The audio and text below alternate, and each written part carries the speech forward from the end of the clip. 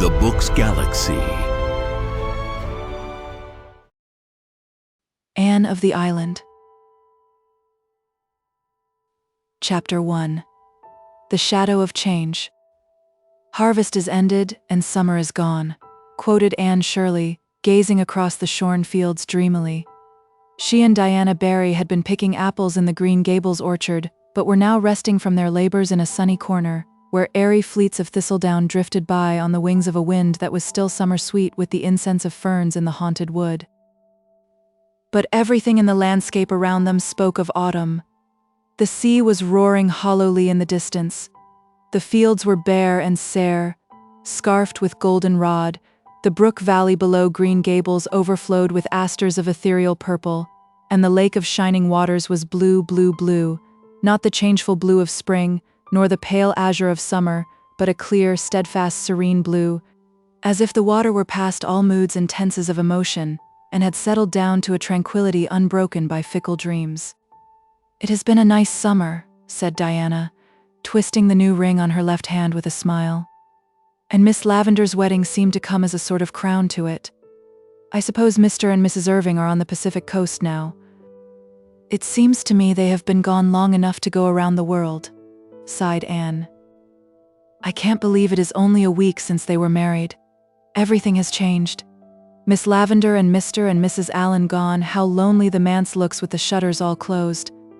I went past it last night, and it made me feel as if everybody in it had died." "We'll never get another minister as nice as Mr. Allen," said Diana with gloomy conviction. "I suppose we'll have all kinds of supplies this winter, and half the Sundays no preaching at all. And you and Gilbert gone, it will be awfully dull." "Fred will be here," insinuated Anne slyly. "When is Mrs. Lynde going to move up?" asked Diana, as if she had not heard Anne's remark. "Tomorrow? I'm glad she's coming, but it will be another change. Marilla and I cleared everything out of the spare room yesterday. Do you know? I hated to do it. Of course, it was silly, but it did seem as if we were committing sacrilege. That old spare room has always seemed like a shrine to me. When I was a child, I thought it the most wonderful apartment in the world. You remember what a consuming desire I had to sleep in a spare room bed, but not the Green Gables spare room? Oh no, never there. It would have been too terrible. I couldn't have slept a wink from awe. I never walked through that room when Marilla sent me in on an errand. No, indeed, I tiptoed through it and held my breath, as if I were in church, and felt relieved when I got out of it. The pictures of George Whitefield and the Duke of Wellington hung there, one on each side of the mirror, and frowned so sternly at me all the time I was in, especially if I dared peep in the mirror, which was the only one in the house that didn't twist my face a little. I always wondered how Marilla dared houseclean that room, and now it's not only cleaned but stripped bare. George Whitefield and the Duke have been relegated to the upstairs hall. So passes the glory of this world, concluded Anne, with a laugh in which there was a little note of regret. It is never pleasant to have our old shrines desecrated, even when we have outgrown them. "I'll be so lonesome when you go," moaned Diana for the 100th time. "And to think you go next week?" "But we're together still," said Anne cheerily. "We mustn't let next week rob us of this week's joy. I hate the thought of going myself. Home and I are such good friends. Talk of being lonesome. It's I who should groan. You'll be here with any number of your old friends and Fred, while I shall be alone among strangers, not knowing a soul." "Except Gilbert and Charlie Sloane," said Diana, imitating Anne's italics and slyness. "Charlie Sloane will be a great comfort, of course," agreed Anne sarcastically, whereupon both those irresponsible damsels laughed. Diana knew exactly what Anne thought of Charlie Sloane, but despite sundry confidential talks, she did not know just what Anne thought of Gilbert Blythe. To be sure, Anne herself did not know that. "The boys may be boarding at the other end of Kingsport, for all I know," Anne went on. "I'm glad I'm going to Redmond, and I am sure I shall like it after a while, but for the first few weeks I know I won't. I shan't even have the comfort of looking forward to the weekend visit home, as I had when I went to Queen's. Christmas will seem like 1,000 years away." "Everything is changing, or going to change," said Diana sadly. "I have a feeling that things will never be the same again, Anne." "We have come to a parting of the ways, I suppose," said Anne thoughtfully. We had to come to it. Do you think, Diana, that being grown up is really as nice as we used to imagine it would be when we were children? I don't know, there are some nice things about it, answered Diana, again caressing her ring with that little smile which always had the effect of making Anne feel suddenly left out and inexperienced. But there are so many puzzling things too. Sometimes I feel as if being grown up just frightened me. And then I would give anything to be a little girl again. I suppose we'll get used to being grown up in time, said Anne cheerfully. There won't be so many unexpected things about it by and by, though, after all, I fancy it's the unexpected things that give spice to life. We're 18, Diana. In 2 more years we'll be 20. When I was 10, I thought 20 was a green old age. In no time you'll be a staid, middle-aged matron, and I shall be nice, old maid Aunt Anne, coming to visit you on vacations. You'll always keep a corner for me, won't you, Di darling? Not the spare room, of course, old maids can't aspire to spare rooms, and I shall be as humble as Uriah Heep, and quite content with a little over the porch or off the parlor cubbyhole. What nonsense you do talk, Anne, laughed Diana. You'll marry somebody splendid and handsome and rich, and no spare room in Avonlea will be half gorgeous enough for you, and you'll turn up your nose at all the friends of your youth. That would be a pity. My nose is quite nice, but I fear turning it up would spoil it, said Anne, patting that shapely organ. I haven't so many good features that I could afford to spoil those I have, so even if I should marry the king of the Cannibal Islands, I promise you I won't turn up my nose at you, Diana. With another gay laugh, the girls separated, Diana to return to Orchard Slope, Anne to walk to the post office. She found a letter awaiting her there, and when Gilbert Blythe overtook her on the bridge over the Lake of Shining Waters, she was sparkling with the excitement of it. Priscilla Grant is going to Redmond, too, she exclaimed. Isn't that splendid? I hoped she would, but she didn't think her father would consent. He has, however, and we're to board together. I feel that I can face an army with banners or all the professors of Redmond in one fell phalanx with a chum like Priscilla by my side. I think we'll like Kingsport, said Gilbert. It's a nice old burg, they tell me, and has the finest natural park in the world. I've heard that the scenery in it is magnificent. I wonder if it can be any more beautiful than this, murmured Anne, looking around her with the loving, enraptured eyes of those to whom home must always be the loveliest spot in the world, no matter what fairer lands may lie under alien stars. They were leaning on the bridge of the old pond, drinking deep of the enchantment of the dusk, just at the spot where Anne had climbed from her sinking dory on the day Elaine floated down to Camelot. The fine empurpling dye of sunset still stained the western skies, but the moon was rising and the water lay like a great silver dream in her light. Remembrance wove a sweet and subtle spell over the 2 young creatures. You are very quiet, Anne, said Gilbert at last. I'm afraid to speak or move for fear all this wonderful beauty will vanish just like a broken silence, breathed Anne. Gilbert suddenly laid his hand over the slender white one lying on the rail of the bridge. His hazel eyes deepened into darkness. His still boyish lips opened to say something of the dream and hope that thrilled his soul. But Anne snatched her hand away and turned quickly. The spell of the dusk was broken for her. I must go home, she exclaimed, with a rather overdone carelessness. Marilla had a headache this afternoon, and I'm sure the twins will be in some dreadful mischief by this time. I really shouldn't have stayed away so long. She chattered ceaselessly and inconsequently until they reached the Green Gables lane. Poor Gilbert hardly had a chance to get a word in edgewise. Anne felt rather relieved when they parted. There had been a new, secret self-consciousness in her heart with regard to Gilbert, ever since that fleeting moment of revelation in the garden of Echo Lodge. Something alien had intruded into the old, perfect school-day comradeship, something that threatened to mar it. I never felt glad to see Gilbert go before, she thought, half resentfully, half sorrowfully, as she walked alone up the lane. Our friendship will be spoiled if he goes on with this nonsense. It mustn't be spoiled, I won't let it. Oh, why can't boys be just sensible? Anne had an uneasy doubt that it was not strictly sensible that she should still feel on her hand the warm pressure of Gilbert's, as distinctly as she had felt it for the swift second his had rested there, and still less sensible that the sensation was far from being an unpleasant one, very different from that which had attended a similar demonstration on Charlie Sloane's part, when she had been sitting out a dance with him at a White Sands party 3 nights before. Anne shivered over the disagreeable recollection. But all problems connected with infatuated swains vanished from her mind when she entered the homely, unsentimental atmosphere of the Green Gables kitchen where an 8-year-old boy was crying grievously on the sofa. "What is the matter, Davy?" asked Anne, taking him up in her arms. "Where are Marilla and Dora?" "Marilla's putting Dora to bed," sobbed Davy, "and I'm crying 'cause Dora fell down the outside cellar steps, heels over head, and—" "Oh well, don't cry about it, dear. Of course you are sorry for her, but crying won't help her any. She'll be all right tomorrow. Crying never helps anyone, Davy boy, and—" "I ain't crying 'cause Dora fell down cellar," said Davy, cutting short Anne's well-meant preachment with increasing bitterness. "I'm crying 'cause I wasn't there to see her fall. I'm always missing some fun or other, seems to me." "Oh, Davy," Anne choked back an unholy shriek of laughter. "Would you call it fun to see poor little Dora fall down the steps and get hurt?" "She wasn't much hurt," said Davy defiantly. "Course, if she'd been killed, I'd have been real sorry, Anne, but the Keiths ain't so easy killed. They're like the Bluets, I guess.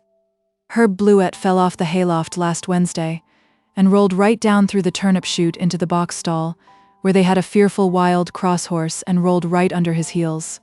And still he got out alive with only 3 bones broke. Mrs. Lynde says there are some folks you can't kill with a meat axe. Is Mrs. Lynde coming here tomorrow, Anne?" "Yes, Davy, and I hope you'll be always very nice and good to her." "I'll be nice and good, but will she ever put me to bed at nights, Anne?" "Perhaps. Why?" "'Cause," said Davy very decidedly, "if she does, I won't say my prayers before her like I do before you, Anne." "Why not?" "'Cause I don't think it would be nice to talk to God before strangers, Anne. Dora can say hers to Mrs. Lynde if she likes, but I won't. I'll wait till she's gone and then say 'em. Won't that be all right, Anne?" "Yes, if you are sure you won't forget to say them, Davy boy." "Oh, I won't forget, you bet. I think saying my prayers is great fun, but it won't be as good fun saying them alone as saying them to you. I wish you'd stay home, Anne. I don't see what you want to go away and leave us for." "I don't exactly want to, Davy, but I feel I ought to go." "If you don't want to go, you needn't. You're grown up. When I'm grown up, I'm not going to do one single thing I don't want to do, Anne. All your life, Davy, you'll find yourself doing things you don't want to do." "I won't," said Davy flatly. "Catch me.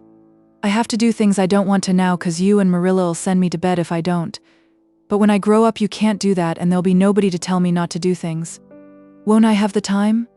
Say, Anne, Milty Boulter says his mother says you're going to college to see if you can catch a man. Are you, Anne? I want to know." For a second, Anne burned with resentment. Then she laughed, reminding herself that Mrs. Boulter's crude vulgarity of thought and speech could not harm her. "No, Davy, I'm not. I'm going to study and grow and learn about many things." "What things?" "Shoes and ships and sealing wax and cabbages and kings," quoted Anne. "But if you did want to catch a man, how would you go about it?" "I want to know," persisted Davy, for whom the subject evidently possessed a certain fascination. "You'd better ask Mrs. Boulter," said Anne thoughtlessly. "I think it's likely she knows more about the process than I do." "I will, the next time I see her," said Davy gravely. "Davy, if you do," cried Anne, realizing her mistake. "But you just told me to," protested Davy, aggrieved. "It's time you went to bed," decreed Anne, by way of getting out of the scrape. After Davy had gone to bed, Anne wandered down to Victoria Island and sat there alone, curtained with fine-spun, moonlit gloom, while the water laughed around her in a duet of brook and wind. Anne had always loved that brook. Many a dream had she spun over its sparkling water in days gone by. She forgot lovelorn youths and the cayenne speeches of malicious neighbors, and all the problems of her girlish existence. In imagination, she sailed over storied seas that washed the distant shining shores of fairy lands forlorn, where lost Atlantis and Elysium lie, with the evening star for pilot, to the land of heart's desire. And she was richer in those dreams than in realities, for things seen pass away, but the things that are unseen are eternal. Chapter 2. Garlands of Autumn. The following week sped swiftly. crowded with innumerable last things, as Anne called them. Goodbye calls had to be made and received, being pleasant or otherwise, according to whether callers and called upon were heartily in sympathy with Anne's hopes, or thought she was too much puffed up over going to college and that it was their duty to take her down a peg or two. The AVIs gave a farewell party in honor of Anne and Gilbert one evening at the home of Josie Pye, choosing that place partly because Mr. Pye's house was large and convenient, partly because it was strongly suspected that the Pye girls would have nothing to do with the affair if their offer of the house for the party was not accepted. It was a very pleasant little time, for the Pye girls were gracious, and said and did nothing to mar the harmony of the occasion, which was not according to their wont. Josie was unusually amiable, so much so that she even remarked condescendingly to Anne, "Your new dress is rather becoming to you, Anne. Really, you look almost pretty in it." "How kind of you to say so," responded Anne with dancing eyes. Her sense of humor was developing, and the speeches that would have hurt her at 14 were becoming merely food for amusement now. Josie suspected that Anne was laughing at her behind those wicked eyes, but she contented herself with whispering to Gertie, as they went downstairs, that Anne surely would put on more airs than ever now that she was going to college, you'd see. All the old crowd was there, full of mirth and zest and youthful lightheartedness. Diana Barry, rosy and dimpled, shadowed by the faithful Fred. Jane Andrews, neat and sensible and plain. Ruby Gillis, looking her handsomest and brightest in a cream silk blouse, with red geraniums in her golden hair. Gilbert Blythe and Charlie Sloane, both trying to keep as near the elusive Anne as possible. Carrie Sloane looking pale and melancholy because, so it was reported, her father would not allow Oliver Kimball to come near the place. Moody Spurgeon McPherson, whose round face and objectionable ears were as round and objectionable as ever, and Billy Andrews, who sat in a corner all the evening, chuckled when anyone spoke to him, and watched Anne Shirley with a grin of pleasure on his broad, freckled countenance. Anne had known beforehand of the party, but she had not known that she and Gilbert were, as the founders of the society, to be presented with a very complimentary address and tokens of respect, in her case a volume of Shakespeare's plays, in Gilbert's a fountain pen. She was so taken by surprise and pleased by the nice things said in the address, read in Moody Spurgeon's most solemn and ministerial tones, that the tears quite drowned the sparkle of her big gray eyes. She had worked hard and faithfully for the AVIs, and it warmed the cockles of her heart that the members appreciated her efforts so sincerely. And they were all so nice and friendly and jolly, even the Pye girls had their merits. At that moment Anne loved all the world. She enjoyed the evening tremendously, but the end of it rather spoiled all. Gilbert again made the mistake of saying something sentimental to her as they ate their supper on the moonlit veranda, and Anne, to punish him, was gracious to Charlie Sloane and allowed the latter to walk home with her. She found, however, that revenge hurts nobody quite so much as the one who tries to inflict it. Gilbert walked airily off with Ruby Gillis, and Anne could hear them laughing and talking gaily as they loitered along in the still, crisp autumn air. They were evidently having the best of good times, while she was horribly bored by Charlie Sloane, who talked unbrokenly on and never, even by accident, said one thing that was worth listening to. Anne gave an occasional absent yes or no, and thought how beautiful Ruby had looked that night, how very goggly Charlie's eyes were in the moonlight, worse even than by daylight, and that the world somehow wasn't quite such a nice place as she had believed it to be earlier in the evening. "I'm just tired out. That is what is the matter with me," she said, when she thankfully found herself alone in her own room, and she honestly believed it was, but a certain little gush of joy, as from some secret, unknown spring, bubbled up in her heart the next evening, when she saw Gilbert striding down through the haunted wood and crossing the old log bridge with that firm, quick step of his. So Gilbert was not going to spend this last evening with Ruby Gillis after all. "You look tired, Anne," he said. "I am tired, and, worse than that, I'm disgruntled. I'm tired because I've been packing my trunk and sewing all day. But I'm disgruntled because 6 women have been here to say goodbye to me, and every one of the 6 managed to say something that seemed to take the color right out of life and leave it as gray and dismal and cheerless as a November morning." "Spiteful old cats," was Gilbert's elegant comment. "Oh no, they weren't," said Anne seriously. "That is just the trouble. If they had been spiteful cats, I wouldn't have minded them. But they are all nice, kind, motherly souls who like me and whom I like, and that is why what they said or hinted had such undue weight with me. They let me see they thought I was crazy going to Redmond and trying to take a BA, and ever since I've been wondering if I am.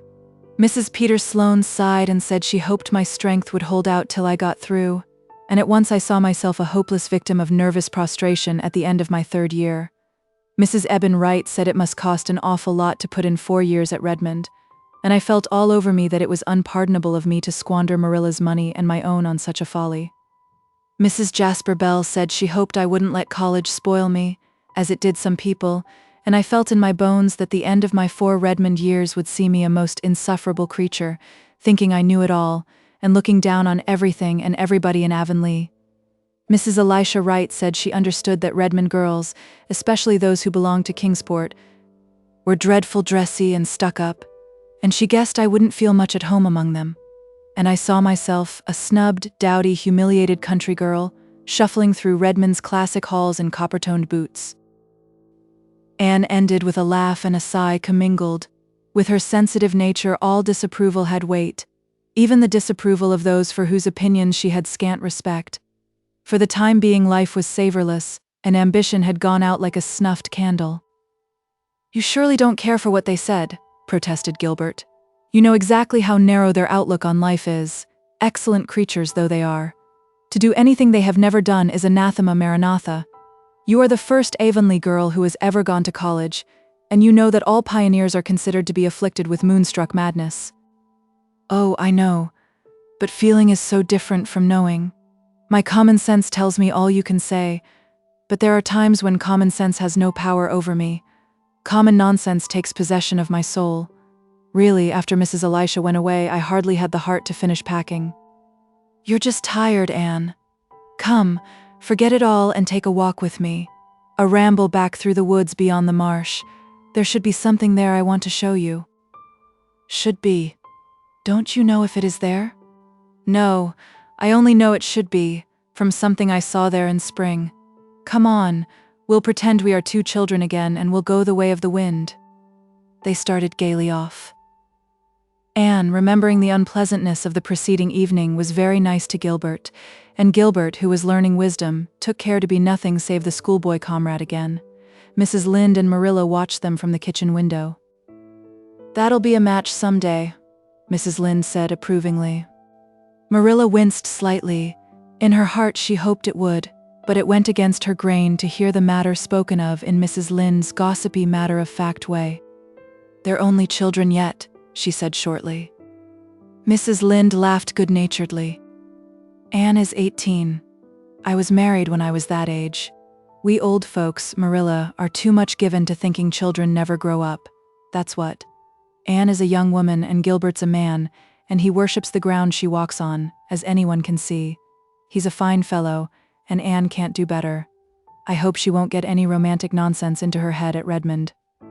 I don't approve of them coeducational places and never did. That's what. I don't believe," concluded Mrs. Lynde solemnly, "that the students at such colleges ever do much else than flirt." "They must study a little," said Marilla with a smile. "Precious little," sniffed Mrs. Rachel. "However, I think Anne will. She never was flirtatious. But she doesn't appreciate Gilbert at his full value. That's what. Oh, I know, girls.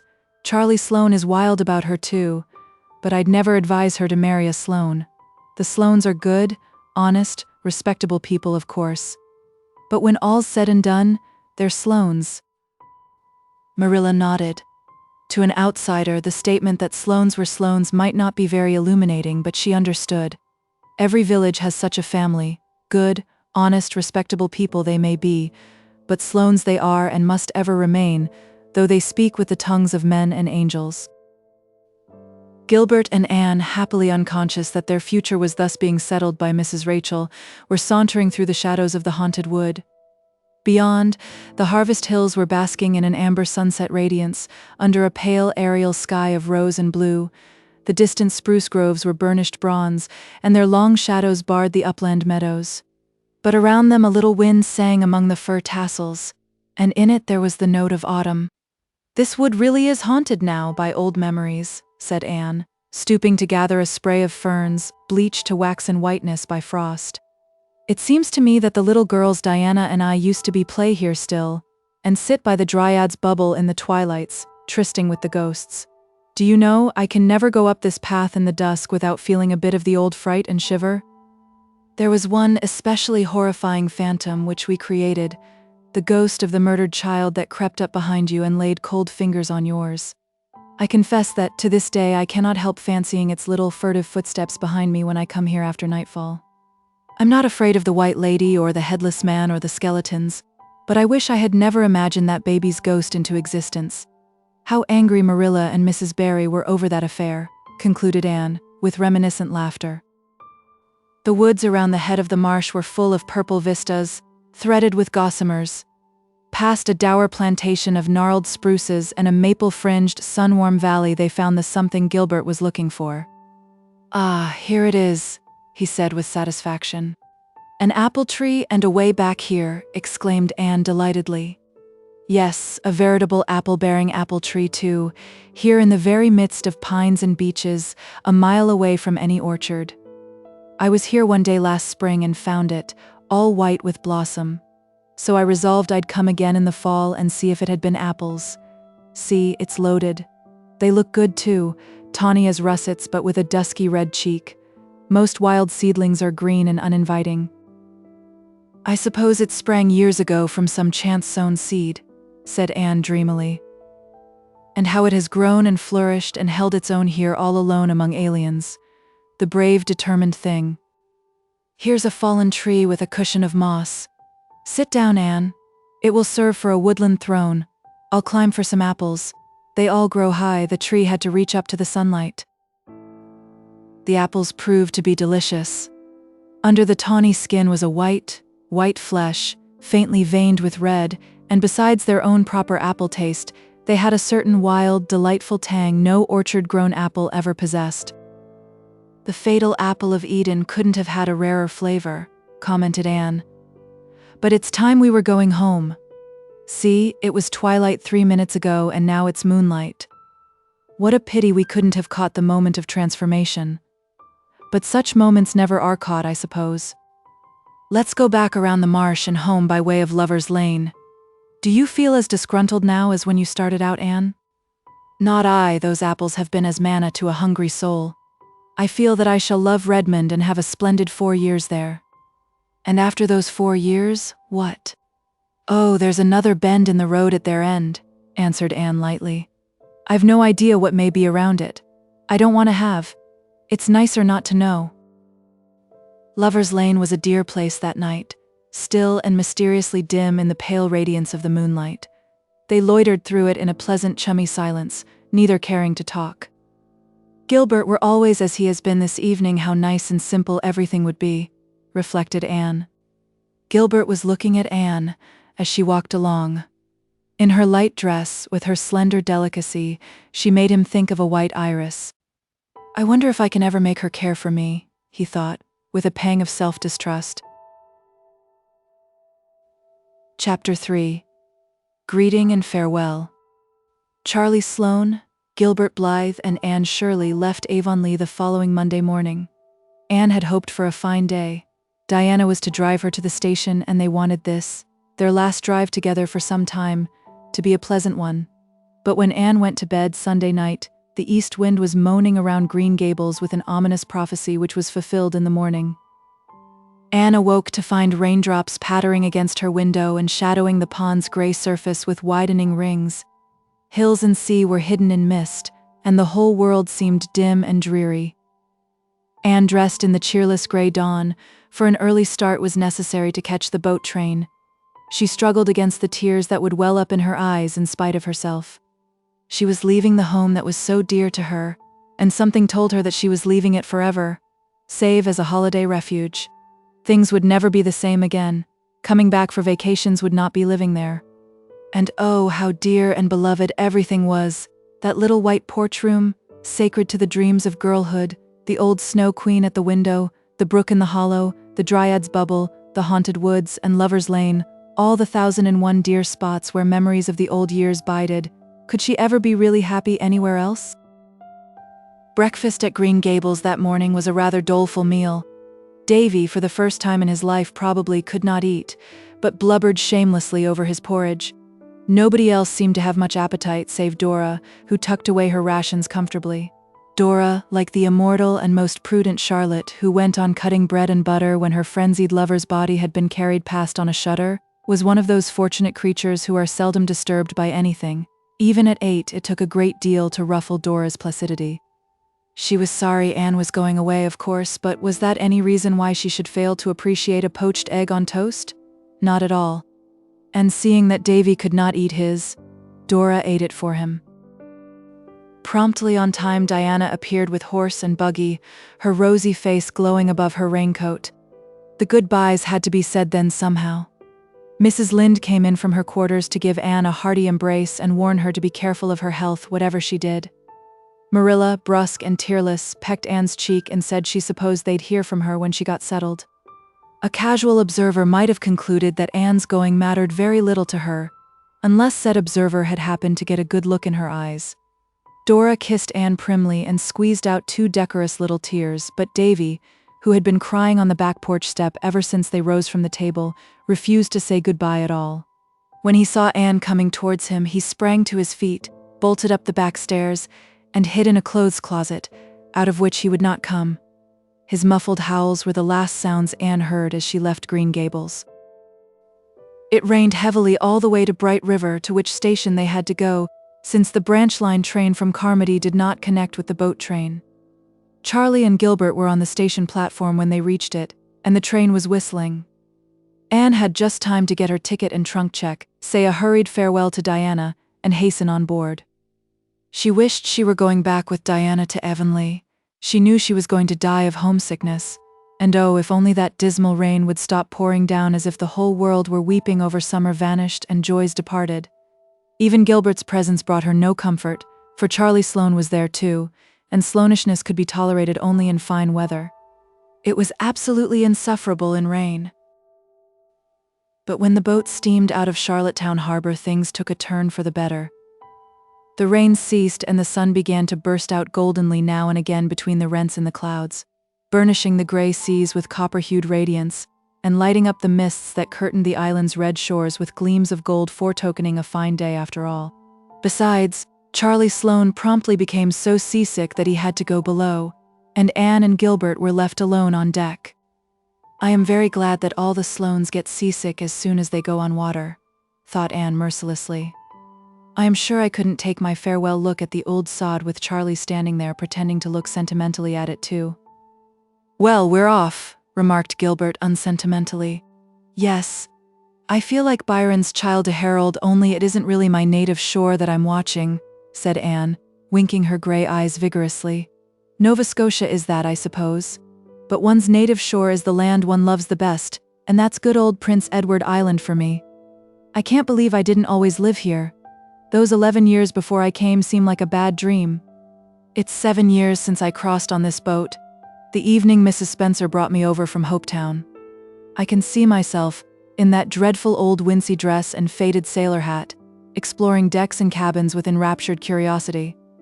It was a fine evening, and how those red island shores did gleam in the sunshine. Now I'm crossing the strait again. Oh, Gilbert, I do hope I'll like Redmond and Kingsport, but I'm sure I won't. Where's all your philosophy gone, Anne? It's all submerged under a great swamping wave of loneliness and homesickness. I've longed for 3 years to go to Redmond, and now I'm going and I wish I weren't. Never mind. I shall be cheerful and philosophical again after I have just one good cry. I must have that, as a went, and I'll have to wait until I get into my boarding house bed tonight, wherever it may be, before I can have it. Then Anne will be herself again. I wonder if Davy has come out of the closet yet. It was 9 that night when their train reached Kingsport, and they found themselves in the blue-white glare of the crowded station. Anne felt horribly bewildered, but a moment later she was seized by Priscilla Grant, who had come to Kingsport on Saturday. Here you are, beloved, and I suppose you're as tired as I was when I got here Saturday night. Tired, Priscilla. Don't talk of it. I'm tired, and green and provincial, and only about 10 years old. For pity's sake, take your poor, broken-down chum to some place where she can hear herself think. I'll take you right up to our boarding house. I've a cab ready outside. It's such a blessing you're here, Prissy. If you weren't, I think I should just sit down on my suitcase, here and now, and weep bitter tears. What a comfort one familiar face is in a howling wilderness of strangers. Is that Gilbert Blythe over there, Anne? How he has grown up this past year. He was only a schoolboy when I taught in Carmody. And of course that's Charlie Sloane. He hasn't changed, couldn't. He looked just like that when he was born, and he'll look like that when he's 80. This way, dear. We'll be home in 20 minutes. Home, groaned Anne. You mean we'll be in some horrible boarding house, in a still more horrible hall bedroom, looking out on a dingy backyard? It isn't a horrible boarding house, Anne girl. Here's our cab. Hop in, the driver will get your trunk. Oh yes, the boarding house. It's really a very nice place of its kind, as you'll admit tomorrow morning when a good night's sleep has turned your blues rosy pink. It's a big, old-fashioned gray stone house on St. John Street, just a nice little constitutional from Redmond. It used to be the residence of great folk, but fashion has deserted St. John Street and its houses only dream now of better days. They're so big that people living in them have to take boarders just to fill up. At least that is the reason our landladies are very anxious to impress on us. They're delicious, Anne, our landladies, I mean. How many are there? 2. Miss Hannah Harvey and Miss Ada Harvey. They were born twins about 50 years ago. I can't get away from twins, it seems, smiled Anne. Wherever I go, they confront me. Oh, they're not twins now, dear. After they reached the age of 30, they never were twins again. Miss Hannah has grown old, not too gracefully, and Miss Ada has stayed 30, less gracefully still. I don't know whether Miss Hannah can smile or not. I've never caught her at it so far, but Miss Ada smiles all the time and that's worse. However, they're nice, kind souls and they take 2 boarders every year because Miss Hannah's economical soul cannot bear to waste room space, not because they need to or have to, as Miss Ada has told me 7 times since Saturday night. As for our rooms, I admit they are hall bedrooms, and mine does look out on the backyard. Your room is a front one and looks out on Old St. John's graveyard, which is just across the street. That sounds gruesome, shivered Anne. I think I'd rather have the backyard view. Oh no, you wouldn't. Wait and see. Old St. John's is a darling place. It's been a graveyard so long that it's ceased to be one and has become one of the sights of Kingsport. I was all through it yesterday for a pleasure exertion. There's a big stone wall and a row of enormous trees all around it, and rows of trees all through it, and the queerest old tombstones with the queerest and quaintest inscriptions. You'll go there to study, Anne, see if you don't. Of course, nobody is ever buried there now, but a few years ago they put up a beautiful monument to the memory of Nova Scotian soldiers who fell in the Crimean War. It is just opposite the entrance gates and there's scope for imagination in it, as you used to say. Here's your trunk at last, and the boys coming to say goodnight. Must I really shake hands with Charlie Sloane, Anne? His hands are always so cold and fishy feeling. We must ask them to call occasionally. Miss Hannah gravely told me we could have young gentlemen callers 2 evenings in the week, if they went away at a reasonable hour. And Miss Ada asked me, smiling, please to be sure they didn't sit on her beautiful cushions. I promised to see to it, but goodness knows where else they can sit, unless they sit on the floor, for there are cushions on everything. Miss Ada even has an elaborate Battenberg one on top of the piano. Anne was laughing by this time. Priscilla's gay chatter had the intended effect of cheering her up.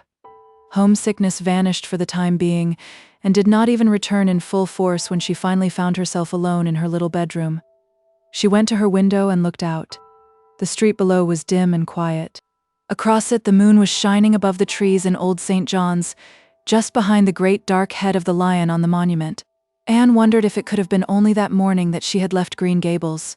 She had the sense of a long passage of time which one day of change and travel gives. I suppose that very moon is looking down on Green Gables now, she mused. But I won't think about it that way homesickness lies. I'm not even going to have my good cry. I'll put that off to a more convenient season, and just now I'll go calmly and sensibly to bed and to sleep.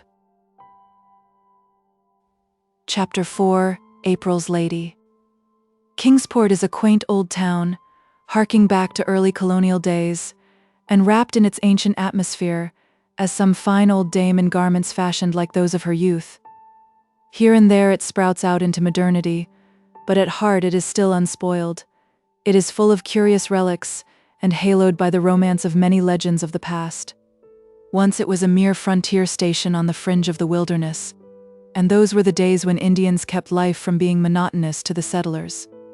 Then it grew to be a bone of contention between the British and the French, being occupied now by the one and now by the other, emerging from each occupation with some fresh scar of battling nations branded on it. It has in its park a Martello Tower, autographed all over by tourists, a dismantled old French fort on the hills beyond the town, and several antiquated cannon in its public squares. It has other historic spots also, which may be hunted out by the curious, and none is more quaint and delightful than Old St. John's Cemetery at the very core of the town, with streets of quiet, old-time houses on two sides, and busy, bustling modern thoroughfares on the others.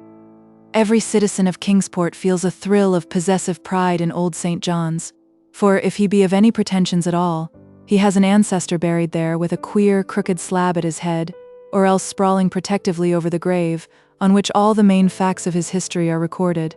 For the most part, no great art or skill was lavished on those old tombstones.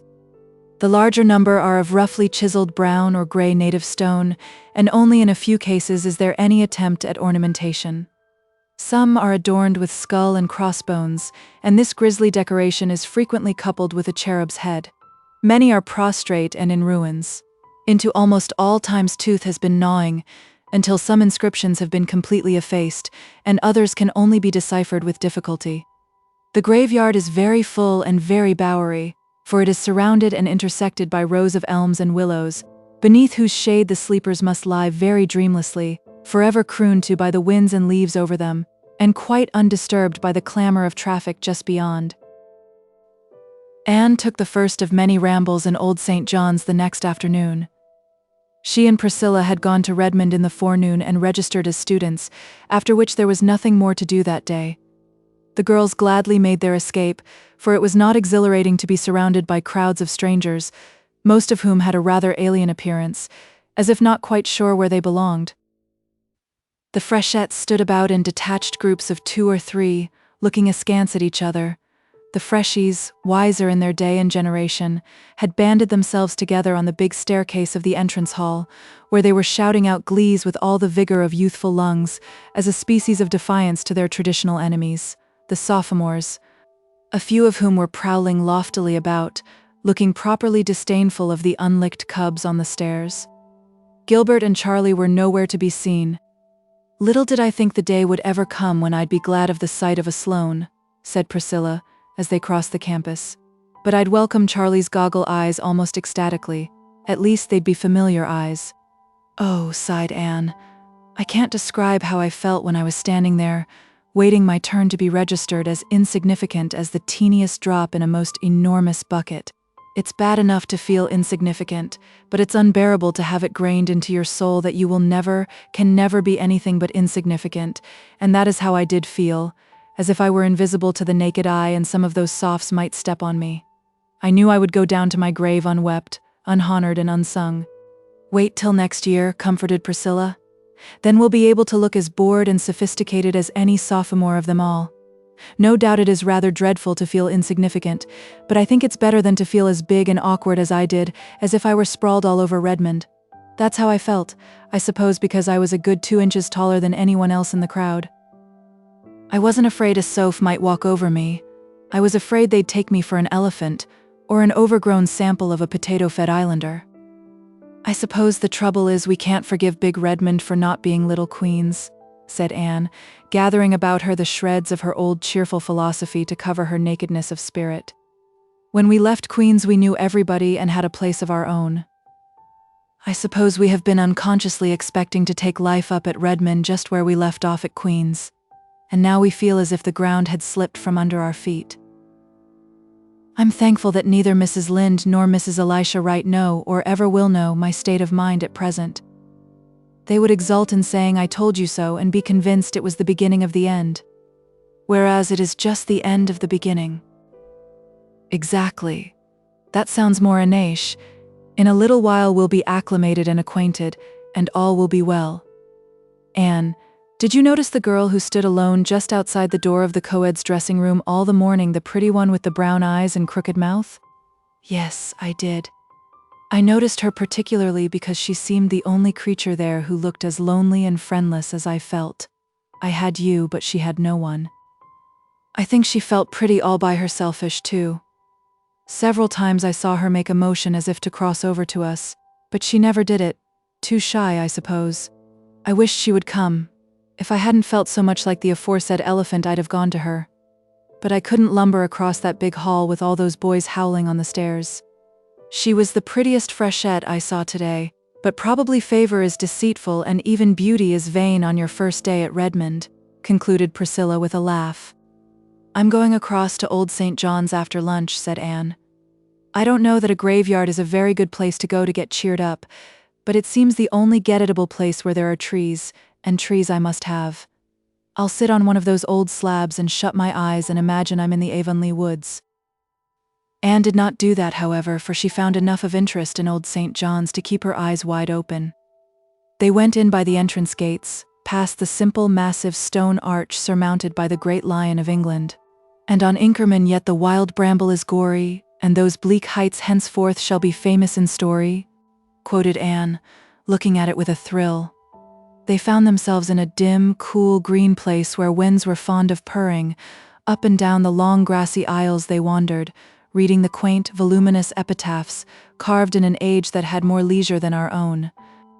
Here lieth the body of Albert Crawford, Esquire, read Anne from a worn grey slab, for many years keeper of His Majesty's Ordnance at Kingsport. He served in the army till the peace of 1763, when he retired from bad health. He was a brave officer, the best of husbands, the best of fathers, the best of friends. He died October 29, 1792, aged 84 years. There's an epitaph for you, Prissy. There is certainly some scope for imagination in it. How full such a life must have been of adventure. And as for his personal qualities, I'm sure human eulogy couldn't go further. I wonder if they told him he was all those best things while he was alive. Here's another, said Priscilla. Listen. To the memory of Alexander Ross, who died on the 22nd of September 1840, aged 43 years. This is raised as a tribute of affection by one whom he served so faithfully for 27 years that he was regarded as a friend, deserving the fullest confidence and attachment. A very good epitaph, commented Anne thoughtfully. I wouldn't wish a better. We are all servants of some sort, and if the fact that we are faithful can be truthfully inscribed on our tombstones, nothing more need be added. Here's a sorrowful little grey stone, Prissy, to the memory of a favorite child, and here is another erected to the memory of one who is buried elsewhere. I wonder where that unknown grave is. Really, Priss, the graveyards of today will never be as interesting as this. You were right, I shall come here often. I love it already. I see we're not alone here. There's a girl down at the end of this avenue. Yes, and I believe it's the very girl we saw at Redmond this morning. I've been watching her for 5 minutes. She has started to come up the avenue exactly half a dozen times, and half a dozen times has she turned and gone back. Either she's dreadfully shy or she has got something on her conscience. Let's go and meet her. It's easier to get acquainted in a graveyard than at Redmond, I believe. They walked down the long grassy arcade towards the stranger, who was sitting on a grey slab under an enormous willow. She was certainly very pretty, with a vivid, irregular, bewitching type of prettiness. There was a gloss as of brown nuts on her satin-smooth hair and a soft, ripe glow on her round cheeks. Her eyes were big and brown and velvety, under oddly pointed black brows, and her crooked mouth was rose-red. She wore a smart brown suit, with 2 very modish little shoes peeping from beneath it, and her hat of dull pink straw, wreathed with golden-brown poppies, had the indefinable, unmistakable air which pertains to the creation of an artist in millinery.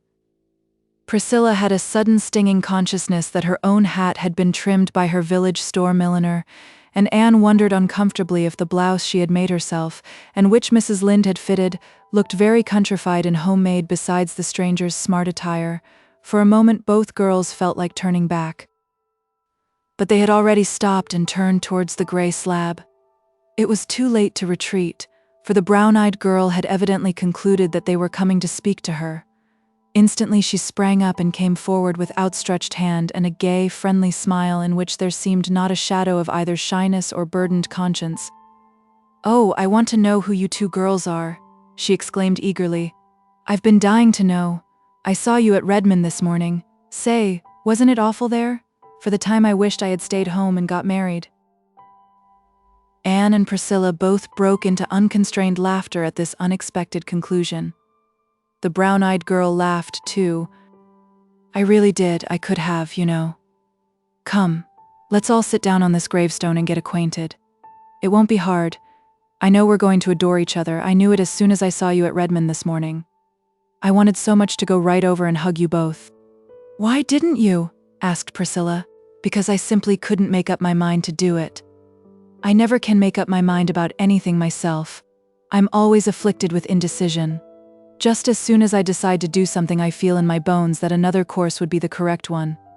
It's a dreadful misfortune, but I was born that way, and there is no use in blaming me for it, as some people do. So I couldn't make up my mind to go and speak to you, much as I wanted to." "We thought you were too shy," said Anne. No, dear. Shyness isn't among the many failings or virtues of Philippa Gordon, Phil for short. Do call me Phil right off. Now what are your handles?" "She's Priscilla Grant," said Anne, pointing. "And she's Anne Shirley," said Priscilla, pointing in turn. "And we're from the island," said both together. "I hail from Bolingbroke, Nova Scotia," said Philippa. "Bolingbroke," exclaimed Anne. "Why, that is where I was born." "Do you really mean it? Why, that makes you a Bluenose after all?" "No, it doesn't," retorted Anne. "Wasn't it Dan O'Connell who said that if a man was born in a stable, it didn't make him a horse? I'm island to the core." "Well, I'm glad you were born in Bolingbroke anyway. It makes us kind of neighbors, doesn't it? And I like that, because when I tell you secrets, it won't be as if I were telling them to a stranger. I have to tell them. I can't keep secrets, it's no use to try. That's my worst failing, that, and indecision, as aforesaid. Would you believe it? It took me half an hour to decide which hat to wear when I was coming here to a graveyard. At first I inclined to my brown one with the feather, but as soon as I put it on, I thought this pink one with the floppy brim would be more becoming. When I got it pinned in place, I liked the brown one better. At last I put them close together on the bed, shut my eyes, and jabbed with a hat pin. The pin speared the pink one, so I put it on. It is becoming, isn't it? Tell me, what do you think of my looks?" At this naive demand made in a perfectly serious tone, Priscilla laughed again, but Anne said, impulsively squeezing Philippa's hand, "We thought this morning that you were the prettiest girl we saw at Redmond." Philippa's crooked mouth flashed into a bewitching, crooked smile over very white little teeth. "I thought that myself," was her next astounding statement, "but I wanted someone else's opinion to bolster mine up. I can't decide even on my own appearance. Just as soon as I've decided that I'm pretty, I begin to feel miserably that I'm not. Besides, have a horrible old great-aunt who is always saying to me, with a mournful sigh, 'You were such a pretty baby.' It's strange how children change when they grow up. I adore aunts, but I detest great-aunts. Please tell me quite often that I am pretty, if you don't mind. I feel so much more comfortable when I can believe I'm pretty, and I'll be just as obliging to you if you want me to. I can be, with a clear conscience." "Thanks," laughed Anne, "but Priscilla and I are so firmly convinced of our own good looks that we don't need any assurance about them, so you needn't trouble." "Oh, you're laughing at me. I know you think I'm abominably vain, but I'm not. There really isn't one spark of vanity in me.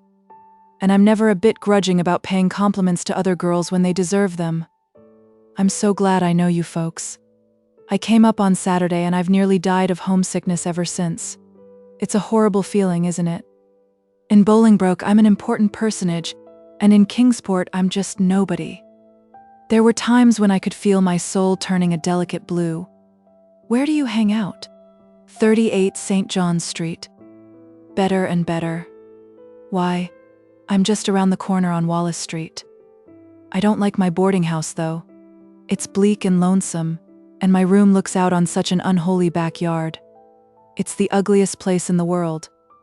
As for cats, well, surely all the Kingsport cats can't congregate there at night, but half of them must. I adore cats on hearth rugs, snoozing before nice friendly fires, but cats in backyards at midnight are totally different animals. The first night I was here I cried all night, and so did the cats. You should have seen my nose in the morning. How I wished I had never left home. I don't know how you managed to make up your mind to come to Redmond at all, if you are really such an undecided person, said amused Priscilla. Bless your heart, honey, I didn't. It was Father who wanted me to come here. His heart was set on it. Why? I don't know. It seems perfectly ridiculous to think of me studying for a Bachelor of Arts degree, doesn't it? Not but what I can do it all right. I have heaps of brains. Oh, said Priscilla vaguely. Yes, but it's such hard work to use them. And Bachelors of Arts are such learned, dignified, wise, solemn creatures they must be. No, I didn't want to come to Redmond. I did it just to oblige Father. He is such a duck. Besides, I knew if I stayed home I'd have to get married. Mother wanted that, wanted it decidedly. Mother has plenty of decision. But I really hated the thought of being married for a few years yet. I want to have heaps of fun before I settle down. And, ridiculous as the idea of my being a Bachelor of Arts is, the idea of my being an old married woman is still more absurd, isn't it? I'm only 18. No, I concluded I would rather come to Redmond than be married. Besides, how could I ever have made up my mind which man to marry? Were there so many? Laughed Anne. Heaps. The boys like me awfully, they really do. But there were only 2 that mattered. The rest were all too young and too poor. I must marry a rich man, you know. Why must you? Honey, you couldn't imagine me being a poor man's wife, could you? I can't do a single useful thing, and I am very extravagant. Oh no, my husband must have heaps of money, so that narrowed them down to 2. But I couldn't decide between 2 any easier than between 200. I knew perfectly well that whichever one I chose I'd regret all my life that I hadn't married the other. Didn't you love either of them? Asked Anne, a little hesitatingly. It was not easy for her to speak to a stranger of the great mystery and transformation of life. Goodness, no. I couldn't love anybody. It isn't in me. Besides, I wouldn't want to. Being in love makes you a perfect slave, I think. And it would give a man such power to hurt you. I'd be afraid. No. Alec and Alonzo are 2 dear boys, and I like them both so much that I really don't know which I like the better. That is the trouble. Alec is the best looking, of course, and I simply couldn't marry a man who wasn't handsome. He is good-tempered too, and has lovely curly black hair. He's rather too perfect. I don't believe I'd like a perfect husband, somebody I could never find fault with. Then why not marry Alonzo? Asked Priscilla gravely. Think of marrying a name like Alonzo, said Phil dolefully. I don't believe I could endure it. But he has a classic nose, and it would be a comfort to have a nose in the family that could be depended on. I can't depend on mine. So far, it takes after the Gordon pattern, but I'm so afraid it will develop Byrne tendencies as I grow older. I examine it every day anxiously to make sure it's still Gordon. Mother was a Byrne and has the Byrne nose in the Byrnest degree. Wait till you see it. I adore nice noses. Your nose is awfully nice, Anne Shirley. Alonzo's nose nearly turned the balance in his favor, but Alonzo, no, I couldn't decide. If I could have done as I did with the hats, stood them both up together, shut my eyes and jabbed with a hat pin, it would have been quite easy. What did Alec and Alonzo feel like when you came away? Queried Priscilla. Oh, they still have hope. I told them they'd have to wait till I could make up my mind. They're quite willing to wait.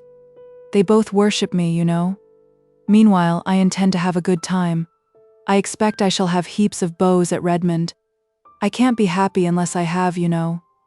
But don't you think the freshmen are fearfully homely? I saw only one really handsome fellow among them.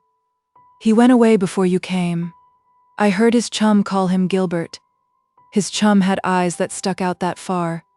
But you're not going yet, girls? Don't go yet. I think we must, said Anne rather coldly. It's getting late, and I've some work to do.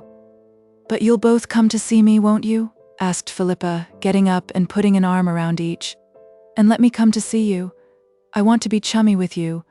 I've taken such a fancy to you both, and I haven't quite disgusted you with my frivolity, have I?" "Not quite," laughed Anne, responding to Phil's squeeze with a return of cordiality. "Because I'm not half so silly as I seem on the surface, you know. You just accept Philippa Gordon, as the Lord made her, with all her faults, and I believe you'll come to like her. Isn't this graveyard a sweet place? I'd love to be buried here. Here's a grave I didn't see before, this one in the iron railing. Oh girls, look, see, the stone says it's the grave of a middy who was killed in the fight between the Shannon and the Chesapeake. Just fancy." Anne paused by the railing and looked at the worn stone, her pulses thrilling with sudden excitement. The old graveyard, with its overarching trees and long aisles of shadows, faded from her sight. Instead, she saw the Kingsport harbor of nearly a century agone. Out of the mist came slowly a great frigate, brilliant with the meteor flag of England. Behind her was another, with a still, heroic form, wrapped in his own starry flag, lying on the quarterdeck, the gallant Lawrence. Time's finger had turned back his pages, and that was the Shannon sailing triumphant up the bay with the Chesapeake as her prize. "Come back, Anne Shirley, come back," laughed Philippa, pulling her arm. "You're 100 years away from us. Come back." Anne came back with a sigh. Her eyes were shining softly. "I've always loved that old story," she said, "and although the English won that victory, I think it was because of the brave, defeated commander. I love it. This grave seems to bring it so near and make it so real. This poor little middy was only 18. He died of desperate wounds received in gallant action, so reads his epitaph. It is such as a soldier might wish for." Before she turned away, Anne unpinned the little cluster of purple pansies she wore and dropped it softly on the grave of the boy who had perished in the great sea duel. "Well, what do you think of our new friend?" asked Priscilla, when Phil had left them. "I like her. There is something very lovable about her, in spite of all her nonsense. I believe, as she says herself, that she isn't half as silly as she sounds. She's a dear, kissable baby, and I don't know that she'll ever really grow up." "I like her too," said Priscilla, decidedly. "She talks as much about boys as Ruby Gillis does, but it always enrages or sickens me to hear Ruby, whereas I just wanted to laugh good-naturedly at Phil. Now, what is the why of that?" "There is a difference," said Anne meditatively. "I think it's because Ruby is really so conscious of boys. She plays at love and lovemaking. Besides, you feel when she is boasting of her beaux that she is doing it to rub it well into you that you haven't half so many. Now, when Phil talks of her beaux, it sounds as if she was just speaking of chums. She really looks upon boys as good comrades, and she is pleased when she has dozens of them tagging round, simply because she likes to be popular and to be thought popular.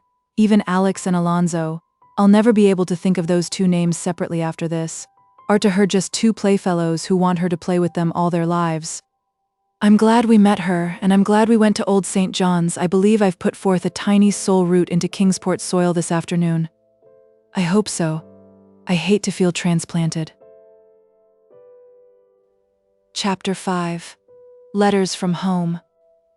For the next 3 weeks, Anne and Priscilla continued to feel as strangers in a strange land.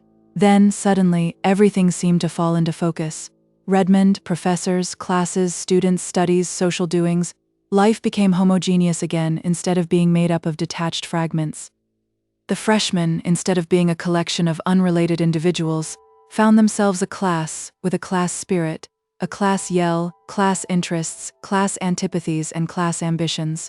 They won the day in the annual arts rush against the sophomores, and thereby gained the respect of all the classes and an enormous confidence-giving opinion of themselves. For 3 years the sophomores had won in the rush. That the victory of this year perched upon the freshmen's banner was attributed to the strategic generalship of Gilbert Blythe, who marshaled the campaign and originated certain new tactics, which demoralized the sophs and swept the freshmen to triumph. As a reward of merit, he was elected president of the freshman class, a position of honor and responsibility from a fresh point of view, at least coveted by many. He was also invited to join the Lambs, Redmondese for Lambda Theta, a compliment rarely paid to a freshman. As a preparatory initiation ordeal, he had to parade the principal business streets of Kingsport for a whole day wearing a sunbonnet and a voluminous kitchen apron of gaudily flowered calico. This he did cheerfully, doffing his sunbonnet with courtly grace when he met ladies of his acquaintance. Charlie Sloane, who had not been asked to join the Lambs, told Anne he did not see how Blythe could do it, and he, for his part, could never humiliate himself so. "Fancy Charlie Sloane in a calico apron and a sunbonnet," giggled Priscilla. "He'd look exactly like his old grandmother Sloane." Gilbert, now, looked as much like a man in them as in his own proper habiliments. Anne and Priscilla found themselves in the thick of the social life of Redmond. That this came about so speedily was due in great measure to Philippa Gordon. Philippa was the daughter of a rich and well-known man, and belonged to an old and exclusive Bluenose family. This, combined with her beauty and charm, a charm acknowledged by all who met her, promptly opened the gates of all cliques, clubs, and classes in Redmond to her, and where she went Anne and Priscilla went too. Phil adored Anne and Priscilla, especially Anne. She was a loyal little soul, crystal-free from any form of snobbishness. "Love me, love my friends," seemed to be her unconscious motto. Without effort, she took them with her into her ever-widening circle of acquaintanceship, and the two Avonlea girls found their social pathway at Redmond made very easy and pleasant for them, to the envy and wonderment of the other freshettes, who, lacking Philippa's sponsorship, were doomed to remain rather on the fringe of things during their first college year. To Anne and Priscilla, with their more serious views of life, Phil remained the amusing, lovable baby she had seemed on their first meeting. Yet, as she said herself, she had heaps of brains.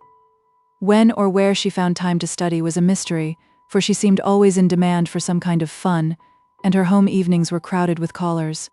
She had all the beaux that heart could desire for 9/10 of the freshmen, and a big fraction of all the other classes were rivals for her smiles.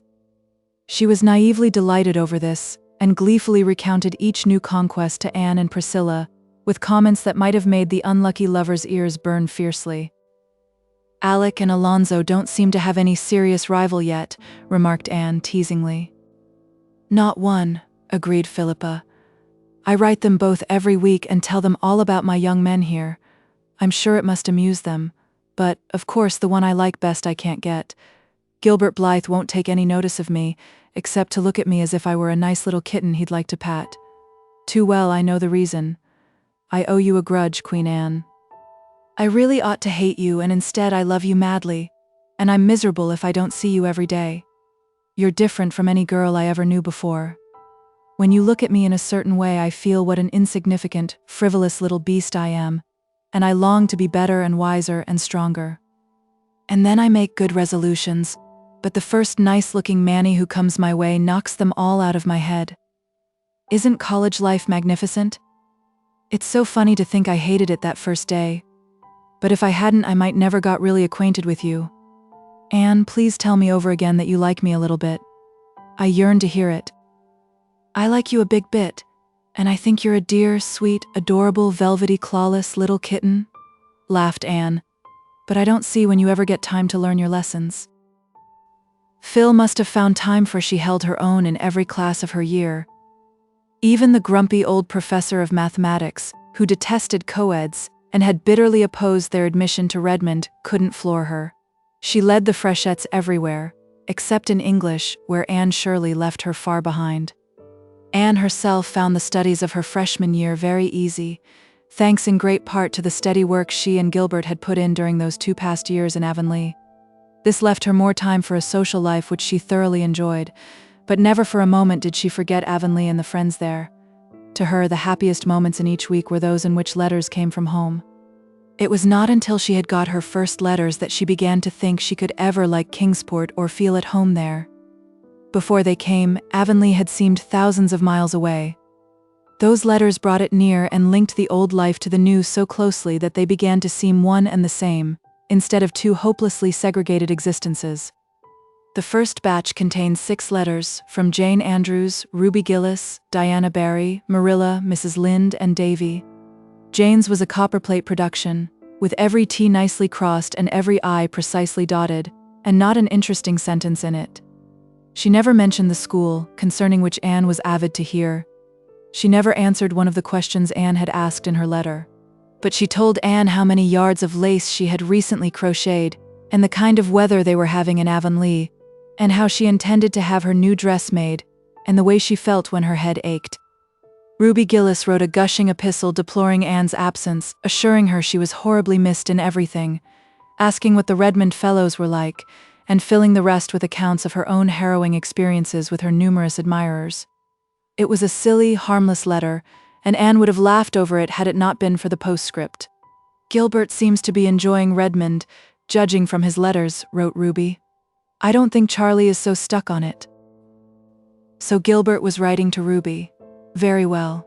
He had a perfect right to, of course. Only, Anne did not know that Ruby had written the first letter, and that Gilbert had answered it from mere courtesy. She tossed Ruby's letter aside contemptuously, but it took all Diana's breezy, newsy, delightful epistle to banish the sting of Ruby's postscript. Diana's letter contained a little too much Fred, but was otherwise crowded and crossed with items of interest, and Anne almost felt herself back in Avonlea while reading it. Marilla's was a rather prim and colorless epistle, severely innocent of gossip or emotion. Yet somehow it conveyed to Anne a whiff of the wholesome, simple life at Green Gables, with its savor of ancient peace and the steadfast, abiding love that was there for her. Mrs. Lynde's letter was full of church news. Having broken up housekeeping, Mrs. Lynde had more time than ever to devote to church affairs and had flung herself into them heart and soul. She was at present much worked up over the poor supplies they were having in the vacant Avonlea pulpit. "I don't believe any but fools enter the ministry nowadays," she wrote bitterly. "Such candidates as they have sent us and such stuff as they preach. Half of it ain't true, and what's worse, it ain't sound doctrine. The one we have now is the worst of the lot.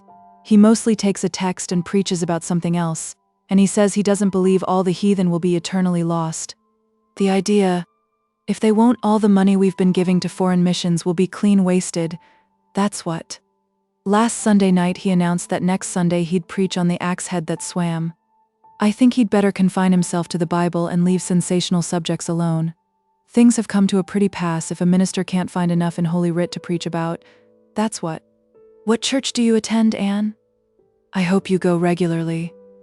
People are apt to get so careless about church going away from home, and I understand college students are great sinners in this respect. I'm told many of them actually study their lessons on Sunday. I hope you'll never sink that low, Anne. Remember how you were brought up, and be very careful what friends you make. You never know what sort of creatures are in them colleges. Outwardly they may be as whited sepulchres, and inwardly as ravening wolves, that's what. You'd better not have anything to say to any young man who isn't from the island. I forgot to tell you what happened the day the minister called here. It was the funniest thing I ever saw. I said to Marilla, if Anne had been here, wouldn't she have had a laugh? Even Marilla laughed. You know he's a very short, fat little man with bow legs. Well, that old pig of Mr. Harrison's, the big, tall one, had wandered over here that day again and broke into the yard, and it got into the back porch, unbeknownst to us, and it was there when the minister appeared in the doorway. It made one wild bolt to get out, but there was nowhere to bolt to except between them bow legs, so there it went, and being as it was so big and the minister so little, it took him clean off his feet and carried him away. His hat went one way and his cane another, just as Marilla and I got to the door. I'll never forget the look of him, and that poor pig was near scared to death. I'll never be able to read that account in the Bible of the swine that rushed madly down the steep place into the sea without seeing Mr. Harrison's pig careering down the hill with that minister. I guess the pig thought he had the old boy on his back instead of inside of him. I was thankful the twins weren't about. It wouldn't have been the right thing for them to have seen a minister in such an undignified predicament. Just before they got to the brook, the minister jumped off or fell off. The pig rushed through the brook like mad and up through the woods. Marilla and I run down and helped the minister get up and brush his coat. He wasn't hurt, but he was mad. He seemed to hold Marilla and me responsible for it all, though we told him the pig didn't belong to us and had been pestering us all summer. Besides, what did he come to the back door for? You'd never have caught Mr. Allen doing that. It'll be a long time before we get a man like Mr. Allen, but it's an ill wind that blows no good. We've never seen hoof or hair of that pig since, and it's my belief we never will. Things is pretty quiet in Avonlea. I don't find Green Gables as lonesome as I expected. I think I'll start another cotton warp quilt this winter. Mrs. Silas Sloane has a handsome new apple leaf pattern. When I feel that I must have some excitement, I read the murder trials in that Boston paper my niece sends me. I never used to do it, but they're real interesting. The States must be an awful place. I hope you'll never go there, Anne. But the way girls roam over the earth now is something terrible. It always makes me think of Satan in the book of Job, going to and fro and walking up and down. I don't believe the Lord ever intended it. That's what. Davy has been pretty good since you went away. One day he was bad, and Marilla punished him by making him wear Dora's apron all day, and then he went and cut all Dora's aprons up. I spanked him for that, and then he went and chased my rooster to death. The McPhersons have moved down to my place. She's a great housekeeper and very particular. She's rooted all my June lilies up because she says they make a garden look so untidy. Thomas set them lilies out when we were married. Her husband seems a nice sort of a man, but she can't get over being an old maid. That's what. Don't study too hard, and be sure and put your winter underclothes on as soon as the weather gets cool. Marilla worries a lot about you, but I tell her you've got a lot more sense than I ever thought you would have at one time, and that you'll be all right. Davy's letter plunged into a grievance at the start. Dear Anne, please write and tell Marilla not to tie me to the rail of the bridge when I go fishing. The boys make fun of me when she does. It's awful lonesome here without you, but great fun in school. Jane Andrews is crosser than you. I scared Mrs. Lynde with a jack-o'-lantern last night. She was awful mad, and she was mad 'cause I chased her old rooster round the yard till he fell down dead. I didn't mean to make him fall down dead. What made him die, Anne? I want to know. Mrs. Lynde threw him into the pig pen. She might have sold him to Mr. Blair. Mr. Blair is giving 50 cents apiece for good dead roosters now. I heard Mrs. Lynde asking the minister to pray for her. What did she do that was so bad, Anne? I want to know. I've got a kite with a magnificent tail, Anne. Milty Boulter told me a great story in school yesterday. It is true. Old Joe Mosey and Leon were playing cards one night last week in the woods. The cards were on a stump, and a big black man bigger than the trees come along and grabbed the cards and the stump and disapered with a noise like thunder. I'll bet they were scared. Milty says the black man was the old Harry, was he? Anne, I want to know. Mr. Kimball over at Spencervale is very sick, and will have to go to the hospitable. Please excuse me while I ask Marilla if that's spelled right. Marilla says it's the asylum he has to go to, not the other place. He thinks he has a snake inside of him. What's it like to have a snake inside of you, Anne? I want to know. Mrs. Lawrence Bell is sick too. Mrs. Lynde says that all that is the matter with her is that she thinks too much about her insides. I wonder, said Anne as she folded up her letters, what Mrs. Lynde would think of Philippa. Chapter 6. In the Park. What are you going to do with yourselves today, girls? Asked Philippa, popping into Anne's room one Saturday afternoon. We are going for a walk in the park, answered Anne. I ought to stay in and finish my blouse, but I couldn't sew on a day like this. There's something in the air that gets into my blood and makes a sort of glory in my soul. My fingers would twitch and I'd sew a crooked seam, so it's ho for the park and the pines. Does we include anyone but yourself and Priscilla? Yes, it includes Gilbert and Charlie, and we'll be very glad if it will include you also. But, said Philippa dolefully, if I go I'll have to be Gooseberry, and that will be a new experience for Philippa Gordon. Well, new experiences are broadening. Come along, and you'll be able to sympathize with all poor souls who have to play Gooseberry often. But where are all the victims? Oh, I was tired of them all and simply couldn't be bothered with any of them today. Besides, I've been feeling a little blue, just a pale, elusive azure. It isn't serious enough for anything darker. I wrote Alec and Alonzo last week. I put the letters into envelopes and addressed them, but I didn't seal them up. That evening something funny happened. That is, Alec would think it funny, but Alonzo wouldn't be likely to. I was in a hurry, so I snatched Alec's letter, as I thought, out of the envelope and scribbled down a postscript. Then I mailed both letters. I got Alonzo's reply this morning. Girls, I had put that postscript to his letter and he was furious.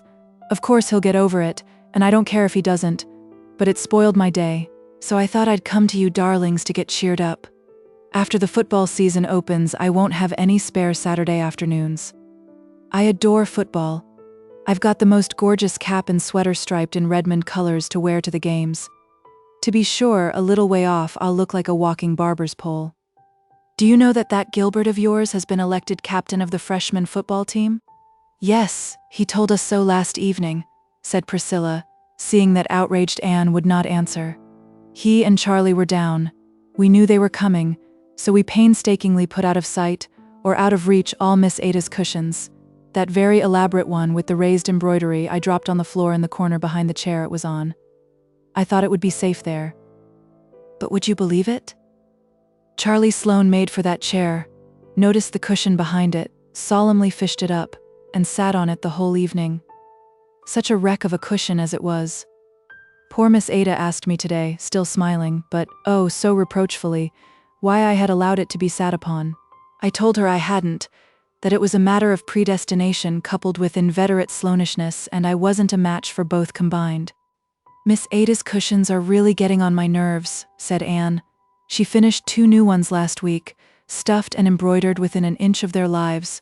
There being absolutely no other cushionless place to put them, she stood them up against the wall on the stair landing.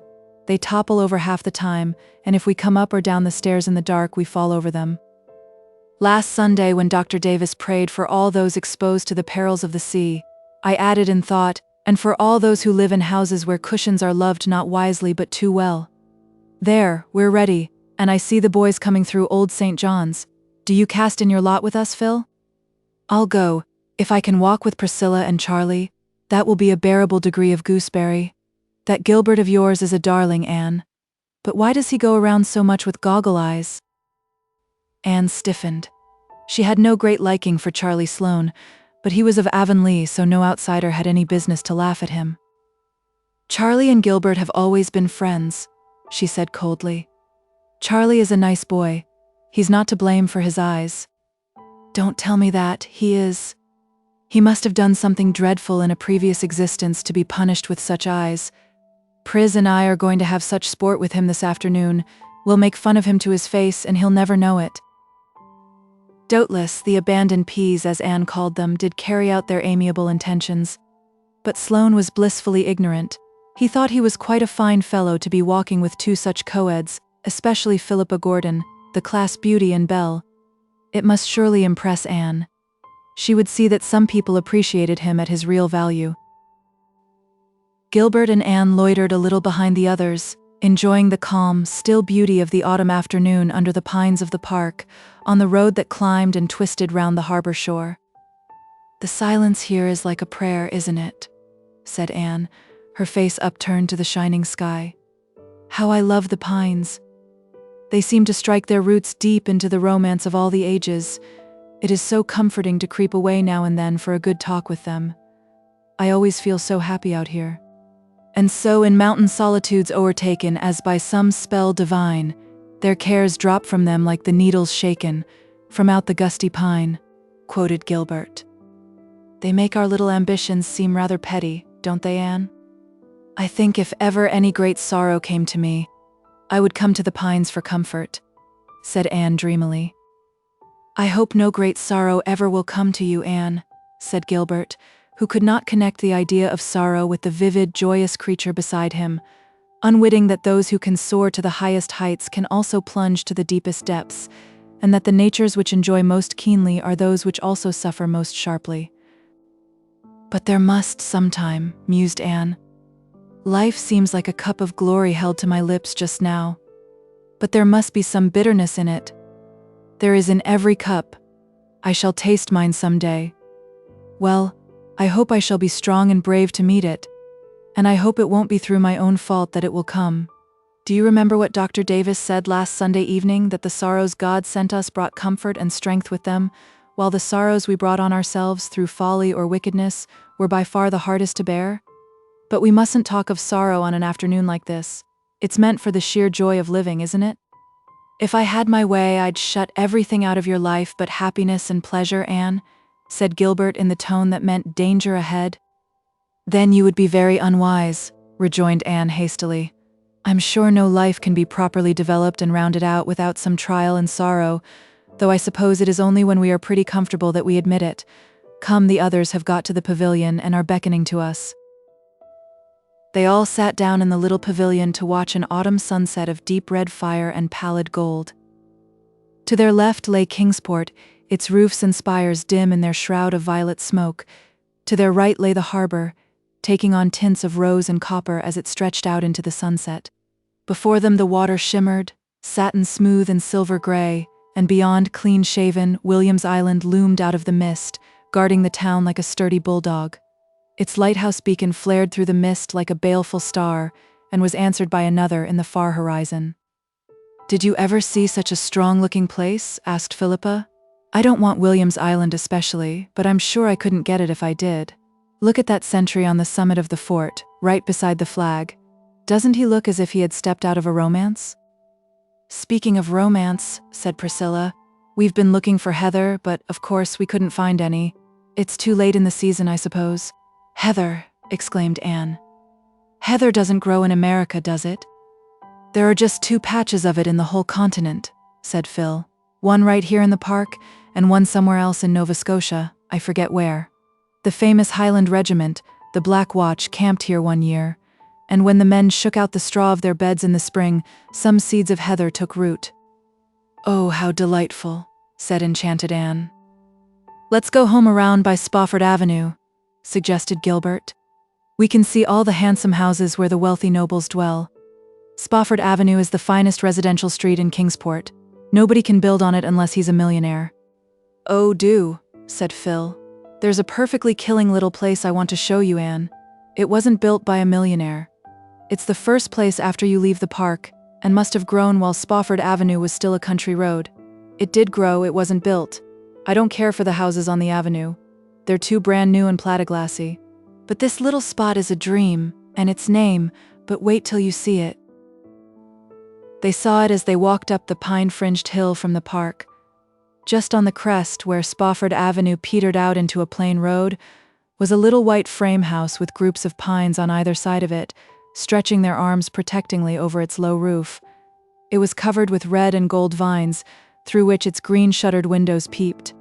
Before it was a tiny garden, surrounded by a low stone wall. October though it was, the garden was still very sweet, with dear, old-fashioned, unworldly flowers and shrubs.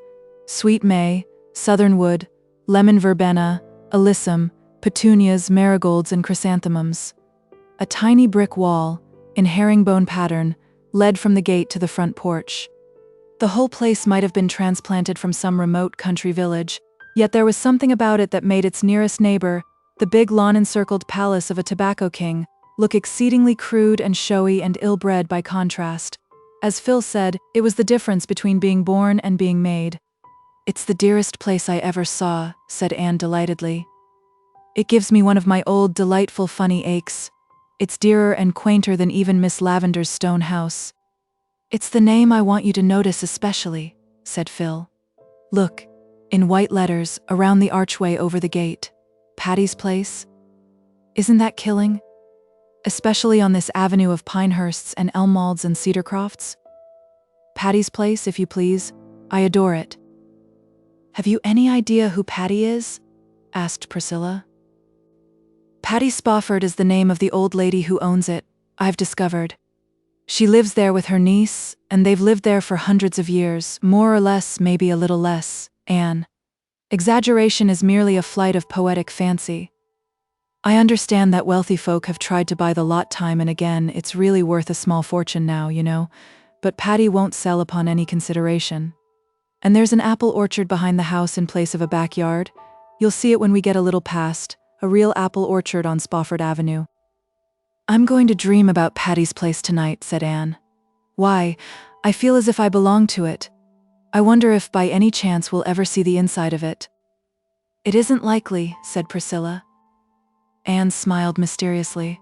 "No, it isn't likely, but I believe it will happen. I have a queer, creepy, crawly feeling, you can call it a presentiment if you like, that Patty's Place and I are going to be better acquainted yet." Chapter 7. Home again. Those first 3 weeks at Redmond had seemed long, but the rest of the term flew by on wings of wind. Before they realized it, the Redmond students found themselves in the grind of Christmas examinations, emerging therefrom more or less triumphantly. The honor of leading in the freshman classes fluctuated between Anne, Gilbert, and Philippa. Priscilla did very well. Charlie Sloane scraped through respectably, and comported himself as complacently as if he had led in everything. "I can't really believe that this time tomorrow I'll be in Green Gables," said Anne on the night before departure. "But I shall be, and you, Phil, will be in Bolingbroke with Alec and Alonzo." "I'm longing to see them," admitted Phil, between the chocolate she was nibbling. "They really are such dear boys, you know. There's to be no end of dances and drives and general jamborees. I shall never forgive you, Queen Anne, for not coming home with me for the holidays." "Never means 3 days with you, Phil. It was dear of you to ask me, and I'd love to go to Bolingbroke someday. But I can't go this year, I must go home. You don't know how my heart longs for it." "You won't have much of a time," said Phil scornfully. "There'll be 1 or 2 quilting parties, I suppose, and all the old gossips will talk you over to your face and behind your back. You'll die of lonesomeness, child." "In Avonlea," said Anne, highly amused. "Now, if you'd come with me, you'd have a perfectly gorgeous time. Bolingbroke would go wild over you, Queen Anne. Your hair and your style and, oh, everything. You're so different. You'd be such a success, and I would bask in reflected glory. Not the rose, but near the rose. Do come after all, Anne." "Your picture of social triumphs is quite fascinating, Phil, but I'll paint one to offset it. I'm going home to an old country farmhouse, once green, rather faded now, set among leafless apple orchards. There is a brook below and a December fir wood beyond, where I've heard harps swept by the fingers of rain and wind. There is a pond nearby that will be gray and brooding now. There will be 2 oldish ladies in the house, one tall and thin, one short and fat, and there will be 2 twins, one a perfect model, the other what Mrs. Lynde calls a holy terror. There will be a little room upstairs over the porch, where old dreams hang thick, and a big, fat, glorious feather bed, which will almost seem the height of luxury after a boarding-house mattress." "How do you like my picture, Phil?" "It seems a very dull one," said Phil, with a grimace. "Oh, but I've left out the transforming thing," said Anne softly. "There'll be love there, Phil. Faithful, tender love, such as I'll never find anywhere else in the world. Love that's waiting for me. That makes my picture a masterpiece, doesn't it, even if the colors are not very brilliant?" Phil silently got up, tossed her box of chocolates away, went up to Anne, and put her arms about her. "Anne, I wish I was like you," she said soberly. Diana met Anne at the Carmody station the next night, and they drove home together under silent, star-sown depths of sky. Green Gables had a very festal appearance as they drove up the lane. There was a light in every window, the glow breaking out through the darkness like flame-red blossoms swung against the dark background of the haunted wood. And in the yard was a brave bonfire with 2 gay little figures dancing around it, one of which gave an unearthly yell as the buggy turned in under the poplars. "Davy means that for an Indian war whoop," said Diana. "Mr. Harrison's hired boy taught it to him, and he's been practicing it up to welcome you with. Mrs. Lynde says it has worn her nerves to a frazzle. He creeps up behind her, you know, and then lets go. He was determined to have a bonfire for you too. He's been piling up branches for a fortnight and pestering Marilla to be let pour some kerosene oil over it before setting it on fire. I guess she did by the smell, though Mrs. Lynde said up to the last that Davy would blow himself and everybody else up if he was let." Anne was out of the buggy by this time, and Davy was rapturously hugging her knees, while even Dora was clinging to her hand. "Isn't that a bully bonfire, Anne? Just let me show you how to poke it. See the sparks? I did it for you, Anne, 'cause I was so glad you were coming home." The kitchen door opened and Marilla's spare form darkened against the inner light.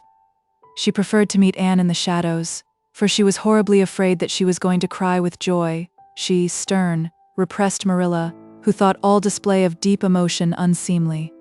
Mrs. Lynde was behind her, sonsy, kindly, matronly as of yore. The love that Anne had told Phil was waiting for her surrounded her and enfolded her with its blessing and its sweetness. Nothing, after all, could compare with old ties, old friends, and old Green Gables. How starry Anne's eyes were as they sat down to the loaded supper table, how pink her cheeks, how silver clear her laughter. And Diana was going to stay all night too. How like the dear old times it was. and the rosebud tea set graced the table. With Marilla, the force of nature could no further go. "I suppose you and Diana will now proceed to talk all night," said Marilla sarcastically, as the girls went upstairs. Marilla was always sarcastic after any self-betrayal.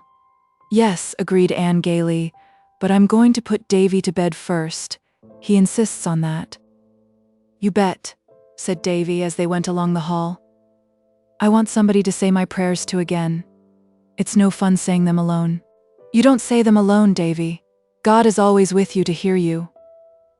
"Well, I can't see him," objected Davy. "I want to pray to somebody I can see, but I won't say them to Mrs. Lynde or Marilla, there now." Nevertheless, when Davy was garbed in his gray flannel nightie, he did not seem in a hurry to begin. He stood before Anne, shuffling one bare foot over the other, and looked undecided. "Come, dear, kneel down," said Anne. Davy came and buried his head in Anne's lap, but he did not kneel down. "Anne," he said in a muffled voice, "I don't feel like praying after all. I haven't felt like it for a week now. I didn't pray last night nor the night before." "Why not, Davy?" asked Anne gently. You won't be mad if I tell you?" implored Davy. Anne lifted the little gray flanneled body on her knee and cuddled his head on her arm. "Do I ever get mad when you tell me things, Davy?" "No, you never do. But you get sorry, and that's worse. You'll be awful sorry when I tell you this, Anne. And you'll be shamed of me, I suppose. Have you done something naughty, Davy, and is that why you can't say your prayers?" "No, I haven't done anything naughty yet. But I want to do it." "What is it, Davy?" I want to say a bad word, Anne," blurted out Davy with a desperate effort. "I heard Mr. Harrison's hired boy say it one day last week, and ever since I've been wanting to say it all the time, even when I'm saying my prayers." "Say it then, Davy." Davy lifted his flushed face in amazement. "But Anne, it's an awful bad word. Say it." Davy gave her another incredulous look, then in a low voice he said the dreadful word. The next minute his face was burrowing against her. "Oh, Anne, I'll never say it again, never. I'll never want to say it again. I knew it was bad, but I didn't suppose it was so, I didn't suppose it was like that. No, I don't think you'll ever want to say it again, Davy, or think it either. And I wouldn't go about much with Mr. Harrison's hired boy if I were you." "He can make bully war whoops," said Davy a little regretfully. "But you don't want your mind filled with bad words, do you, Davy? Words that will poison it and drive out all that is good and manly?" "No," said Davy, owl-eyed with introspection. "Then don't go with those people who use them. And now do you feel as if you could say your prayers, Davy?" "Oh yes," said Davy, eagerly wriggling down on his knees. "I can say them now all right. I ain't scared now to say if I should die before I wake, like I was when I was wanting to say that word." Probably Anne and Diana did empty out their souls to each other that night, but no record of their confidences has been preserved. They both looked as fresh and bright-eyed at breakfast as only youth can look after unlawful hours of revelry and confession. There had been no snow up to this time, but as Diana crossed the old log bridge on her homeward way, the white flakes were beginning to flutter down over the fields and woods, russet and gray in their dreamless sleep. Soon the faraway slopes and hills were dim and wraith-like through their gauzy scarfing, as if pale autumn had flung a misty bridal veil over her hair and was waiting for her wintry bridegroom. So they had a white Christmas after all, and a very pleasant day it was. In the forenoon letters and gifts came from Miss Lavendar and Paul. Anne opened them in the cheerful Green Gables kitchen, which was filled with what Davy, sniffing in ecstasy, called pretty smells. "Miss Lavendar and Mr. Irving are settled in their new home now," reported Anne. "I'm sure Miss Lavendar is perfectly happy. I know it by the general tone of her letter, but there's a note from Charlotta the Fourth. She doesn't like Boston at all, and she is fearfully homesick. Miss Lavendar wants me to go through to Echo Lodge someday while I'm home and light a fire to air it, and see that the cushions aren't getting moldy. I think I'll get Diana to go over with me next week, and we can spend the evening with Theodora Dix. I want to see Theodora. By the way, is Ludovic Speed still going to see her?" "They say so," said Marilla. And he's likely to continue it. Folks have given up expecting that courtship will ever arrive anywhere. I'd hurry him up a bit if I was Theodora. That's what, said Mrs. Lynde. And there is not the slightest doubt but that she would. There was also a characteristic scrawl from Philippa, full of Alec and Alonzo, what they said and what they did, and how they looked when they saw her. But I can't make up my mind yet which to marry, wrote Phil. I do wish you had come with me to decide for me. Someone will have to. When I saw Alec, my heart gave a great thump and I thought, he might be the right one. And then when Alonzo came, thump went my heart again. So that's no guide, though it should be, according to all the novels I've ever read. Now, Anne, your heart wouldn't thump for anybody but the genuine Prince Charming, would it? There must be something radically wrong with mine. But I'm having a perfectly gorgeous time. How I wish you were here. It's snowing today, and I'm rapturous.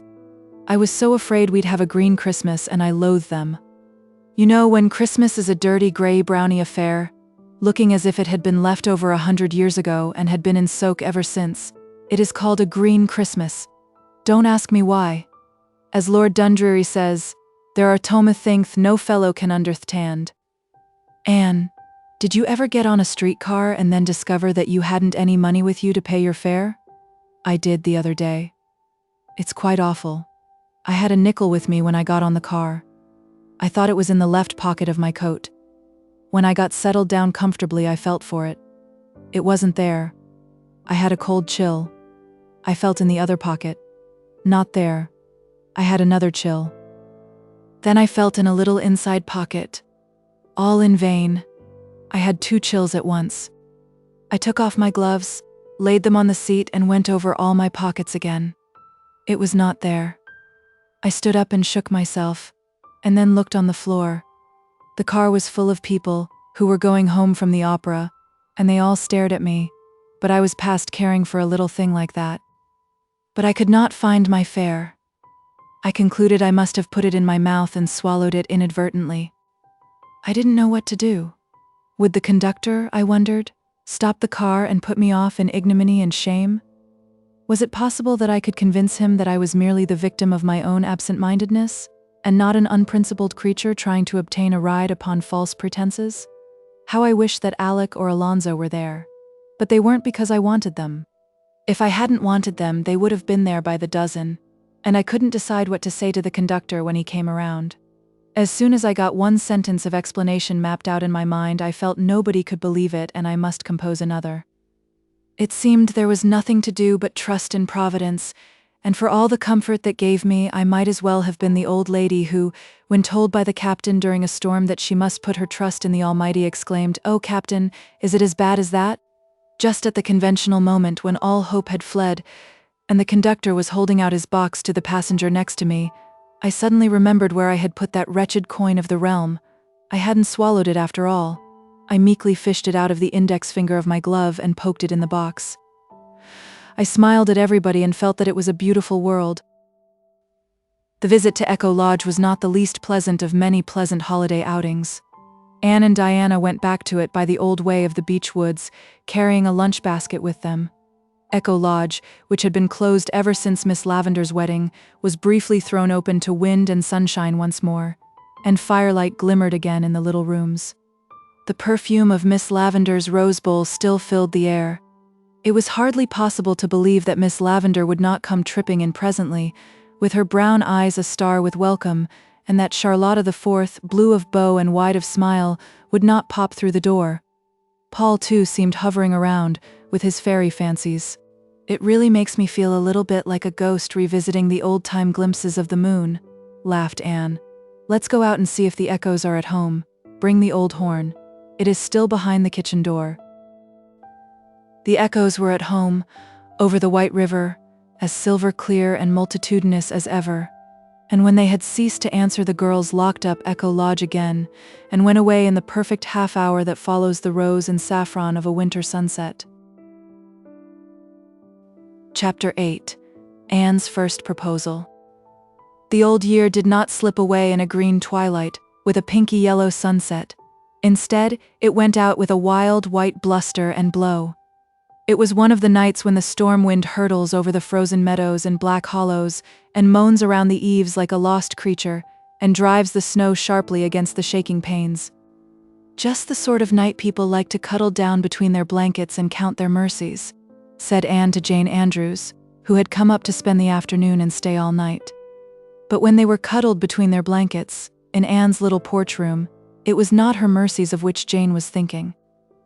"Anne," she said very solemnly, "I want to tell you something. May I?" Anne was feeling rather sleepy after the party Ruby Gillis had given the night before. She would much rather have gone to sleep than listen to Jane's confidences, which she was sure would bore her. She had no prophetic inkling of what was coming. Probably Jane was engaged too. Rumor averred that Ruby Gillis was engaged to the Spencervale schoolteacher, about whom all the girls were said to be quite wild. "I'll soon be the only fancy-free maiden of our old quartet," thought Anne drowsily. Aloud she said, "Of course." "Anne," said Jane, still more solemnly, "what do you think of my brother Billy?" Anne gasped over this unexpected question and floundered helplessly in her thoughts. Goodness, what did she think of Billy Andrews? She had never thought anything about him. Round-faced, stupid, perpetually smiling, good-natured Billy Andrews. Did anybody ever think about Billy Andrews? I don't understand, Jane," she stammered. "What do you mean, exactly?" "Do you like Billy?" asked Jane bluntly. Why, yes, I like him, of course," gasped Anne, wondering if she were telling the literal truth. Certainly she did not dislike Billy, but could the indifferent tolerance with which she regarded him, when he happened to be in her range of vision, be considered positive enough for liking? What was Jane trying to elucidate? "Would you like him for a husband?" asked Jane calmly. A husband. Anne had been sitting up in bed, the better to wrestle with the problem of her exact opinion of Billy Andrews. Now she fell flatly back on her pillows, the very breath gone out of her. "Whose husband?" "Yours, of course," answered Jane. "Billy wants to marry you. He's always been crazy about you, and now Father has given him the upper farm in his own name, and there's nothing to prevent him from getting married. But he's so shy he couldn't ask you himself if you'd have him, so he got me to do it. I'd rather not have, but he gave me no peace till I said I would if I got a good chance." "What do you think about it, Anne?" "Was it a dream? Was it one of those nightmare things in which you find yourself engaged or married to someone you hate or don't know, without the slightest idea how it ever came about?" No, she, Anne Shirley, was lying there wide awake in her own bed, and Jane Andrews was beside her, calmly proposing for her brother Billy. Anne did not know whether she wanted to writhe or laugh, but she could do neither, for Jane's feelings must not be hurt. I couldn't marry Bill, you know, Jane," she managed to gasp. "Why, such an idea never occurred to me, never." "I don't suppose it did," agreed Jane. "Billy has always been far too shy to think of courting, but you might think it over, Anne. Billy is a good fellow. I must say that, if he is my brother. He has no bad habits and he's a great worker, and you can depend on him. A bird in the hand is worth two in the bush. He told me to tell you he'd be quite willing to wait till you got through college, if you insisted, though he'd rather get married this spring before the planting begins. He'd always be very good to you, I'm sure, and you know, Anne, I'd love to have you for a sister." "I can't marry Billy," said Anne decidedly. She had recovered her wits, and was even feeling a little angry. It was all so ridiculous. "There is no use thinking of it, Jane. I don't care anything for him in that way, and you must tell him so." "Well, I didn't suppose you would," said Jane with a resigned sigh, feeling that she had done her best. "I told Billy I didn't believe it was a bit of use to ask you, but he insisted." "Well, you've made your decision, Anne, and I hope you won't regret it." Jane spoke rather coldly. She had been perfectly sure that the enamored Billy had no chance at all of inducing Anne to marry him. Nevertheless, she felt a little resentment that Anne Shirley, who was, after all, merely an adopted orphan, without kith or kin, should refuse her brother, one of the Avonlea Andrews. Well, pride sometimes goes before a fall, Jane reflected ominously. Anne permitted herself to smile in the darkness over the idea that she might ever regret not marrying Billy Andrews. "I hope Billy won't feel very badly over it," she said nicely. Jane made a movement as if she were tossing her head on her pillow. Oh, he won't break his heart. Billy has too much good sense for that. He likes Nettie Blewett pretty well too, and Mother would rather he married her than anyone. She's such a good manager and saver. I think when Billy is once sure you won't have him, he'll take Nettie. Please don't mention this to anyone, will you, Anne? Certainly not, said Anne, who had no desire whatever to publish abroad the fact that Billy Andrews wanted to marry her, preferring her, when all was said and done, to Nettie Blewett. Nettie Blewett! And now I suppose we'd better go to sleep, suggested Jane. To sleep went Jane easily and speedily, but, though very unlike Macbeth in most respects, she had certainly contrived to murder sleep for Anne. That proposed-to damsel lay on a wakeful pillow until the wee sma's, but her meditations were far from being romantic. It was not, however, until the next morning that she had an opportunity to indulge in a good laugh over the whole affair.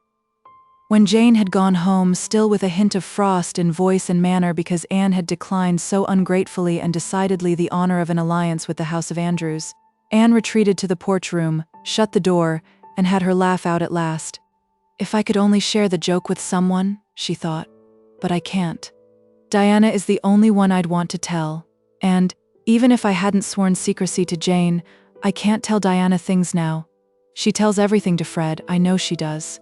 Well, I've had my first proposal. I supposed it would come someday, but I certainly never thought it would be by proxy. It's awfully funny, and yet there's a sting in it too, somehow. Anne knew quite well wherein the sting consisted. Though she did not put it into words, she had had her secret dreams of the first time someone should ask her the great question. And it had, in those dreams, always been very romantic and beautiful, and the someone was to be very handsome and dark-eyed and distinguished-looking and eloquent, whether he were Prince Charming to be enraptured with yes, or one to whom a regretful, beautifully worded, but hopeless refusal must be given. If the latter, the refusal was to be expressed so delicately that it would be next best thing to acceptance, and he would go away after kissing her hand, assuring her of his unalterable lifelong devotion. And it would always be a beautiful memory, to be proud of and a little sad about also. And now, this thrilling experience had turned out to be merely grotesque. Billy Andrews had got his sister to propose for him because his father had given him the upper farm, and if Anne wouldn't have him, Nettie Blewett would. There was romance for you with a vengeance. Anne laughed and then sighed. The bloom had been brushed from one little maiden dream. Would the painful process go on until everything became prosaic and humdrum? Chapter 9. An unwelcome lover and a welcome friend. The second term at Redmond sped as quickly as had the first, actually whizzed away, Philippa said. Anne enjoyed it thoroughly in all its phases, the stimulating class rivalry, the making and deepening of new and helpful friendships, the gay little social stunts, the doings of the various societies of which she was a member, the widening of horizons and interests. She studied hard, for she had made up her mind to win the Thorburn Scholarship in English. This being won meant that she could come back to Redmond the next year without trenching on Marilla's small savings, something Anne was determined she would not do. Gilbert, too, was in full chase after a scholarship, but found plenty of time for frequent calls at 38, St. John's. He was Anne's escort at nearly all the college affairs, and she knew that their names were coupled in Redmond gossip. Anne raged over this but was helpless. She could not cast an old friend like Gilbert aside, especially when he had grown suddenly wise and wary, as behooved him in the dangerous proximity of more than one Redmond youth who would gladly have taken his place by the side of the slender, red-haired co-ed, whose gray eyes were as alluring as stars of evening. Anne was never attended by the crowd of willing victims who hovered around Philippa's conquering march through her freshman year, but there was a lanky, brainy freshie, a jolly little round sophomore, and a tall, learned junior who all liked to call at 38 St. John's and talk over ologies and isms as well as lighter subjects with Anne in the becushioned parlor of that domicile. Gilbert did not love any of them, and he was exceedingly careful to give none of them the advantage over him by any untimely display of his real feelings Anneward. To her he had become again the boy comrade of Avonlea days, and as such could hold his own against any smitten swain who had so far entered the lists against him. As a companion, Anne honestly acknowledged nobody could be so satisfactory as Gilbert.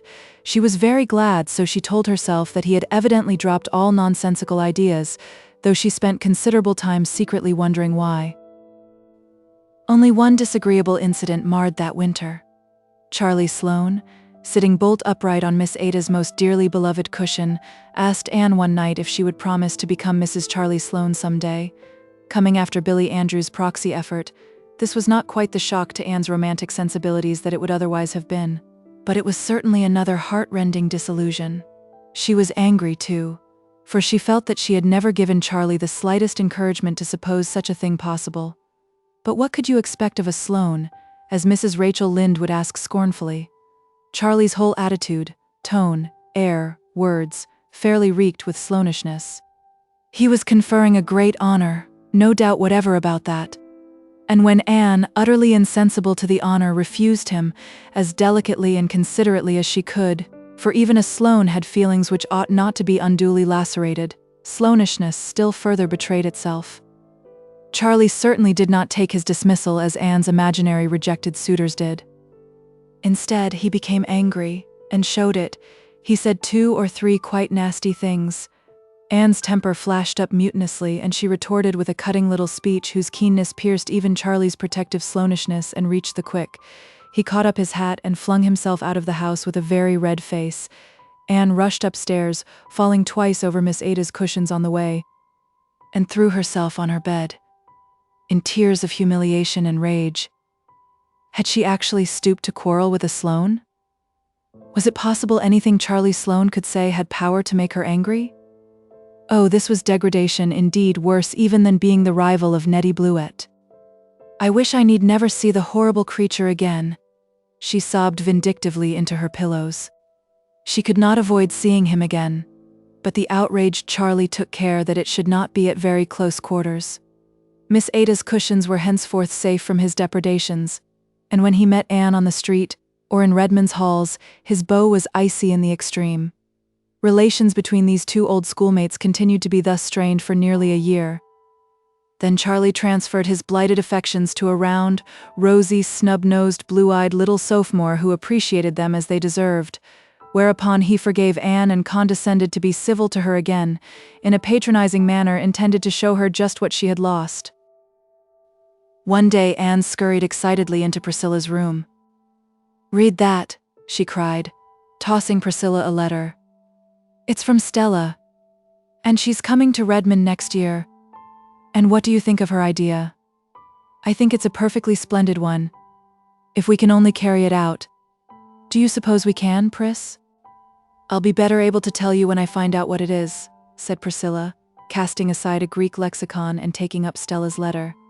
Stella Maynard had been one of their chums at Queen's Academy and had been teaching school ever since. "But I'm going to give it up, Anne dear," she wrote, "and go to college next year. As I took the 3rd year at Queen's, I can enter the sophomore year. I'm tired of teaching in a backcountry school. Someday I'm going to write a treatise on the trials of a country schoolmarm. It will be a harrowing bit of realism. It seems to be the prevailing impression that we live in clover, and have nothing to do but draw our quarter's salary. My treatise shall tell the truth about us. Why, if a week should pass without someone telling me that I am doing easy work for big pay, I would conclude that I might as well order my ascension robe immediately and to onct. Well, you get your money easy, some ratepayer will tell me, condescendingly. All you have to do is to sit there and hear lessons. I used to argue the matter at first, but I'm wiser now. Facts are stubborn things, but as someone has wisely said, not half so stubborn as fallacies. So I only smile loftily now in eloquent silence. Why, I have 9 grades in my school and I have to teach a little of everything, from investigating the interiors of earthworms to the study of the solar system. My youngest pupil is 4, his mother sends him to school to get him out of the way, and my oldest 20, it suddenly struck him that it would be easier to go to school and get an education than follow the plow any longer. In the wild effort to cram all sorts of research into 6 hours a day, I don't wonder if the children feel like the little boy who was taken to see the biograph. "I have to look for what's coming next before I know what went last," he complained. "I feel like that myself. And the letters I get, Anne, Tommy's mother writes me that Tommy is not coming on in arithmetic as fast as she would like. He is only in simple reduction yet, and Johnny Johnson is in fractions, and Johnny isn't half as smart as her Tommy, and she can't understand it. And Susie's father wants to know why Susie can't write a letter without misspelling half the words. And Dick's aunt wants me to change his seat, because that bad brown boy he is sitting with is teaching him to say naughty words. As to the financial part, but I'll not begin on that. Those whom the gods wish to destroy, they first make country schoolmarms. There, I feel better after that growl. After all, I've enjoyed these past 2 years, but I'm coming to Redmond. And now, Anne, I've a little plan. You know how I loathe boarding? I've boarded for 4 years and I'm so tired of it, I don't feel like enduring 3 years more of it. Now why can't you and Priscilla and I club together, rent a little house somewhere in Kingsport, and board ourselves? It would be cheaper than any other way. Of course, we would have to have a housekeeper, and I have one ready on the spot. You've heard me speak of Aunt Jamesina? She's the sweetest aunt that ever lived, in spite of her name. She can't help that. She was called Jamesina because her father, whose name was James, was drowned at sea a month before she was born. I always call her Aunt Jimsy. Well, her only daughter has recently married and gone to the foreign mission field. Aunt Jamesina is left alone in a great big house, and she is horribly lonesome. She will come to Kingsport and keep house for us if we want her, and I know you'll both love her. The more I think of the plan, the more I like it. We could have such good, independent times. Now, if you and Priscilla agree to it, wouldn't it be a good idea for you, who are on the spot, to look around and see if you can find a suitable house this spring? That would be better than leaving it till the fall. If you could get a furnished one, so much the better. But if not, we can scare up a few sticks of furniture between us and old family friends with attics.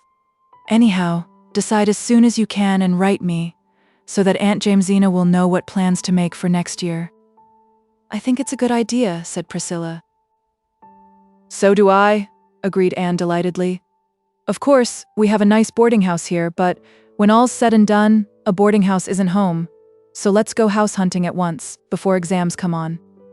I'm afraid it will be hard enough to get a really suitable house, warned Priscilla. Don't expect too much, Anne. Nice houses in nice localities will probably be away beyond our means. We'll likely have to content ourselves with a shabby little place on some street whereon live people whom to know is to be unknown, and make life inside compensate for the outside. Accordingly, they went house hunting, but to find just what they wanted proved even harder than Priscilla had feared. Houses there were galore, furnished and unfurnished, but one was too big, another too small, this one too expensive, that one too far from Redmond. Exams were on and over. The last week of the term came, and still their house o' dreams, as Anne called it, remained a castle in the air. We shall have to give up and wait till the fall, I suppose, said Priscilla wearily, as they rambled through the park on one of April's darling days of breeze and blue, when the harbor was creaming and shimmering beneath the pearl-hued mists floating over it. We may find some shack to shelter us then, and if not, boarding houses we shall have always with us. I'm not going to worry about it just now anyway and spoil this lovely afternoon, said Anne, gazing around her with delight. The fresh, chill air was faintly charged with the aroma of pine balsam, and the sky above was crystal clear and blue, a great inverted cup of blessing. Spring is singing in my blood today, and the lure of April is abroad on the air. I'm seeing visions and dreaming dreams, Pris. That's because the wind is from the west. I do love the west wind. It sings of hope and gladness, doesn't it? When the east wind blows, I always think of sorrowful rain on the eaves and sad waves on a gray shore. When I get old, I shall have rheumatism when the wind is east. And isn't it jolly when you discard furs and winter garments for the first time and sally forth like this in spring attire? Laughed Priscilla. Don't you feel as if you had been made over new? Everything is new in the spring, said Anne. Springs themselves are always so new, too. No spring is ever just like any other spring. It always has something of its own to be its own peculiar sweetness. See how green the grass is around that little pond, and how the willow buds are bursting. And exams are over and gone. The time of convocation will come soon. Next Wednesday. This day next week we'll be home. I'm glad, said Anne dreamily. There are so many things I want to do. I want to sit on the back porch steps and feel the breeze blowing down over Mr. Harrison's fields. I want to hunt ferns in the haunted wood and gather violets in Violet Vale. Do you remember the day of our golden picnic, Priscilla? I want to hear the frogs singing and the poplars whispering. But I've learned to love Kingsport too, and I'm glad I'm coming back next fall. If I hadn't won the Thorburn, I don't believe I could have. I couldn't take any of Marilla's little hoard. If we could only find a house, sighed Priscilla. Look over there at Kingsport, Anne. Houses everywhere, and not one for us. Stop it, Pris. The best is yet to be. Like the old Roman, we'll find a house or build one. On a day like this, there's no such word as fail in my bright lexicon. They lingered in the park until sunset, living in the amazing miracle and glory and wonder of the springtide, and they went home as usual by way of Spofford Avenue, that they might have the delight of looking at Patty's Place. I feel as if something mysterious were going to happen right away by the pricking of my thumbs, said Anne as they went up the slope. It's a nice storybookish feeling. Why, Priscilla Grant, look over there and tell me if it's true, or am I seeing things? Priscilla looked. Anne's thumbs and eyes had not deceived her. Over the arched gateway of Patty's Place dangled a little modest sign. It said to let, furnished, inquire within. Priscilla, said Anne in a whisper, do you suppose it's possible that we could rent Patty's Place? No, I don't, averred Priscilla. It would be too good to be true. Fairy tales don't happen nowadays. I won't hope, Anne. The disappointment would be too awful to bear. They're sure to want more for it than we can afford. Remember, it's on Spofford Avenue. We must find out anyhow, said Anne resolutely. It's too late to call this evening, but we'll come tomorrow. Oh, Pris, if we can get this darling spot. I've always felt that my fortunes were linked with Patty's Place, ever since I saw it first. Chapter 10. Patty's Place. The next evening found them treading resolutely the herringbone walk through the tiny garden.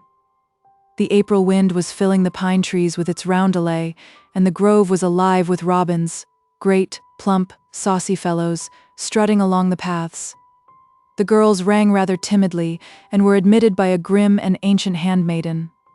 The door opened directly into a large living room, where by a cheery little fire sat two other ladies, both of whom were also grim and ancient. Except that one looked to be about 70 and the other 50, there seemed little difference between them. Each had amazingly big, light blue eyes behind steel-rimmed spectacles. Each wore a cap and a gray shawl. Each was knitting without haste and without rest. Each rocked placidly and looked at the girls without speaking. And just behind each sat a large white china dog, with round green spots all over it, a green nose and green ears. Those dogs captured Anne's fancy on the spot. They seemed like the twin guardian deities of Patty's Place. For a few minutes nobody spoke. The girls were too nervous to find words, and neither the ancient ladies nor the china dogs seemed conversationally inclined. Anne glanced about the room. What a dear place it was. Another door opened out of it directly into the pine grove, and the robins came boldly up on the very step. The floor was spotted with round, braided mats, such as Marilla made at Green Gables, but which were considered out of date everywhere else, even in Avonlea. And yet here they were on Spofford Avenue. A big, polished grandfather's clock ticked loudly and solemnly in a corner. There were delightful little cupboards over the mantelpiece, behind whose glass doors gleamed quaint bits of china. The walls were hung with old prints and silhouettes. In one corner the stairs went up, and at the first low turn was a long window with an inviting seat. It was all just as Anne had known it must be. By this time the silence had grown too dreadful, and Priscilla nudged Anne to intimate that she must speak. We saw by your sign that this house is to let," said Anne faintly, addressing the older lady who was evidently Miss Patty Spofford. "Oh yes," said Miss Patty. "I intended to take that sign down today." Then we are too late," said Anne sorrowfully. "You've let it to someone else?" "No, but we have decided not to let it at all." "Oh, I'm so sorry," exclaimed Anne impulsively. "I love this place so. I did hope we could have got it."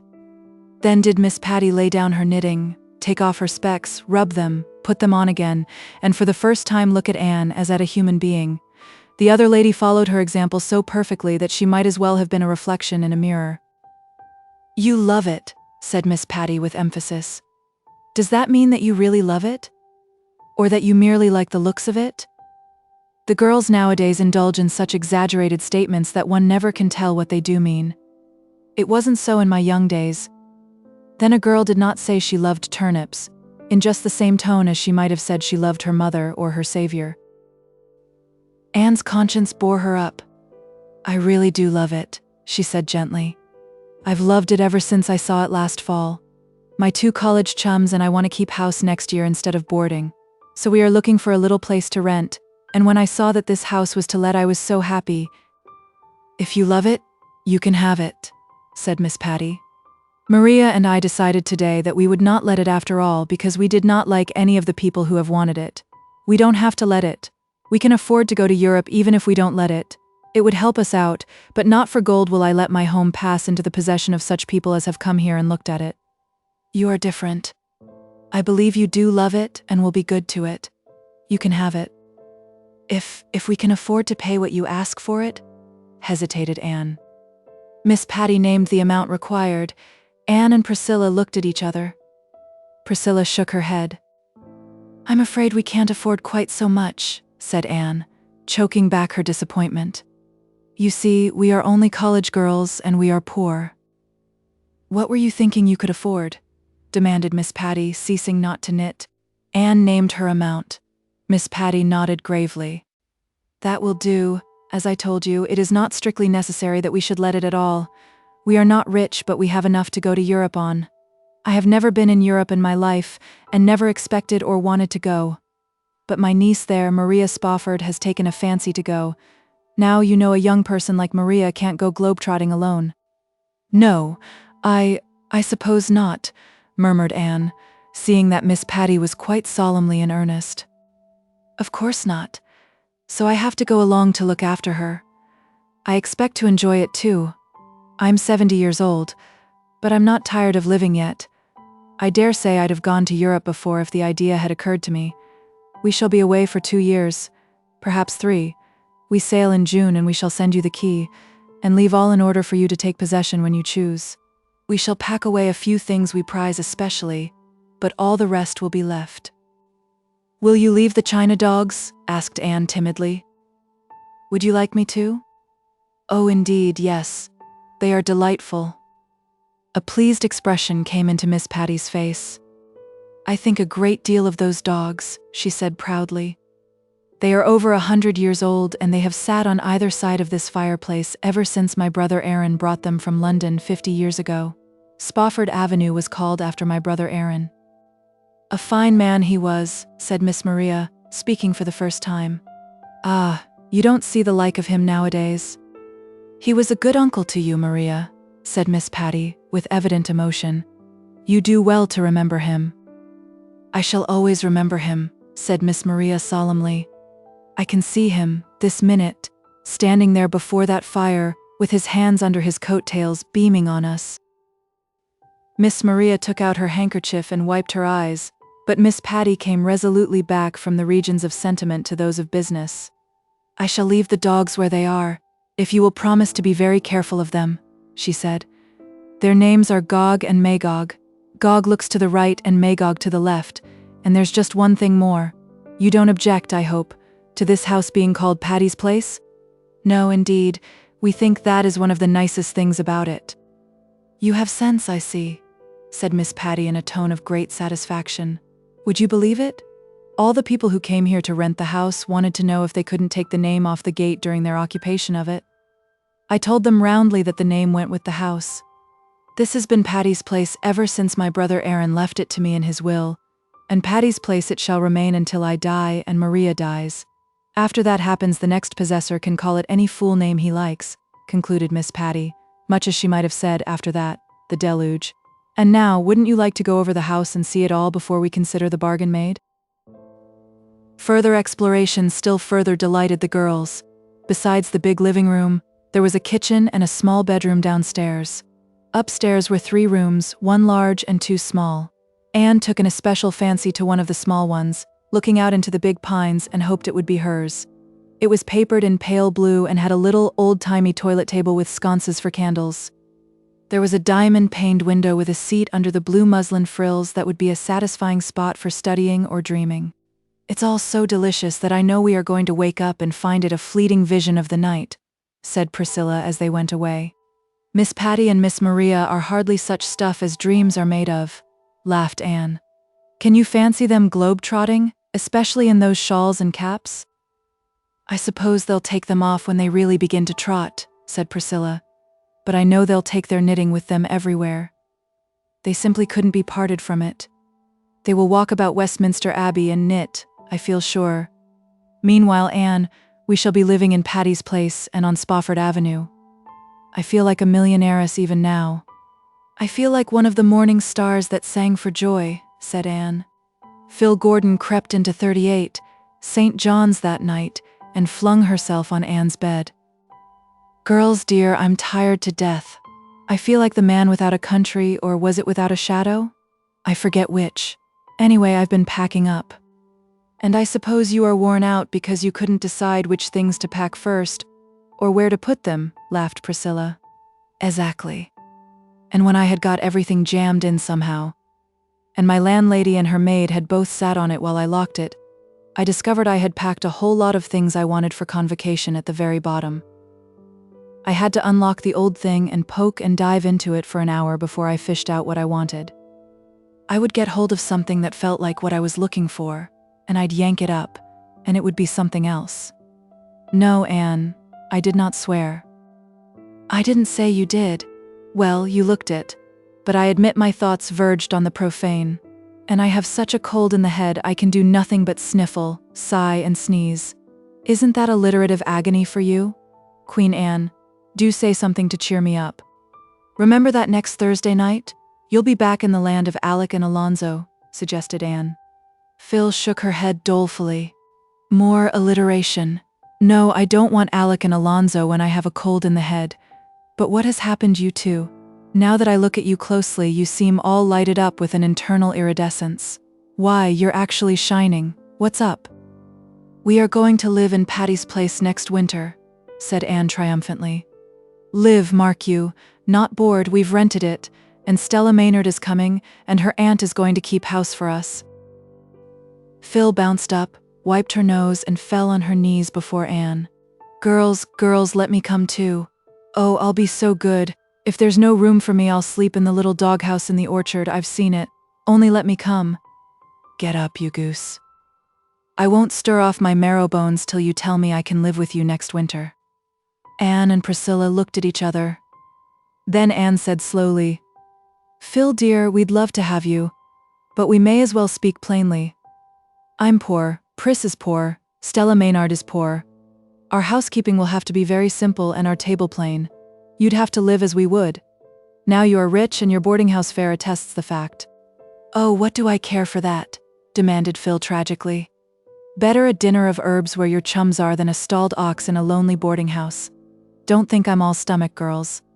I'll be willing to live on bread and water with just a leetle jam if you'll let me come." "And then," continued Anne, "there will be a good deal of work to be done. Stella's aunt can't do it all. We all expect to have our chores to do. Now you, toil not, neither do I spin," finished Philippa. "But I'll learn to do things. You'll only have to show me once. I can make my own bed to begin with. And remember that though I can't cook, I can keep my temper. That's something. And I never growl about the weather. That's more. Oh, please, please. I never wanted anything so much in my life, and this floor is awfully hard." "There's just one more thing," said Priscilla resolutely. "You, Phil, as all Redmond knows, entertain callers almost every evening now. At Patty's Place we can't do that.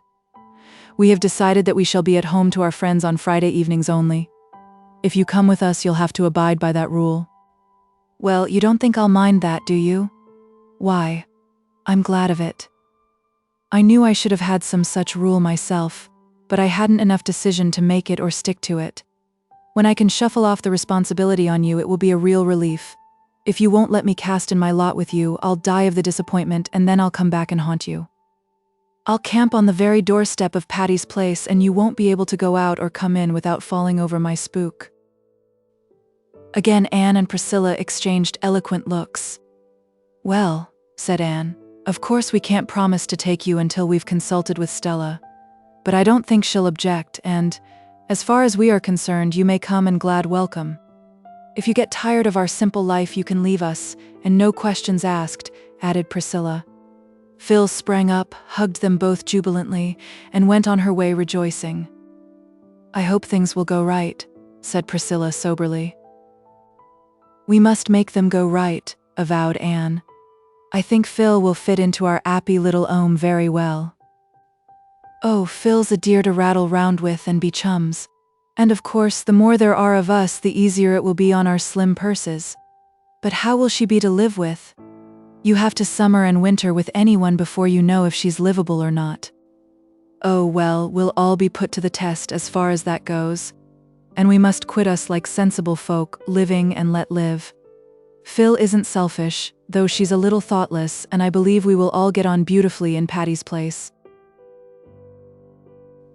Chapter 11. The Round of Life. Anne was back in Avonlea with the luster of the Thorburn Scholarship on her brow. People told her she hadn't changed much, in a tone which hinted they were surprised and a little disappointed she hadn't. Avonlea had not changed either, at least so it seemed at first. But as Anne sat in the Green Gables pew on the first Sunday after her return, and looked over the congregation, she saw several little changes which, all coming home to her at once, made her realize that time did not quite stand still. Even in Avonlea, a new minister was in the pulpit. In the pews, more than one familiar face was missing forever. Old Uncle Abe, his prophesying over and done with, Mrs. Peter Sloane, who had sighed, it was to be hoped, for the last time, Timothy Cotton, who, as Mrs. Rachel Lynde said, had actually managed to die at last after practicing at it for 20 years, and old Josiah Sloane, whom nobody knew in his coffin because he had his whiskers neatly trimmed, were all sleeping in the little graveyard behind the church, and Billy Andrews was married to Nettie Blewett. They appeared out that Sunday, when Billy, beaming with pride and happiness, showed his beplumed and besilked bride into the Harmon Andrews pew. Anne dropped her lids to hide her dancing eyes. She recalled the stormy winter night of the Christmas holidays when Jane had proposed for Billy. He certainly had not broken his heart over his rejection. Anne wondered if Jane had also proposed to Nettie for him, or if he had mustered enough spunk to ask the fateful question himself. All the Andrews family seemed to share in his pride and pleasure, from Mrs. Harmon in the pew to Jane in the choir. Jane had resigned from the Avonlea school and intended to go west in the fall. "Can't get a beau in Avonlea? That's what," said Mrs. Rachel Lynde scornfully. "Says she thinks she'll have better health out west. I never heard her health was poor before." "Jane is a nice girl," Anne had said loyally. "She never tried to attract attention, as some did." "Oh, she never chased the boys, if that's what you mean," said Mrs. Rachel. "But she'd like to be married, just as much as anybody, that's what. What else would take her out west to some forsaken place whose only recommendation is that men are plenty and women scarce, don't you tell me?" But it was not at Jane. Anne gazed that day in dismay and surprise. It was at Ruby Gillis, who sat beside her in the choir. What had happened to Ruby? She was even handsomer than ever, but her blue eyes were too bright and lustrous, and the color of her cheeks was hectically brilliant. Besides, she was very thin. The hands that held her hymn book were almost transparent in their delicacy. "Is Ruby Gillis ill?" Anne asked of Mrs. Lynde as they went home from church. "Ruby Gillis is dying of galloping consumption," said Mrs. Lynde bluntly. "Everybody knows it except herself and her family. They won't give in. If you ask them, she's perfectly well. She hasn't been able to teach since she had that attack of congestion in the winter, but she says she's going to teach again in the fall, and she's after the White Sands School. She'll be in her grave, poor girl, when White Sands School opens, that's what." Anne listened in shocked silence. Ruby Gillis, her old school chum, dying. Could it be possible? Of late years they had grown apart, but the old tie of schoolgirl intimacy was there, and made itself felt sharply in the tug the news gave at Anne's heartstrings. Ruby, the brilliant, the merry, the coquettish. It was impossible to associate the thought of her with anything like death. She had greeted Anne with gay cordiality after church, and urged her to come up the next evening. I'll be away Tuesday and Wednesday evenings, she had whispered triumphantly. There's a concert at Carmody and a party at White Sands. Herb Spencer's going to take me. He's my latest. Be sure to come up tomorrow. I'm dying for a good talk with you. I want to hear all about your doings at Redmond. Anne knew that Ruby meant that she wanted to tell Anne all about her own recent flirtations, but she promised to go, and Diana offered to go with her. I've been wanting to go to see Ruby for a long while, she told Anne, when they left Green Gables the next evening, but I really couldn't go alone. It's so awful to hear Ruby rattling on as she does, and pretending there is nothing the matter with her, even when she can hardly speak for coughing. She's fighting so hard for her life, and yet she hasn't any chance at all, they say. The girls walked silently down the red, twilit road. The robins were singing vespers in the high treetops, filling the golden air with their jubilant voices. The silver fluting of the frogs came from marshes and ponds, over fields where seeds were beginning to stir with life and thrilled to the sunshine and rain that had drifted over them. The air was fragrant with the wild, sweet, wholesome smell of young raspberry copses. White mists were hovering in the silent hollows and violet stars were shining bluely on the brooklands. What a beautiful sunset, said Diana. Look, Anne. It's just like a land in itself, isn't it? That long, low back of purple cloud is the shore, and the clear sky further on is like a golden sea. If we could sail to it in the moonshine boat Paul wrote of in his old composition, you remember? How nice it would be, said Anne, rousing from her reverie. Do you think we could find all our yesterdays there, Diana? All our old springs and blossoms? The beds of flowers that Paul saw there are the roses that have bloomed for us in the past? Don't, said Diana. You make me feel as if we were old women with everything in life behind us. I think I've almost felt as if we were since I heard about poor Ruby, said Anne. If it is true that she is dying, any other sad thing might be true too. You don't mind calling in at Elisha Wright's for a moment, do you? Asked Diana. Mother asked me to leave this little dish of jelly for Aunt Atossa. Who is Aunt Atossa? Oh, haven't you heard? She's Mrs. Samson Coates of Spencervale, Mrs. Elisha Wright's aunt. She's Father's aunt, too. Her husband died last winter, and she was left very poor and lonely, so the Wrights took her to live with them. Mother thought we ought to take her, but Father put his foot down. Live with Aunt Atossa he would not. Is she so terrible? Asked Anne absently. You'll probably see what she's like before we can get away, said Diana significantly. Father says she has a face like a hatchet. It cuts the air, but her tongue is sharper still. Late as it was, Aunt Atossa was cutting potato sets in the Wright kitchen. She wore a faded old wrapper, and her gray hair was decidedly untidy. Aunt Atossa did not like being caught in a kilter, so she went out of her way to be disagreeable. Oh, so you're Anne Shirley? She said, when Diana introduced Anne. I've heard of you. Her tone implied that she had heard nothing good. Mrs. Andrews was telling me you were home. She said you had improved a good deal. There was no doubt Aunt Atossa thought there was plenty of room for further improvement. She ceased not from cutting sets with much energy. Is it any use to ask you to sit down? She inquired sarcastically. Of course there's nothing very entertaining here for you. The rest are all away. Mother sent you this little pot of rhubarb jelly, said Diana pleasantly. She made it today and thought you might like some. Oh, thanks, said Aunt Atossa sourly. I never fancy your mother's jelly, she always makes it too sweet. However, I'll try to worry some down. My appetite's been dreadful poor this spring. I'm far from well, continued Aunt Atossa solemnly, but still I keep a-doing. People who can't work aren't wanted here. If it isn't too much trouble, will you be condescending enough to set the jelly in the pantry? I'm in a hurry to get these spuds done tonight. I suppose you two ladies never do anything like this. You'd be afraid of spoiling your hands. I used to cut potato sets before we rented the farm, smiled Anne. I do it yet, laughed Diana. I cut sets 3 days last week. Of course, she added teasingly. I did my hands up in lemon juice and kid gloves every night after it. Aunt Atossa sniffed. I suppose you got that notion out of some of those silly magazines you read so many of. I wonder your mother allows you. But she always spoiled you. We all thought when George married her she wouldn't be a suitable wife for him. Aunt Atossa sighed heavily, as if all forebodings upon the occasion of George Barry's marriage had been amply and darkly fulfilled. "Going, are you?" she inquired as the girls rose. "Well, I suppose you can't find much amusement talking to an old woman like me. It's such a pity the boys ain't home." "We want to run in and see Ruby Gillis a little while," explained Diana. "Oh, anything does for an excuse, of course," said Aunt Atossa amiably. "Just whip in and whip out before you have time to say how do decently.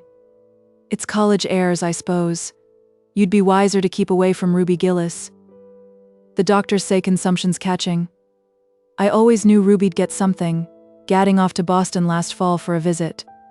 People who ain't content to stay home always catch something. People who don't go visiting catch things too. Sometimes they even die," said Diana solemnly. "Then they don't have themselves to blame for it," retorted Aunt Atossa triumphantly. "I hear you are to be married in June, Diana." "There is no truth in that report," said Diana, blushing. "Well, don't put it off too long," said Aunt Atossa significantly. "You'll fade soon, you're all complexion and hair. And the rights are terrible fickle. You ought to wear a hat, Miss Shirley. Your nose is freckling scandalous. My, but you are red-headed. Well, I suppose we're all as the Lord made us. Give Marilla Cuthbert my respects. She's never been to see me since I come to Avonlea, but I suppose I oughtn't to complain. The Cuthberts always did think themselves a cut higher than anyone else round here." "Oh, isn't she dreadful?" gasped Diana as they escaped down the lane. "She's worse than Miss Eliza Andrews," said Anne. "But then think of living all your life with a name like Atossa. Wouldn't it sour almost anyone? She should have tried to imagine her name was Cordelia. It might have helped her a great deal. It certainly helped me in the days when I didn't like Anne. Josie Pye will be just like her when she grows up," said Diana. "Josie's mother and Aunt Atossa are cousins, you know. Oh dear, I'm glad that's over. She's so malicious, she seems to put a bad flavor in everything. Father tells such a funny story about her. One time they had a minister in Spencerville who was a very good, spiritual man, but very deaf. He couldn't hear any ordinary conversation at all. Well, they used to have a prayer meeting on Sunday evenings, and all the church members present would get up and pray in turn, or say a few words on some Bible verse. But one evening Aunt Atossa bounced up. She didn't either pray or preach. Instead, she lit into everybody else in the church and gave them a fearful raking down, calling them right out by name and telling them how they all had behaved, and casting up all the quarrels and scandals of the past 10 years. Finally, she wound up by saying that she was disgusted with Spencervale Church and she never meant to darken its door again, and she hoped a fearful judgment would come upon it. Then she sat down out of breath, and the minister, who hadn't heard a word she said, immediately remarked in a very devout voice, "Amen. The Lord grant our dear sister's prayer. You ought to hear Father tell the story." "Speaking of stories, Diana," remarked Anne in a significant, confidential tone, "do you know that lately I have been wondering if I could write a short story? A story that would be good enough to be published?" "Why, of course you could," said Diana, after she had grasped the amazing suggestion. "You used to write perfectly thrilling stories years ago in our old story club." "Well, I hardly meant one of that kind of stories," smiled Anne. "I've been thinking about it a little of late, but I'm almost afraid to try, for if I should fail, it would be too humiliating. I heard Priscilla say once that all Mrs. Morgan's first stories were rejected. But I'm sure yours wouldn't be, Anne, for it's likely editors have more sense nowadays. Margaret Burton, one of the junior girls at Redmond, wrote a story last winter, and it was published in the Canadian Woman. I really do think I could write one at least as good. And will you have it published in the Canadian Woman?" "I might try one of the bigger magazines first.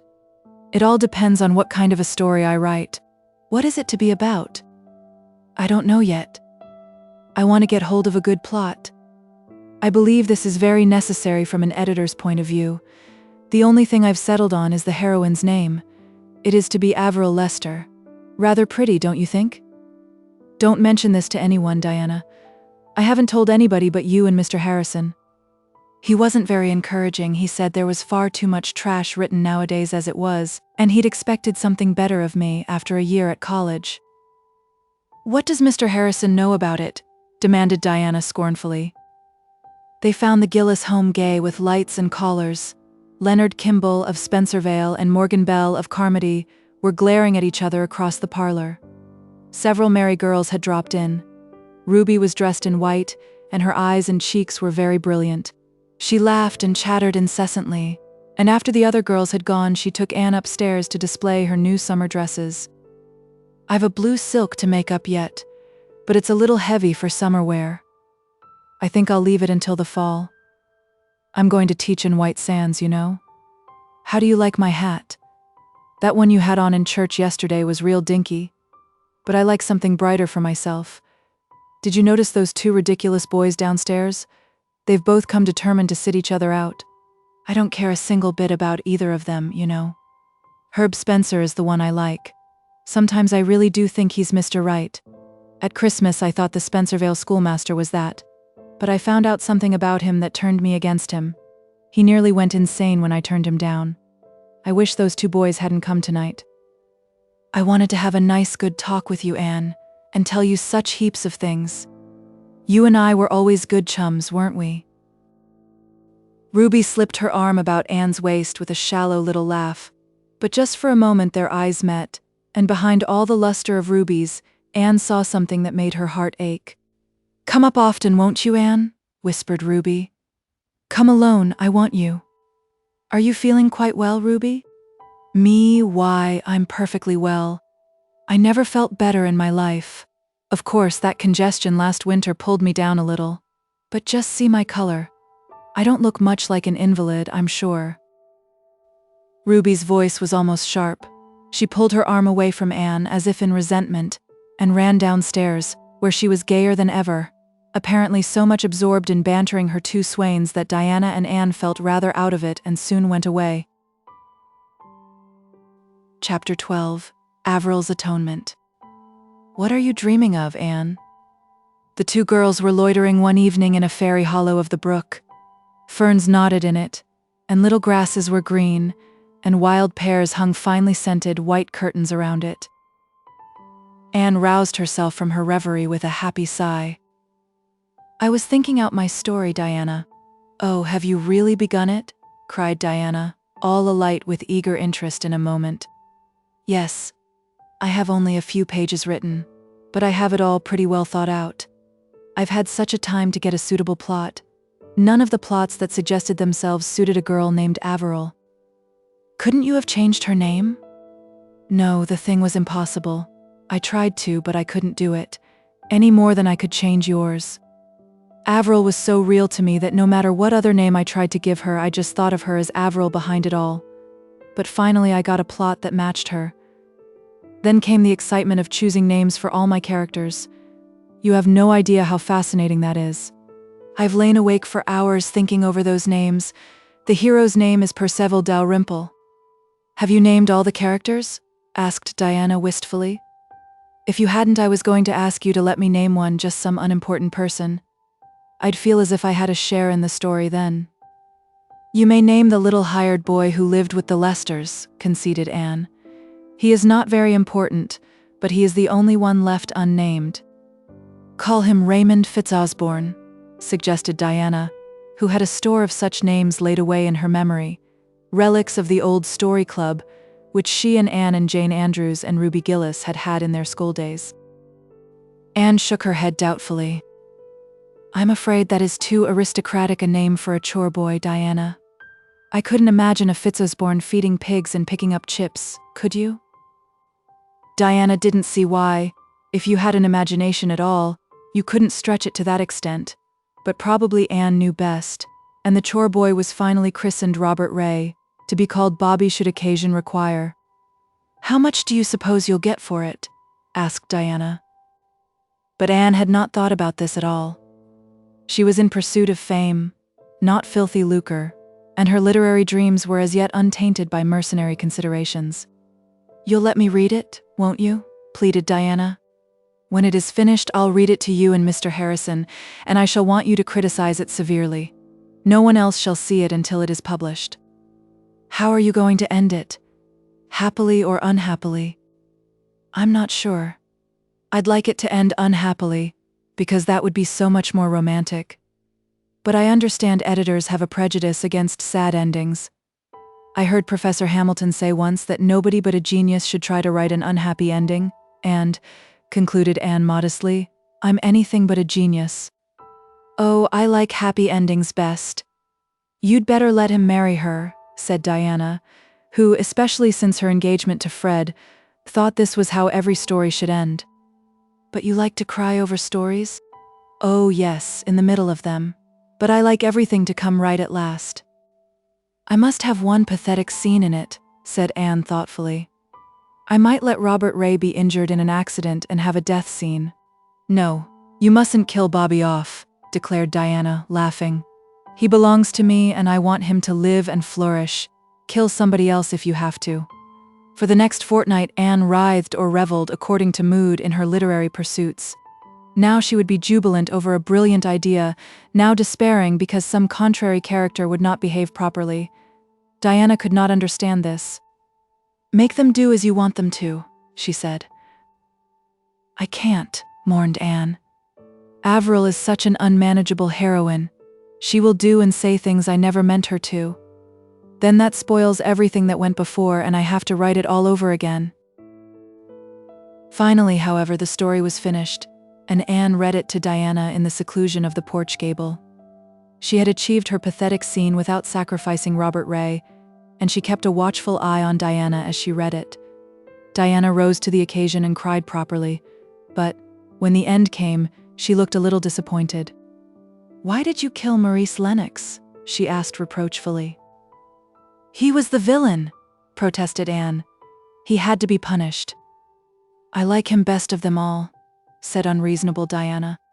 Well, he's dead and he'll have to stay dead, said Anne rather resentfully. If I had let him live, he'd have gone on persecuting Averil and Percival. Yes, unless you had reformed him. That wouldn't have been romantic. And besides, it would have made the story too long.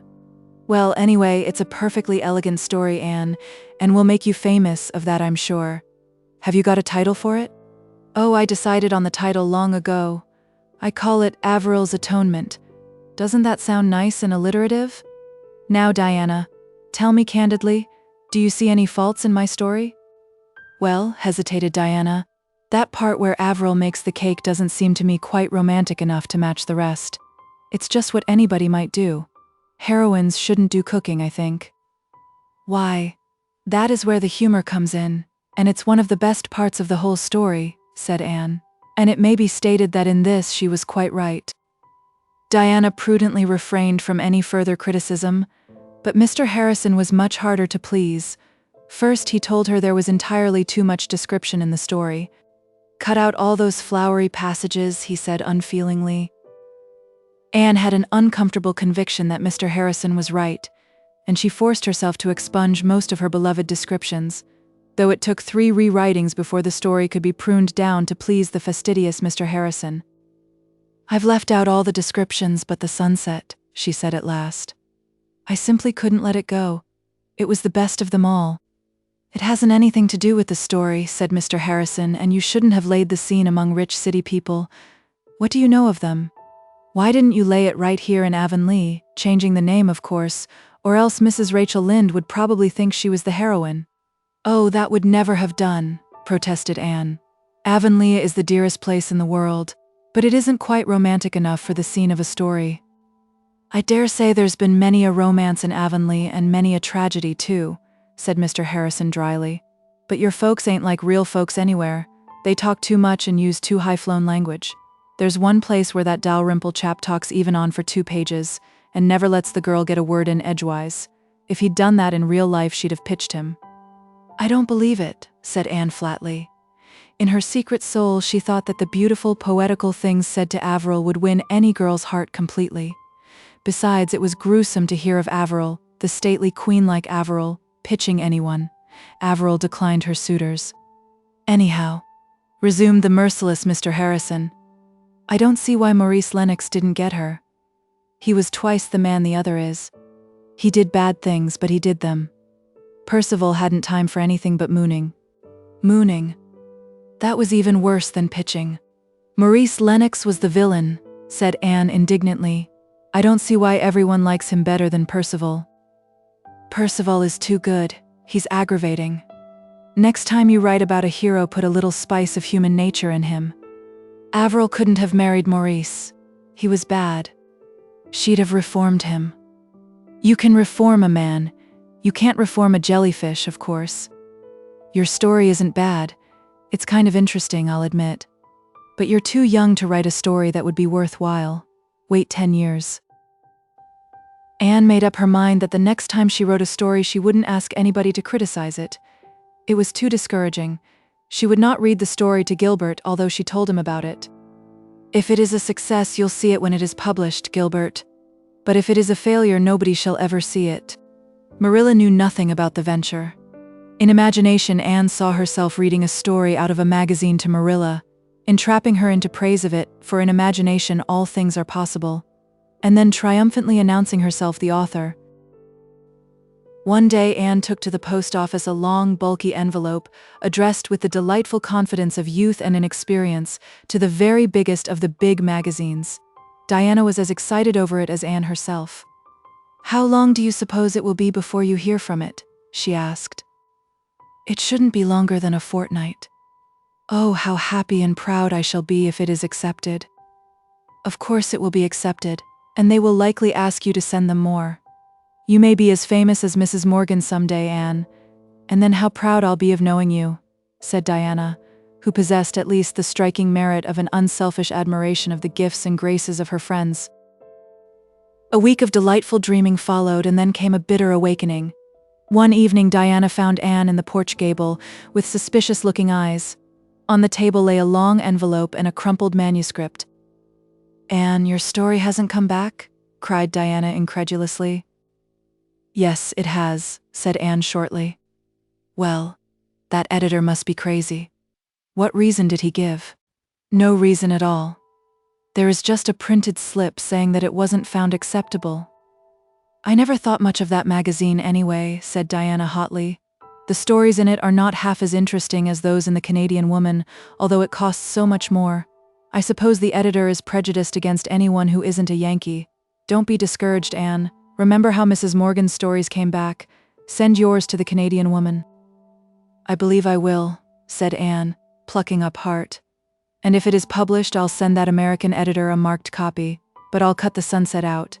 I believe Mr. Harrison was right." Out came the sunset.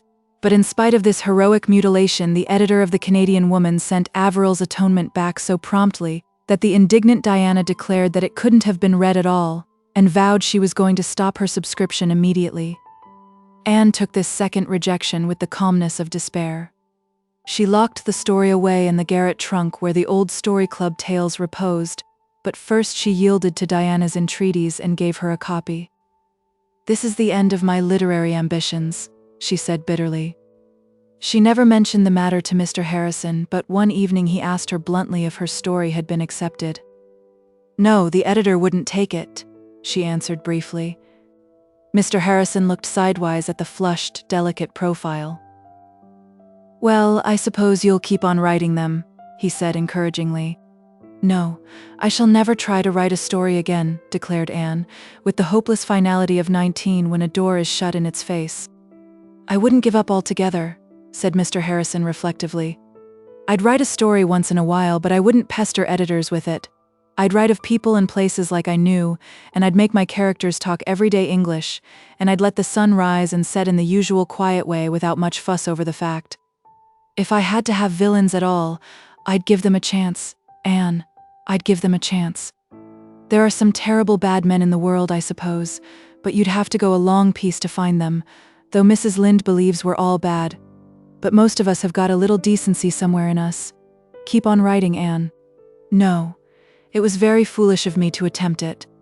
When I'm through Redmond, I'll stick to teaching. I can teach. I can't write stories." "It'll be time for you to be getting a husband when you're through Redmond," said Mr. Harrison. "I don't believe in putting marrying off too long like I did." Anne got up and marched home. There were times when Mr. Harrison was really intolerable. Pitching, mooning, and getting a husband. Ow. Chapter 13. The Way of Transgressors. Davy and Dora were ready for Sunday school. They were going alone, which did not often happen, for Mrs. Lynde always attended Sunday school. But Mrs. Lynde had twisted her ankle and was lame, so she was staying home this morning. The twins were also to represent the family at church, for Anne had gone away the evening before to spend Sunday with friends in Carmody, and Marilla had one of her headaches. Davy came downstairs slowly. Dora was waiting in the hall for him, having been made ready by Mrs. Lynde. Davy had attended to his own preparations.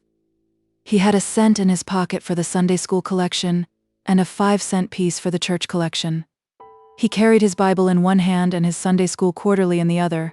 He knew his lesson and his golden text and his catechism question perfectly. Had he not studied them perforce in Mrs. Lynde's kitchen all last Sunday afternoon? Davy, therefore, should have been in a placid frame of mind. As a matter of fact, despite text and catechism, he was inwardly as a ravening wolf. Mrs. Lynde limped out of her kitchen as he joined Dora. "Are you clean?" she demanded severely. "Yes, all of me that shows," Davy answered with a defiant scowl. Mrs. Rachel sighed. She had her suspicions about Davy's neck and ears. But she knew that if she attempted to make a personal examination, Davy would likely take to his heels and she could not pursue him today. "Well, be sure you behave yourselves," she warned them. "Don't walk in the dust. Don't stop in the porch to talk to the other children. Don't squirm or wriggle in your places. Don't forget the golden text. Don't lose your collection or forget to put it in. Don't whisper at prayer time, and don't forget to pay attention to the sermon." Davy deigned no response.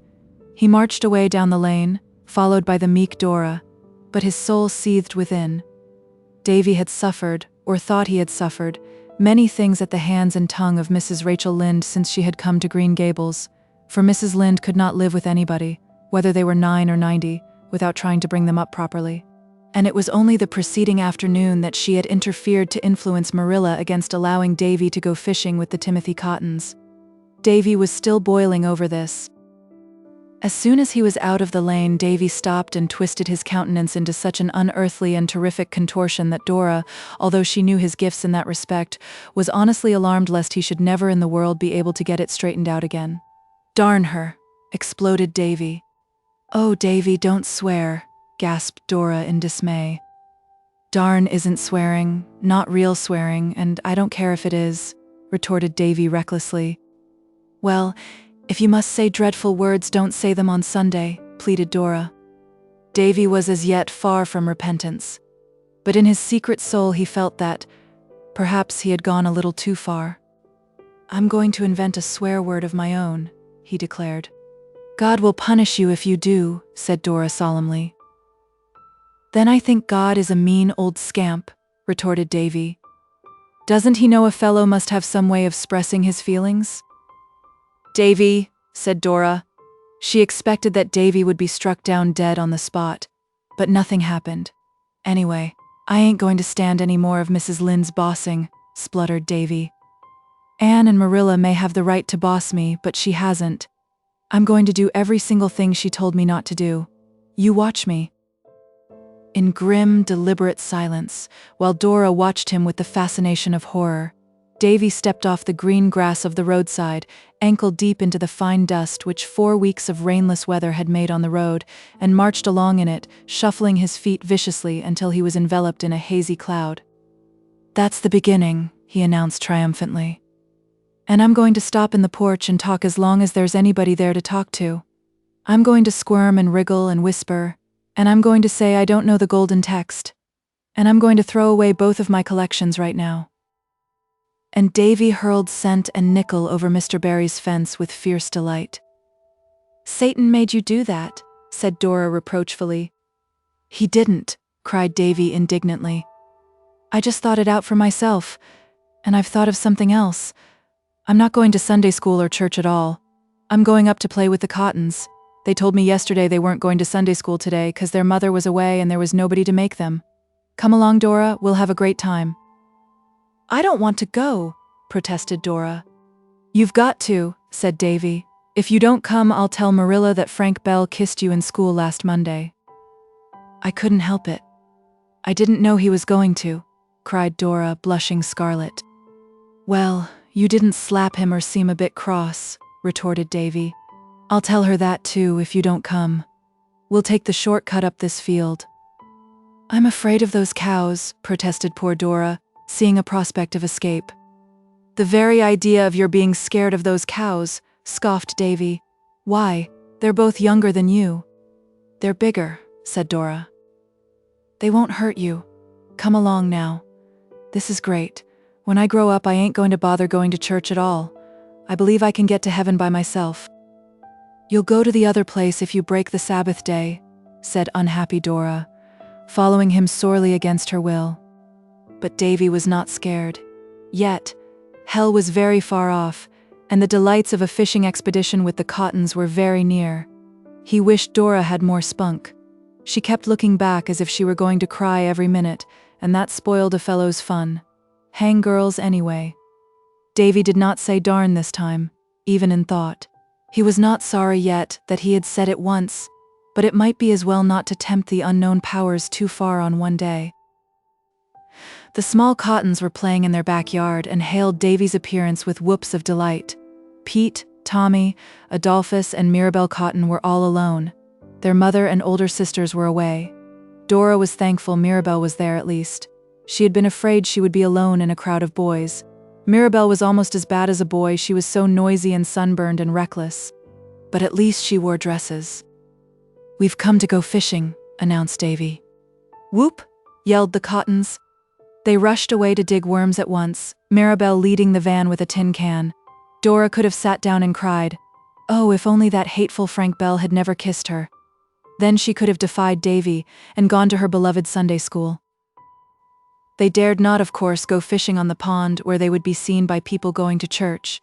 They had to resort to the brook in the woods behind the cotton house. But it was full of trout, and they had a glorious time that morning. At least the Cottons certainly had, and Davy seemed to have it. Not being entirely bereft of prudence, he had discarded boots and stockings and borrowed Tommy Cotton's overalls. Thus accoutered, bog and marsh and undergrowth had no terrors for him. Dora was frankly and manifestly miserable. She followed the others in their peregrinations from pool to pool, clasping her Bible and quarterly tightly and thinking with bitterness of soul of her beloved class where she should be sitting that very moment, before a teacher she adored. Instead, here she was roaming the woods with those half-wild Cottons, trying to keep her boots clean and her pretty white dress free from rents and stains. Mirabel had offered the loan of an apron, but Dora had scornfully refused. The trout bit as they always do on Sundays. In an hour the transgressors had all the fish they wanted, so they returned to the house, much to Dora's relief. She sat primly on a hen coop in the yard while the others played an uproarious game of tag, and then they all climbed to the top of the pig house roof and cut their initials on the saddleboard. The flat-roofed hen house and a pile of straw beneath gave Davy another inspiration. They spent a splendid half-hour climbing on the roof and diving off into the straw with whoops and yells. But even unlawful pleasures must come to an end. When the rumble of wheels over the pond bridge told that people were going home from church, Davy knew they must go. He discarded Tommy's overalls, resumed his own rightful attire, and turned away from his string of trout with a sigh. No use to think of taking them home. "Well, hadn't we a splendid time?" he demanded defiantly as they went down the hill field. "I hadn't," said Dora flatly. "And I don't believe you had really either," she added, with a flash of insight that was not to be expected of her. "I had so," cried Davy, but in the voice of one who doth protest too much. "No wonder you hadn't, just sitting there like a mule." "I ain't going to associate with the Cottons," said Dora loftily. "The Cottons are all right," retorted Davy, "and they have far better times than we have. They do just as they please and say just what they like before everybody. I'm going to do that too after this." "There are lots of things you wouldn't dare say before everybody," averred Dora. "No, there isn't." "There is too." "Would you?" demanded Dora gravely. "Would you say tomcat before the minister?" This was a staggerer. Davy was not prepared for such a concrete example of the freedom of speech. But one did not have to be consistent with Dora. "Of course not," he admitted sulkily. "Tomcat isn't a holy word. I wouldn't mention such an animal before a minister at all." "But if you had to?" persisted Dora, I'd call it a Thomas pussy, said Davy. I think gentleman cat would be more polite, reflected Dora. You thinking? Retorted Davy with withering scorn. Davy was not feeling comfortable, though he would have died before he admitted it to Dora. Now that the exhilaration of truant delights had died away, his conscience was beginning to give him salutary twinges. After all, perhaps it would have been better to have gone to Sunday school and church. Mrs. Lynde might be bossy, but there was always a box of cookies in her kitchen cupboard, and she was not stingy. At this inconvenient moment, Davy remembered that when he had torn his new school pants the week before, Mrs. Lynde had mended them beautifully and never said a word to Marilla about them. But Davy's cup of iniquity was not yet full. He was to discover that one sin demands another to cover it. They had dinner with Mrs. Lynde that day, and the first thing she asked Davy was, "Were all your class in Sunday school today?" "Yes, ma'am," said Davy with a gulp. "All were there except one." "Did you say your golden text and catechism?" "Yes, ma'am." "Did you put your collection in?" "Yes, ma'am." "Was Mrs. Malcolm MacPherson in church?" "I don't know." This, at least, was the truth, thought wretched Davy. "Was the Ladies' Aid announced for next week?" "Yes, ma'am," quakingly. "Was prayer meeting?" I don't know." "You should know. You should listen more attentively to the announcements." "What was Mr. Harvey's text?" Davy took a frantic gulp of water and swallowed it, and the last protest of conscience together. He glibly recited an old golden text learned several weeks ago. Fortunately, Mrs. Lynde now stopped questioning him, but Davy did not enjoy his dinner. He could only eat one helping of pudding. "What's the matter with you?" demanded justly astonished Mrs. Lynde. "Are you sick?" "No," muttered Davy. "You look pale." "You'd better keep out of the sun this afternoon," admonished Mrs. Lynde. "Do you know how many lies you told Mrs. Lynde?" asked Dora reproachfully as soon as they were alone after dinner. Davy, goaded to desperation, turned fiercely. "I don't know and I don't care," he said. "You just shut up, Dora Keith." Then poor Davy betook himself to a secluded retreat behind the woodpile to think over the way of transgressors. Green Gables was wrapped in darkness and silence when Anne reached home. She lost no time going to bed, for she was very tired and sleepy. There had been several Avonlea jollifications the preceding week, involving rather late hours. Anne's head was hardly on her pillow before she was half asleep, but just then her door was softly opened, and a pleading voice said, "Anne." Anne sat up drowsily. "Davy, is that you? What is the matter?" A white-clad figure flung itself across the floor and onto the bed. "Anne," sobbed Davy, getting his arms about her neck. "I'm awful glad you're home. I couldn't go to sleep till I'd told somebody." "Told somebody what?" "How miserable I am." "Why are you miserable, dear?" "'Cause I was so bad today, Anne. Oh, I was awful badder'n I've ever been yet." "What did you do?" "Oh, I'm afraid to tell you. You'll never like me again, Anne. I couldn't say my prayers tonight. I couldn't tell God what I'd done. I was shamed to have him know. But he knew anyway, Davy." That's what Dora said, but I thought p'raps he mightn't have noticed just at the time. Anyway, I'd rather tell you first. "What is it you did?" Out it all came in a rush. I run away from Sunday school and went fishing with the Cottons, and I told ever so many whoppers to Mrs. Lynde. Oh, most half a dozen, and I said a swear word, Anne, a pretty near swear word anyhow, and I called God names. There was silence. Davy didn't know what to make of it. Was Anne so shocked that she never would speak to him again? "Anne, what are you going to do to me?" he whispered. "Nothing, dear. You've been punished already, I think." "No, I haven't. Nothing's been done to me." "You've been very unhappy ever since you did wrong, haven't you?" "You bet," said Davy emphatically. "That was your conscience punishing you, Davy." "What's my conscience? I want to know." "It's something in you, Davy, that always tells you when you are doing wrong and makes you unhappy if you persist in doing it. Haven't you noticed that?" "Yes, but I didn't know what it was." I wish I didn't have it. I'd have lots more fun. Where is my conscience, Anne? I want to know. Is it in my stomach? No, it's in your soul, answered Anne, thankful for the darkness, since gravity must be preserved in serious matters. I suppose I can't get clear of it then, said Davy with a sigh. Are you going to tell Marilla and Mrs. Lynde on me, Anne? No, dear, I'm not going to tell anyone. You are sorry you were naughty, aren't you? You bet. And you'll never be bad like that again. No, but, added Davy cautiously, I might be bad some other way.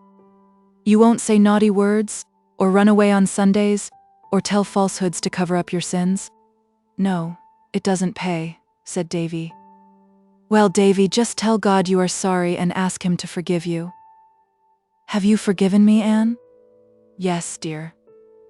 Then said Davy joyously, I don't care much whether God does or not. Davy! Oh, I'll ask him, said Davy quickly, scrambling off the bed, convinced by Anne's tone that he must have said something dreadful. I don't mind asking him, Anne. Please, God. I'm awful sorry I behaved bad today, and I'll try to be good on Sundays always, and please forgive me. There now, Anne. Well now, run off to bed like a good boy. All right. Say, I don't feel miserable anymore. I feel fine. Good night. Good night. Anne slipped down on her pillows with a sigh of relief. Oh, how sleepy she was. In another second. Anne. Davy was back again by her bed. Anne dragged her eyes open. What is it now, dear? She asked, trying to keep a note of impatience out of her voice. Anne, have you ever noticed how Mr. Harrison spits? Do you suppose if I practice hard, I can learn to spit just like him? Anne sat up. Davy Keith, she said, go straight to your bed and don't let me catch you out of it again tonight. Go, now. Davy went, and stood not upon the order of his going. Chapter 14. The Summons. Anne was sitting with Ruby Gillis in the Gillis's garden after the day had crept lingeringly through it and was gone. It had been a warm, smoky summer afternoon. The world was in a splendor of outflowering. The idle valleys were full of hazes. The woodways were pranked with shadows and the fields with the purple of the asters. Anne had given up a moonlight drive to the White Sands beach that she might spend the evening with Ruby. She had so spent many evenings that summer, although she often wondered what good it did anyone, and sometimes went home deciding that she could not go again. Ruby grew paler as the summer waned. The White Sands school was given up. Her father thought it better that she shouldn't teach till New Year's, and the fancy work she loved oftener and oftener fell from hands grown too weary for it. But she was always gay, always hopeful, always chattering and whispering of her beaux, and their rivalries and despairs. It was this that made Anne's visits hard for her. What had once been silly or amusing was gruesome. Now, it was death peering through a willful mask of life. Yet Ruby seemed to cling to her, and never let her go until she had promised to come again soon. Mrs. Lynde grumbled about Anne's frequent visits, and declared she would catch consumption. Even Marilla was dubious. Every time you go to see Ruby, you come home looking tired out, she said. It's so very sad and dreadful, said Anne in a low tone. Ruby doesn't seem to realize her condition in the least, and yet I somehow feel she needs help, craves it, and I want to give it to her and can't. All the time I'm with her, I feel as if I were watching her struggle with an invisible foe, trying to push it back with such feeble resistance as she has. That is why I come home tired. But tonight Anne did not feel this so keenly. Ruby was strangely quiet. She said not a word about parties and drives and dresses and fellows. She lay in the hammock, with her untouched work beside her, and a white shawl wrapped about her thin shoulders. Her long yellow braids of hair, how Anne had envied those beautiful braids in old school days, lay on either side of her. She had taken the pins out. They made her head ache, she said. The hectic flush was gone for the time, leaving her pale and childlike. The moon rose in the silvery sky, imperiling the clouds around her. Below, the pond shimmered in its hazy radiance. Just beyond the Gillis homestead was the church, with the old graveyard beside it. The moonlight shone on the white stones, bringing them out in clear-cut relief against the dark trees behind. "How strange the graveyard looks by moonlight," said Ruby suddenly. "How ghostly," she shuddered. "Anne, it won't be long now before I'll be lying over there. You and Diana and all the rest will be going about, full of life, and I'll be there in the old graveyard, dead." The surprise of it bewildered Anne. For a few moments she could not speak. "You know it's so, don't you?" said Ruby insistently. "Yes, I know," answered Anne in a low tone. "Dear Ruby, I know." "Everybody knows it," said Ruby bitterly. "I know it. I've known it all summer, though I wouldn't give in. And, oh, Anne," she reached out and caught Anne's hand pleadingly, impulsively. "I don't want to die. I'm afraid to die." "Why should you be afraid, Ruby?" asked Anne quietly. Because, oh, I'm not afraid but that I'll go to heaven, Anne. I'm a church member. But it'll be all so different, I think, and I get so frightened and homesick. Heaven must be very beautiful, of course. The Bible says so, but, Anne, it won't be what we've been used to." Through Anne's mind drifted an intrusive recollection of a funny story she had heard Philippa Gordon tell. The story of some old man who had said very much the same thing about the world to come. It had sounded funny then. She remembered how she and Priscilla had laughed over it. But it did not seem in the least humorous now, coming from Ruby's pale, trembling lips. It was sad, tragic, and true. Heaven could not be what Ruby had been used to. There had been nothing in her gay, frivolous life, her shallow ideals and aspirations, to fit her for that great change, or make the life to come seem to her anything but alien and unreal and undesirable. Anne wondered helplessly what she could say that would help her. Could she say anything? "I think, Ruby," she began hesitatingly, for it was difficult for Anne to speak to any one of the deepest thoughts of her heart, or the new ideas that had vaguely begun to shape themselves in her mind, concerning the great mysteries of life here and hereafter, superseding her old childish conceptions, and it was hardest of all to speak of them to such as Ruby Gillis. "I think, perhaps, we have very mistaken ideas about heaven, what it is and what it holds for us. I don't think it can be so very different from life here as most people seem to think. I believe we'll just go on living, a good deal as we live here, and be ourselves just the same, only it will be easier to be good and to follow the highest. All the hindrances and perplexities will be taken away, and we shall see clearly. Don't be afraid, Ruby." "I can't help it," said Ruby pitifully. "Even if what you say about heaven is true and you can't be sure, it may be only that imagination of yours. It won't be just the same. It can't be. I want to go on living here. I'm so young, Anne. I haven't had my life. I've fought so hard to live, and it isn't any use. I have to die and leave everything I care for." Anne sat in a pain that was almost intolerable. She could not tell comforting falsehoods, and all that Ruby said was so horribly true. She was leaving everything she cared for. She had laid up her treasures on earth only. She had lived solely for the little things of life, the things that pass, forgetting the great things that go onward into eternity, bridging the gulf between the two lives and making of death a mere passing from one dwelling to the other, from twilight to unclouded day. God would take care of her there. Anne believed she would learn, but now it was no wonder her soul clung, in blind helplessness, to the only things she knew and loved.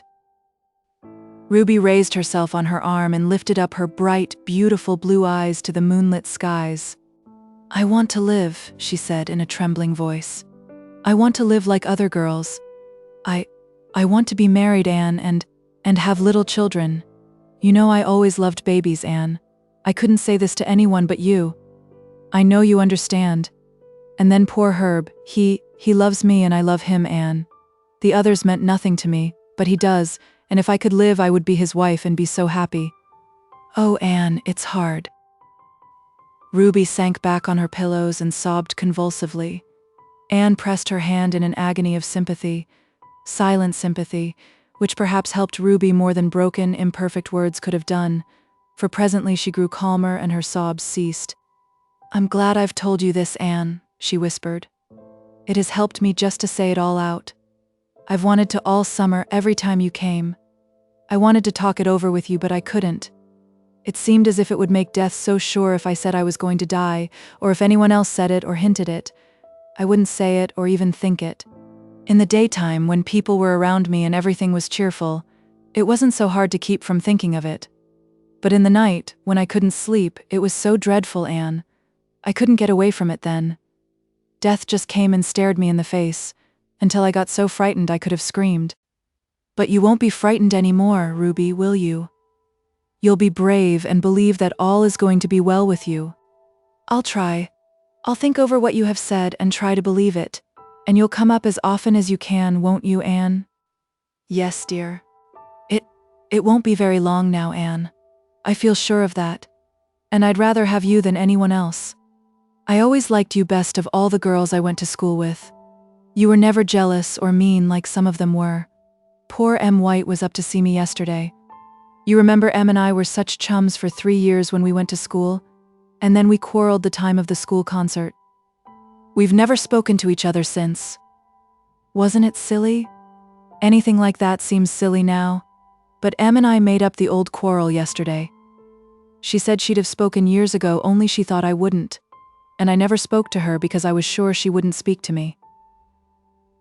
Isn't it strange how people misunderstand each other, Anne? Most of the trouble in life comes from misunderstanding, I think, said Anne. I must go now, Ruby. It's getting late, and you shouldn't be out in the damp. You'll come up soon again. Yes, very soon. And if there's anything I can do to help you, I'll be so glad. I know. You have helped me already. Nothing seems quite so dreadful now. Good night, Anne. Good night, dear. Anne walked home very slowly in the moonlight. The evening had changed something for her. Life held a different meaning, a deeper purpose. On the surface it would go on just the same, but the deeps had been stirred. It must not be with her as with poor butterfly Ruby. When she came to the end of one life, it must not be to face the next with the shrinking terror of something wholly different, something for which accustomed thought and ideal and aspiration had unfitted her. The little things of life, sweet and excellent in their place, must not be the things lived for. The highest must be sought and followed. The life of heaven must be begun here on earth. That good night in the garden was for all time. Anne never saw Ruby in life again. The next night the AVIs gave a farewell party to Jane Andrews before her departure for the West. And, while light feet danced and bright eyes laughed and merry tongues chattered, there came a summons to a soul in Avonlea that might not be disregarded or evaded. The next morning the word went from house to house that Ruby Gillis was dead. She had died in her sleep, painlessly and calmly, and on her face was a smile as if, after all, death had come as a kindly friend to lead her over the threshold, instead of the grisly phantom she had dreaded. Mrs. Rachel Lynde said emphatically after the funeral that Ruby Gillis was the handsomest corpse she ever laid eyes on. Her loveliness, as she lay white-clad among the delicate flowers that Anne had placed about her, was remembered and talked of for years in Avonlea. Ruby had always been beautiful, but her beauty had been of the earth. Earthy. It had had a certain insolent quality in it, as if it flaunted itself in the beholder's eye. Spirit had never shone through it, intellect had never refined it. But death had touched it and consecrated it, bringing out delicate modelings and purity of outline never seen before, doing what life and love and great sorrow and deep womanhood joys might have done for Ruby. Anne, looking down through a mist of tears at her old playfellow, thought she saw the face God had meant Ruby to have, and remembered it so always. Mrs. Gillis called Anne aside into a vacant room before the funeral procession left the house, and gave her a small packet. "I want you to have this," she sobbed. "Ruby would have liked you to have it. It's the embroidered centerpiece she was working at. It isn't quite finished. The needle is sticking in it just where her poor little fingers put it the last time she laid it down, the afternoon before she died." "There's always a piece of unfinished work left," said Mrs. Lynde with tears in her eyes. "But I suppose there's always someone to finish it. How difficult it is to realize that one we have always known can really be dead," said Anne, as she and Diana walked home. "Ruby is the first of our schoolmates to go. One by one, sooner or later, all the rest of us must follow." "Yes, I suppose so," said Diana uncomfortably. She did not want to talk of that. She would have preferred to have discussed the details of the funeral, the splendid white velvet casket Mr. Gillis had insisted on having for Ruby. The Gilleses must always make a splurge, even at funerals, quoth Mrs. Rachel Lynde, Herb Spencer's sad face, the uncontrolled, hysteric grief of one of Ruby's sisters. But Anne would not talk of these things. She seemed wrapped in a reverie in which Diana felt lonesomely that she had neither lot nor part. Ruby Gillis was a great girl to laugh, said Davy suddenly. Will she laugh as much in heaven as she did in Avonlea, Anne? I want to know. Yes, I think she will, said Anne. Oh, Anne, protested Diana, with a rather shocked smile. Well, why not, Diana? Asked Anne seriously. Do you think we'll never laugh in heaven? Oh, I don't know, floundered Diana. It doesn't seem just right, somehow.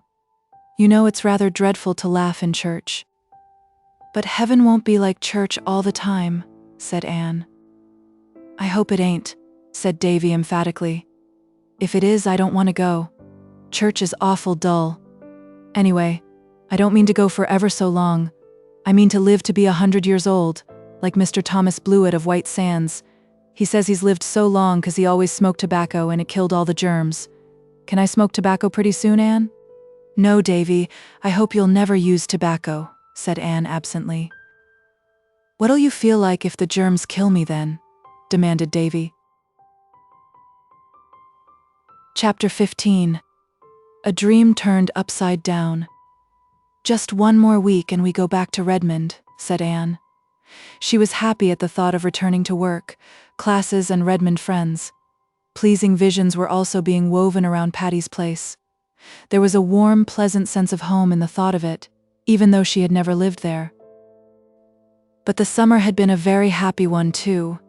A time of glad living with summer suns and skies, a time of keen delight in wholesome things, a time of renewing and deepening of old friendships, a time in which she had learned to live more nobly, to work more patiently, to play more heartily. All life lessons are not learned at college, she thought. Life teaches them everywhere. But alas, the final week of that pleasant vacation was spoiled for Anne by one of those impish happenings which are like a dream turned upside down. Been writing any more stories lately? Inquired Mr. Harrison genially one evening when Anne was taking tea with him and Mrs. Harrison. No, answered Anne, rather crisply. Well, no offense meant. Mrs. Hiram Sloane told me the other day that a big envelope addressed to the Rollings Reliable Baking Powder Company of Montreal had been dropped into the post office box a month ago, and she suspicioned that somebody was trying for the prize they'd offered for the best story that introduced the name of their baking powder. She said it wasn't addressed in your writing, but I thought maybe it was you. Indeed, no. I saw the prize offer, but I'd never dream of competing for it. I think it would be perfectly disgraceful to write a story to advertise a baking powder. It would be almost as bad as Judson Parker's patent medicine fence. So spake Anne loftily, little dreaming of the valley of humiliation awaiting her. That very evening Diana popped into the porch gable, bright-eyed and rosy-cheeked, carrying a letter. Oh, Anne, here's a letter for you. I was at the office, so I thought I'd bring it along. Do open it quick. If it is what I believe it is, I shall just be wild with delight. Anne, puzzled, opened the letter and glanced over the typewritten contents. Miss Anne Shirley, Green Gables, Avonlea, Prince Edward Island. Dear Madam, we have much pleasure in informing you that your charming story, Averil's Atonement, has won the prize of $25 offered in our recent competition. We enclose the check herewith. We are arranging for the publication of the story in several prominent Canadian newspapers, and we also intend to have it printed in pamphlet form for distribution among our patrons. Thanking you for the interest you have shown in our enterprise. We remain, yours very truly, the Rollings Reliable Baking Powder Company. I don't understand, said Anne blankly. Diana clapped her hands. Oh, I knew it would win the prize, I was sure of it. I sent your story into the competition, Anne. Diana, Barry. Yes, I did, said Diana gleefully, perching herself on the bed. When I saw the offer, I thought of your story in a minute, and at first I thought I'd ask you to send it in, but then I was afraid you wouldn't. You had so little faith left in it. So I just decided I'd send the copy you gave me, and say nothing about it. Then if it didn't win the prize, you'd never know and you wouldn't feel badly over it, because the stories that failed were not to be returned, and if it did, you'd have such a delightful surprise. Deanna was not the most discerning of mortals, but just at this moment it struck her that Anne was not looking exactly overjoyed. The surprise was there, beyond doubt, but where was the delight? "Why, Anne, you don't seem a bit pleased," she exclaimed. Anne instantly manufactured a smile and put it on. "Of course I couldn't be anything but pleased over your unselfish wish to give me pleasure," she said slowly. "But you know, I'm so amazed I can't realize it, and I don't understand. There wasn't a word in my story about Anne choked a little over the word baking powder." "Oh, I put that in," said Diana, reassured. "It was as easy as wink, and of course my experience in our old story club helped me. You know the scene where Averil makes the cake? Well, I just stated that she used the Rollings Reliable in it, and that was why it turned out so well. And then in the last paragraph where Percival clasps Averil in his arms and says, 'Sweetheart, the beautiful coming years will bring us the fulfillment of our home of dreams,' I added, 'in which we will never use any baking powder except Rollings Reliable.'" "Oh," gasped poor Anne, as if someone had dashed cold water on her. "And you've won the $25? Continued Diana jubilantly. "Why, I heard Priscilla say once that the Canadian woman only pays $5 for a story." Anne held out the hateful pink slip in shaking fingers. "I can't take it. It's yours by right, Diana. You sent the story in and made the alterations. I would certainly never have sent it, so you must take the check." "I'd like to see myself," said Diana scornfully. "Why, what I did wasn't any trouble. The honor of being a friend of the prize winner is enough for me. Well, I must go. I should have gone straight home from the post office, for we have company, but I simply had to come and hear the news. I'm so glad for your sake, Anne." Anne suddenly bent forward, put her arms about Diana, and kissed her cheek.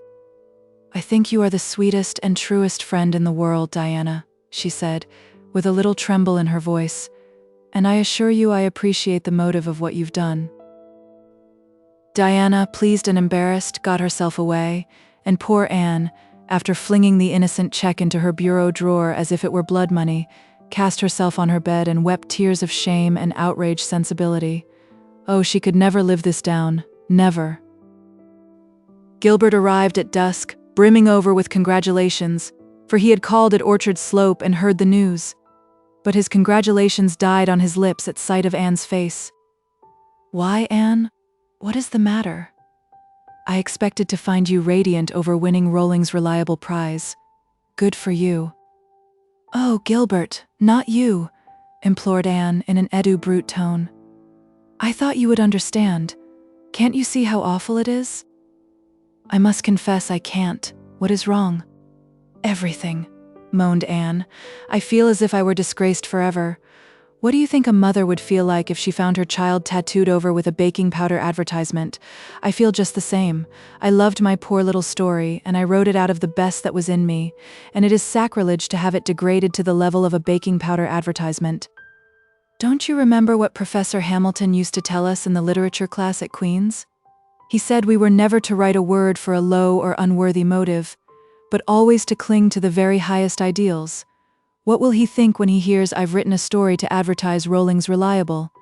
And oh, when it gets out at Redmond, think how I'll be teased and laughed at."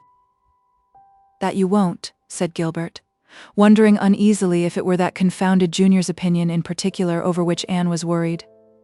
"The Reds will think just as I thought, that you, being like 9 out of 10 of us, not overburdened with worldly wealth, had taken this way of earning an honest penny to help yourself through the year.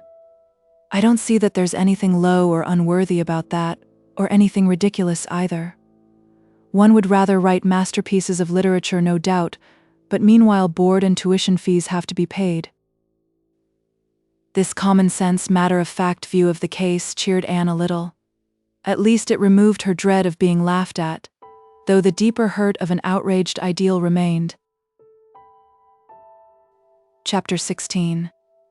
Adjusted Relationships. "It's the homiest spot I ever saw. It's homier than home," avowed Philippa Gordon, looking about her with delighted eyes. They were all assembled at twilight in the big living room at Patty's place, Anne and Priscilla, Phil and Stella, Aunt Jamesina, Rusty, Joseph, the Sarah cat, and Gog and Magog.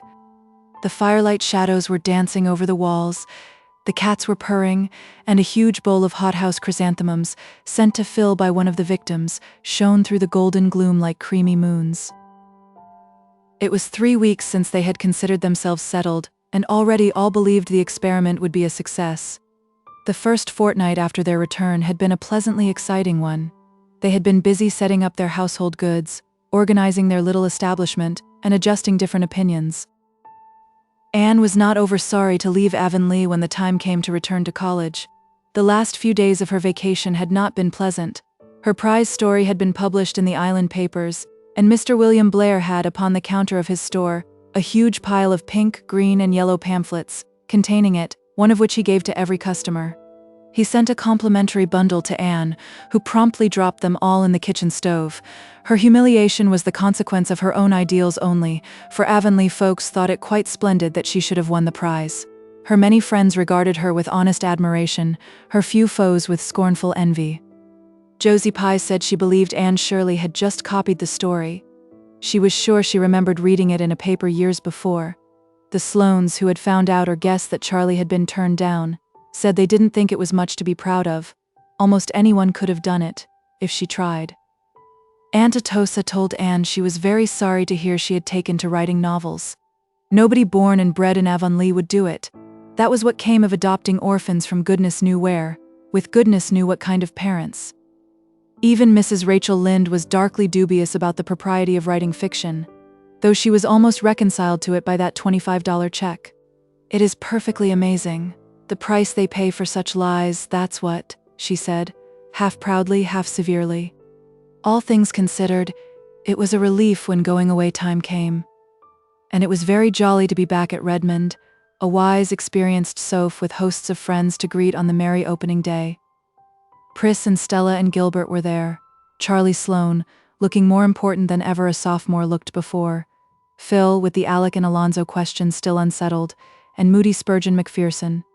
Moody Spurgeon had been teaching school ever since leaving Queen's, but his mother had concluded it was high time he gave it up and turned his attention to learning how to be a minister. Poor Moody Spurgeon fell on hard luck at the very beginning of his college career. Half a dozen ruthless sophs, who were among his fellow boarders, swooped down upon him one night and shaved half of his head.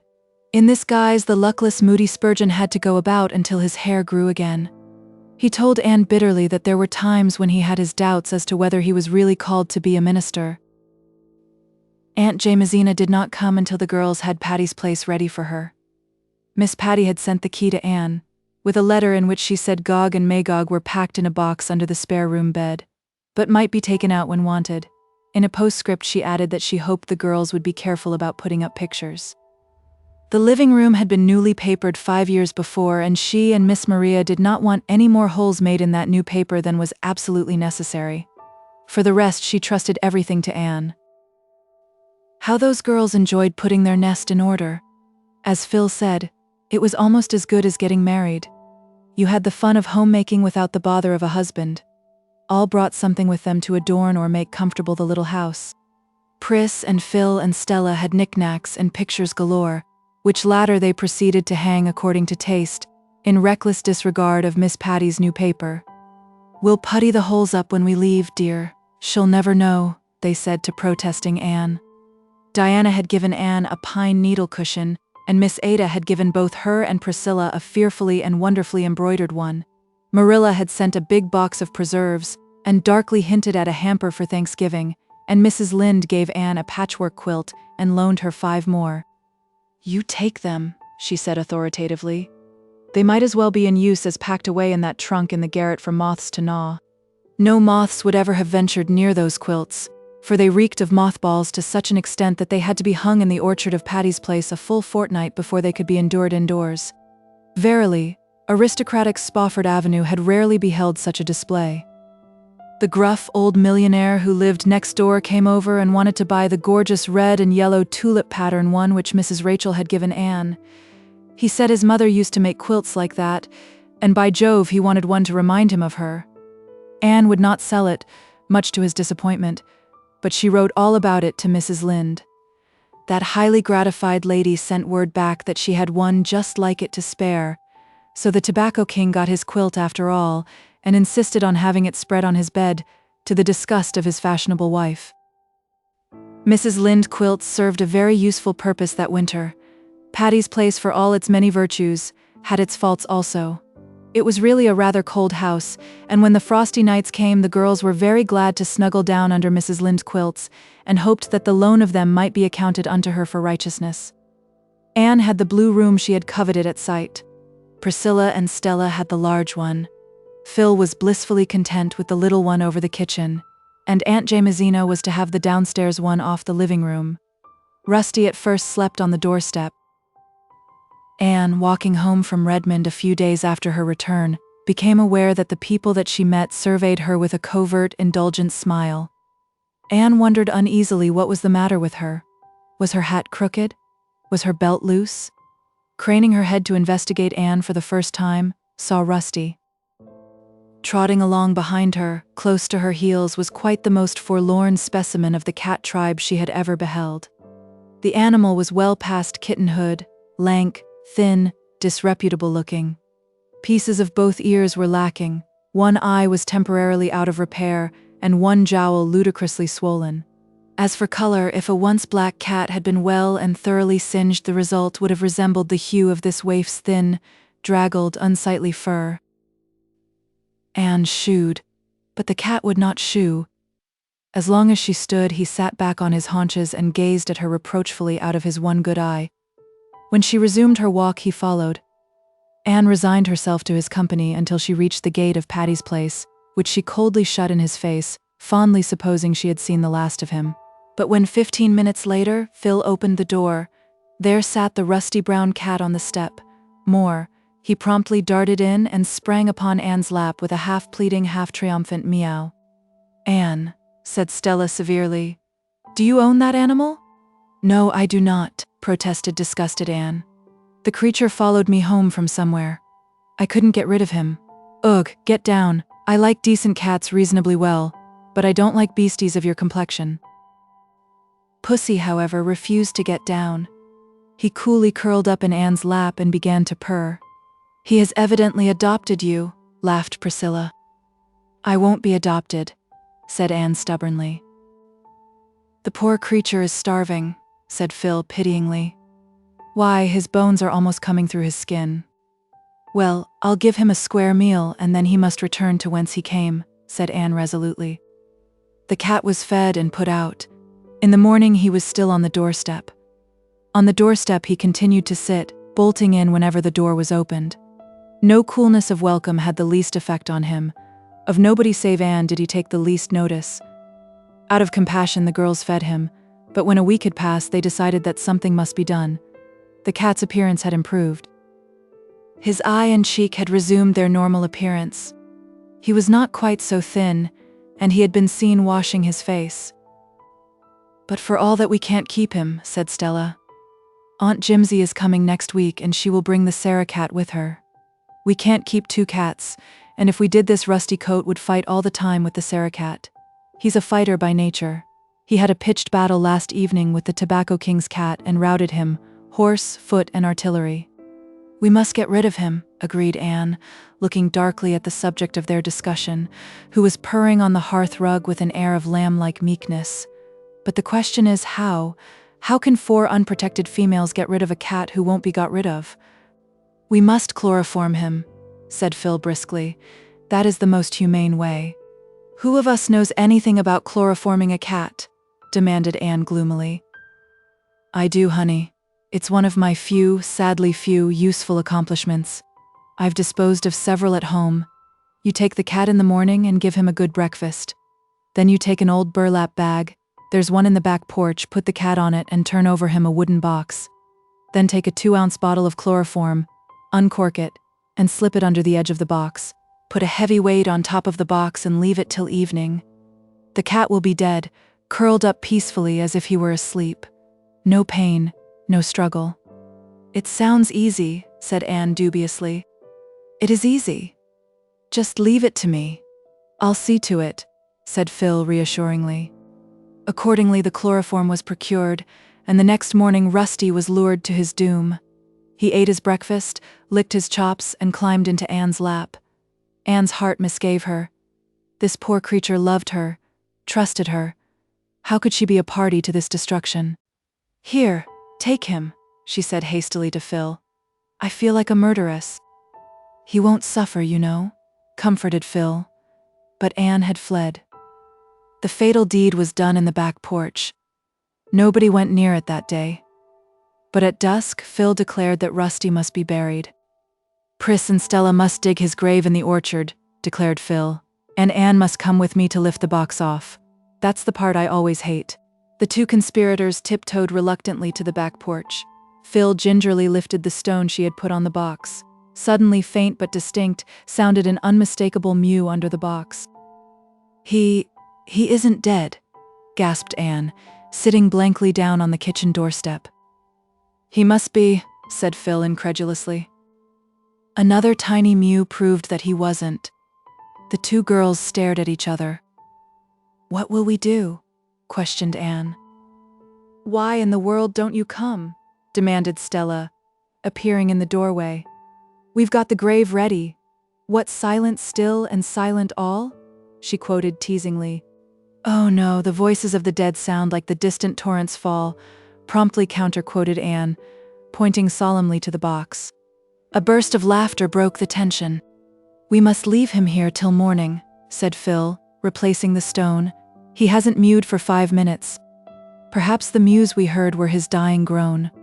Or perhaps we merely imagined them under the strain of our guilty consciences." But when the box was lifted in the morning, Rusty bounded at one gay leap to Anne's shoulder, where he began to lick her face affectionately. Never was there a cat more decidedly alive. "Here's a knothole in the box," groaned Phil. "I never saw it. That's why he didn't die. Now we've got to do it all over again." "No, we haven't," declared Anne suddenly. "Rusty isn't going to be killed again. He's my cat, and you've just got to make the best of it." "Oh, well, if you'll settle with Aunt Jimsy and the Sarah cat," said Stella, with the air of one washing her hands of the whole affair. From that time, Rusty was one of the family. He slept o' nights on the scrubbing cushion in the back porch and lived on the fat of the land. By the time Aunt Jamesina came, he was plump and glossy and tolerably respectable. But, like Kipling's cat, he walked by himself. His paw was against every cat, and every cat's paw against him. One by one he vanquished the aristocratic felines of Spofford Avenue. As for human beings, he loved Anne and Anne alone. Nobody else even dared stroke him. An angry spit and something that sounded much like very improper language greeted anyone who did. "The airs that cat puts on are perfectly intolerable," declared Stella. "Him was a nice old pussins, him was," vowed Anne, cuddling her pet defiantly. "Well, I don't know how he and the Sarah cat will ever make out to live together," said Stella pessimistically. "Cat fights in the orchard o' nights are bad enough, but cat fights here in the living room are unthinkable." In due time, Aunt Jamesina arrived. Anne and Priscilla and Phil had awaited her advent rather dubiously, but when Aunt Jamesina was enthroned in the rocking chair before the open fire, they figuratively bowed down and worshipped her. Aunt Jamesina was a tiny old woman with a little, softly triangular face, and large, soft blue eyes that were alight with unquenchable youth and as full of hopes as a girl's. She had pink cheeks and snow-white hair which she wore in quaint little puffs over her ears. "It's a very old-fashioned way," she said, knitting industriously at something as dainty and pink as a sunset cloud. "But I am old-fashioned. My clothes are, and it stands to reason my opinions are, too. I don't say they're any the better of that, mind you. In fact, I dare say they're a good deal the worse. But they've worn nice and easy. New shoes are smarter than old ones, but the old ones are more comfortable. I'm old enough to indulge myself in the matter of shoes and opinions. I mean to take it real easy here. I know you expect me to look after you and keep you proper, but I'm not going to do it. You're old enough to know how to behave if you're ever going to be. So, as far as I am concerned," concluded Aunt Jamesina, with a twinkle in her young eyes, "you can all go to destruction in your own way." "Oh, will somebody separate those cats?" pleaded Stella shudderingly. Aunt Jamesina had brought with her not only the Sarah cat but Joseph. "Joseph," she explained, had belonged to a dear friend of hers who had gone to live in Vancouver. She couldn't take Joseph with her, so she begged me to take him. I really couldn't refuse. He's a beautiful cat, that is. His disposition is beautiful. She called him Joseph because his coat is of many colors. It certainly was. Joseph, as the disgusted Stella said, looked like a walking rag bag. It was impossible to say what his ground color was. His legs were white with black spots on them. His back was gray with a huge patch of yellow on one side and a black patch on the other. His tail was yellow with a gray tip. One ear was black and one yellow. A black patch over one eye gave him a fearfully rakish look. In reality, he was meek and inoffensive, of a sociable disposition. In one respect, if in no other, Joseph was like a lily of the field. He toiled not, neither did he spin or catch mice. Yet Solomon in all his glory slept not on softer cushions, or feasted more fully on fat things. Joseph and the Sarah cat arrived by express in separate boxes. After they had been released and fed, Joseph selected the cushion and corner which appealed to him, and the Sarah cat gravely sat herself down before the fire and proceeded to wash her face. She was a large, sleek, gray and white cat, with an enormous dignity which was not at all impaired by any consciousness of her plebeian origin. She had been given to Aunt Jamesina by her washerwoman. Her name was Sarah, so my husband always called Puss the Sarah cat, explained Aunt Jamesina. She is 8 years old and a remarkable mouser. Don't worry, Stella. The Sarah cat never fights and Joseph rarely. They'll have to fight here in self-defense, said Stella. At this juncture, Rusty arrived on the scene. He bounded joyously halfway across the room before he saw the intruders. Then he stopped short, his tail expanded until it was as big as 3 tails. The fur on his back rose up in a defiant arch. Rusty lowered his head, uttered a fearful shriek of hatred and defiance, and launched himself at the Sarah cat. The stately animal had stopped washing her face and was looking at him curiously. She met his onslaught with one contemptuous sweep of her capable paw. Rusty went rolling helplessly over on the rug. He picked himself up dazedly. What sort of a cat was this who had boxed his ears? He looked dubiously at the Sarah cat. Would he or would he not? The Sarah cat deliberately turned her back on him and resumed her toilet operations. Rusty decided that he would not. He never did. From that time on, the Sarah cat ruled the roost. Rusty never again interfered with her. But Joseph rashly sat up and yawned. Rusty, burning to avenge his disgrace, swooped down upon him. Joseph, pacific by nature, could fight upon occasion and fight well. The result was a series of drawn battles. Every day Rusty and Joseph fought at sight. Anne took Rusty's part and detested Joseph. Stella was in despair. But Aunt Jamesina only laughed. Let them fight it out, she said tolerantly. They'll make friends after a bit. Joseph needs some exercise, he was getting too fat, and Rusty has to learn he isn't the only cat in the world. Eventually Joseph and Rusty accepted the situation, and from sworn enemies became sworn friends. They slept on the same cushion with their paws about each other, and gravely washed each other's faces. We've all got used to each other, said Phil. And I've learned how to wash dishes and sweep a floor. But you needn't try to make us believe you can chloroform a cat, laughed Anne. It was all the fault of the knothole, protested Phil. It was a good thing the knothole was there, said Aunt Jamesina rather severely. Kittens have to be drowned, I admit, or the world would be overrun, but no decent grown-up cat should be done to death unless he sucks eggs. You wouldn't have thought Rusty very decent if you'd seen him when he came here, said Stella. He positively looked like the old Nick. I don't believe old Nick can be so very ugly, said Aunt Jamesina reflectively. He wouldn't do so much harm if he was. I always think of him as a rather handsome gentleman. Chapter 17. A Letter from Davy. It's beginning to snow, girls, said Phil, coming in one November evening, and there are the loveliest little stars and crosses all over the garden walk. I never noticed before what exquisite things snowflakes really are. One has time to notice things like that in the simple life. Bless you all for permitting me to live it. It's really delightful to feel worried because butter has gone up 5 cents a pound. Has it? Demanded Stella, who kept the household accounts. It has. And here's your butter. I'm getting quite expert at marketing. It's better fun than flirting, concluded Phil gravely. Everything is going up scandalously, sighed Stella. Never mind, thank goodness air and salvation are still free, said Aunt Jamesina. And so is laughter, added Anne. There's no tax on it yet, and that as well, because you're all going to laugh presently. I'm going to read you Davy's letter. His spelling has improved immensely this past year, though he is not strong on apostrophes, and he certainly possesses the gift of writing an interesting letter. Listen and laugh, before we settle down to the evening's study grind. Dear Anne, ran Davy's letter, I take my pen to tell you that we are all pretty well and hope this will find you the same. It's snowing some today and Marilla says the old woman in the sky is shaking her feather beds. Is the old woman in the sky God's wife, Anne? I want to know. Mrs. Lynde has been real sick, but she is better now. She fell down the cellar stairs last week. When she fell, she grabbed hold of the shelf with all the milk pails and stewpans on it, and it gave way and went down with her and made a splendid crash. Marilla thought it was an earthquake at first. One of the stewpans was all dinged up and Mrs. Lynde strained her ribs. The doctor came and gave her medicine to rub on her ribs, but she didn't understand him and took it all inside instead. The doctor said it was a wonder it didn't kill her, but it didn't, and it cured her ribs, and Mrs. Lynde says doctors don't know much anyhow. But we couldn't fix up the stewpan. Marilla had to throw it out. Thanksgiving was last week. There was no school and we had a great dinner. I ate mince pie and roast turkey and fruit cake and donuts and cheese and jam and chocolate cake. Marilla said I'd die, but I didn't.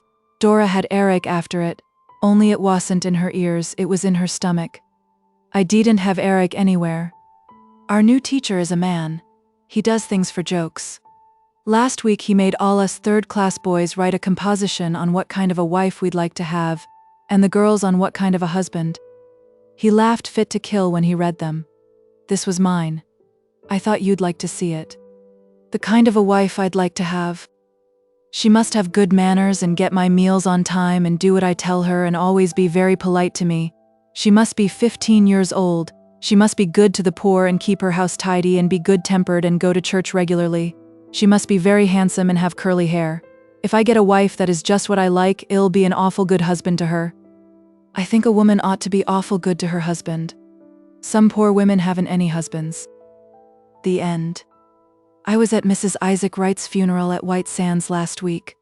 The husband of the corpse felt real sorry. Mrs. Lynde says Mrs. Wright's grandfather stole a sheep, but Marilla says we mustn't speak ill of the dead. Why mustn't we, Anne? I want to know. It's pretty safe, ain't it?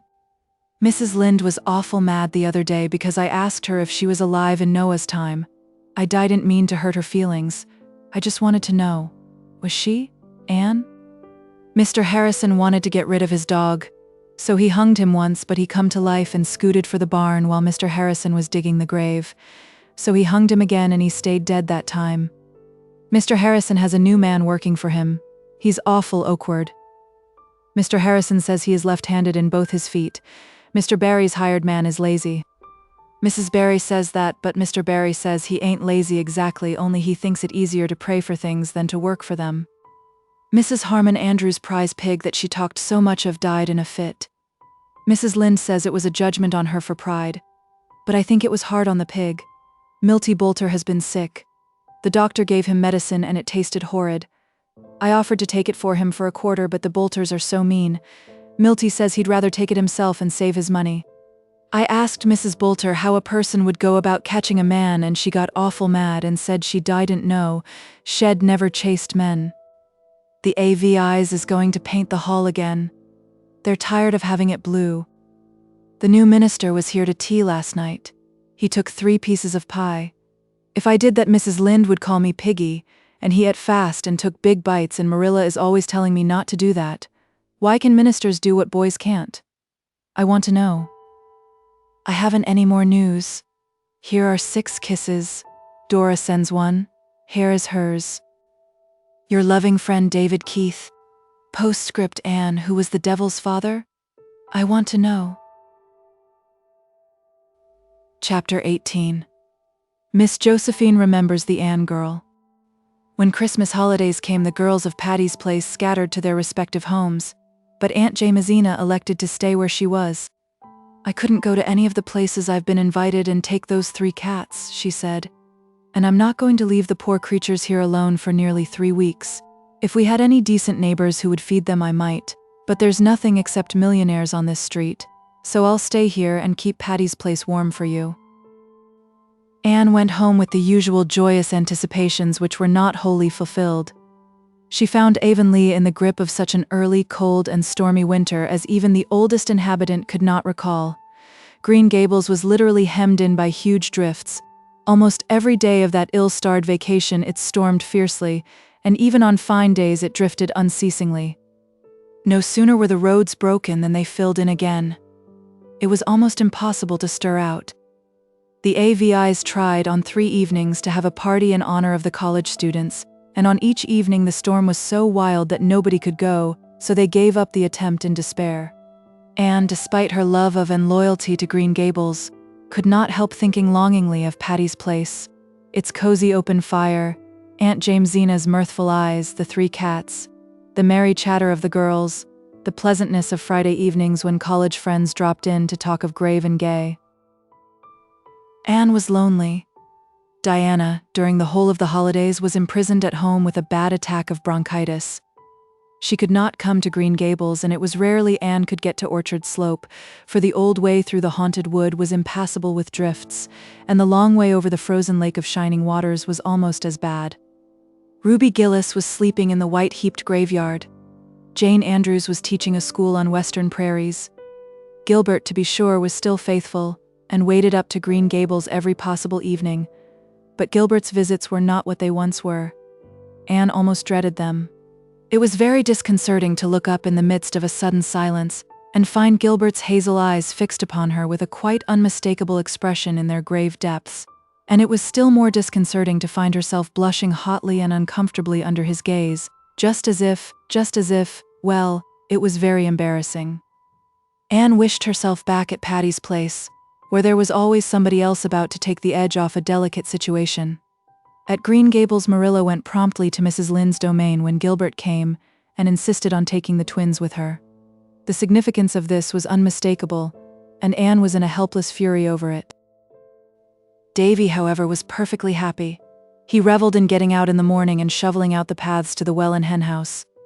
He gloried in the Christmastide delicacies which Marilla and Mrs. Lynde vied with each other in preparing for Anne, and he was reading an enthralling tale in a school library book of a wonderful hero who seemed blessed with a miraculous faculty for getting into scrapes from which he was usually delivered by an earthquake or a volcanic explosion, which blew him high and dry out of his troubles, landed him in a fortune, and closed the story with proper eclat.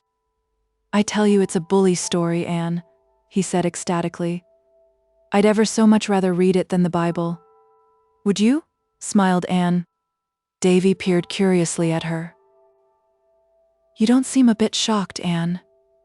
"Mrs. Lynde was awful shocked when I said it to her."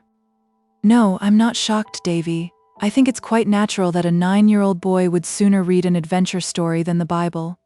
But when you are older, I hope and think that you will realize what a wonderful book the Bible is." "Oh, I think some parts of it are fine," conceded Davy. "That story about Joseph now, it's bully. But if I'd been Joseph, I wouldn't have forgive the brothers. No, sorry, Anne. I'd have cut all their heads off. Mrs. Lynde was awful mad when I said that and shut the Bible up and said she'd never read me any more of it if I talked like that. So I don't talk now when she reads it Sunday afternoons. I just think things and say them to Milty Boulter next day in school. I told Milty the story about Elisha and the bears, and it scared him so he's never made fun of Mr. Harrison's bald head once. Are there any bears on Prince Edward Island, Anne? I want to know?" "Not nowadays," said Anne absently, as the wind blew a scud of snow against the window. "Oh dear, will it ever stop storming?" "God knows," said Davy airily, preparing to resume his reading. Anne was shocked this time. "Davy!" she exclaimed reproachfully.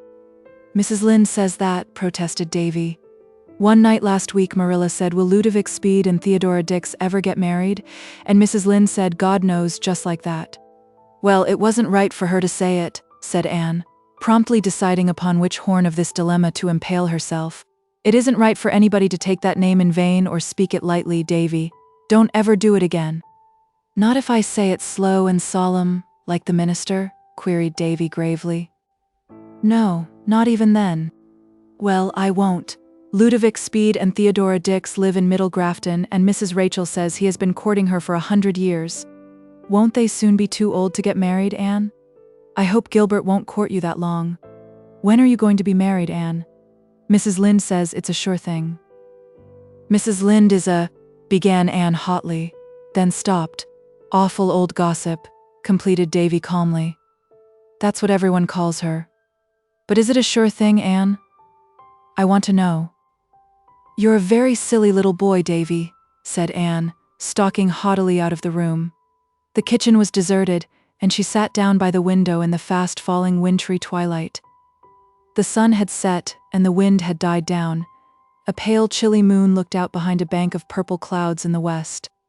The sky faded out, but the strip of yellow along the western horizon grew brighter and fiercer, as if all the stray gleams of light were concentrating in one spot.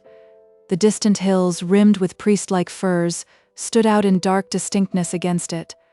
Anne looked across the still, white fields, cold and lifeless in the harsh light of that grim sunset, and sighed. She was very lonely, and she was sad at heart, for she was wondering if she would be able to return to Redmond next year. It did not seem likely. The only scholarship possible in the sophomore year was a very small affair. She would not take Marilla's money, and there seemed little prospect of being able to earn enough in the summer vacation. I suppose I'll just have to drop out next year, she thought drearily, and teach a district school again until I earn enough to finish my course. And by that time all my old class will have graduated and Patty's place will be out of the question. But there, I'm not going to be a coward. I'm thankful I can earn my way through if necessary. Here's Mr. Harrison waiting up the lane, announced Davy, running out. I hope he's brought the mail. It's 3 days since we got it. I want to see what them pesky grits are doing. I'm a conservative, Anne, and I tell you, you have to keep your eye on them grits. Mr. Harrison had brought the mail, and merry letters from Stella and Priscilla and Phil soon dissipated Anne's blues. Aunt Jamesina, too, had written, saying that she was keeping the hearth fire alight, and that the cats were all well and the houseplants doing fine. The weather has been real cold, she wrote, so I let the cats sleep in the house. Rusty and Joseph on the sofa in the living room, and the Sarah cat on the foot of my bed. It's real company to hear her purring when I wake up in the night and think of my poor daughter in the foreign field. If it was anywhere but in India, I wouldn't worry, but they say the snakes out there are terrible. It takes all the Sarah cats' purring to drive away the thought of those snakes. I have enough faith for everything but the snakes. I can't think why Providence ever made them. Sometimes I don't think he did. I'm inclined to believe the old Harry had a hand in making them. Anne had left a thin, typewritten communication till the last, thinking it unimportant. When she had read it, she sat very still, with tears in her eyes. "What is the matter, Anne?" asked Marilla. "Miss Josephine Barry is dead," said Anne in a low tone. "So she has gone at last," said Marilla. "Well, she has been sick for over a year, and the Barrys have been expecting to hear of her death any time. It is well she is at rest, for she has suffered dreadfully, Anne. She was always kind to you." "She has been kind to the last, Marilla.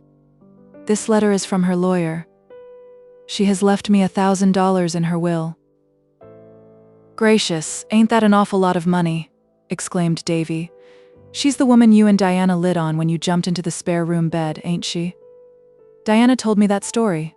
Is that why she left you so much?" "Hush, Davy," said Anne gently. She slipped away to the porch gable with a full heart, leaving Marilla and Mrs. Lynde to talk over the news to their heart's content. "Do you suppose Anne will ever get married now?" speculated Davy anxiously. "When Dorcas Sloane got married last summer, she said if she'd had enough money to live on, she'd never have been bothered with a man, but even a widower with 8 children was better'n living with a sister-in-law." "Davy Keith, do hold your tongue," said Mrs. Rachel severely. "The way you talk is scandalous for a small boy, that's what." Chapter 19. An Interlude. "To think that this is my 20th birthday, and that I've left my teens behind me forever," said Anne, who was curled up on the hearthrug with Rusty in her lap, to Aunt Jamesina, who was reading in her pet chair. They were alone in the living room. Stella and Priscilla had gone to a committee meeting, and Phil was upstairs adorning herself for a party. "I suppose you feel kind of sorry," said Aunt Jamesina. "The teens are such a nice part of life. I'm glad I've never gone out of them myself." Anne laughed. "You never will, Auntie. You'll be 18 when you should be 100. "Yes, I'm sorry, and a little dissatisfied as well. Miss Stacy told me long ago that by the time I was 20 my character would be formed, for good or evil. I don't feel that it's what it should be. It's full of flaws." "So's everybody's," said Aunt Jamesina cheerfully. "Mine's cracked in 100 places. Your Miss Stacy likely meant that when you are 20 your character would have got its permanent bent in one direction or t'other, and would go on developing in that line. Don't worry over it, Anne. Do your duty by God and your neighbor and yourself, and have a good time." "That's my philosophy, and it's always worked pretty well. Where's Phil off to tonight?" "She's going to a dance, and she's got the sweetest dress for it. Creamy yellow silk and cobwebby lace. It just suits those brown tints of hers." "There's magic in the words silk and lace, isn't there?" said Aunt Jamesina.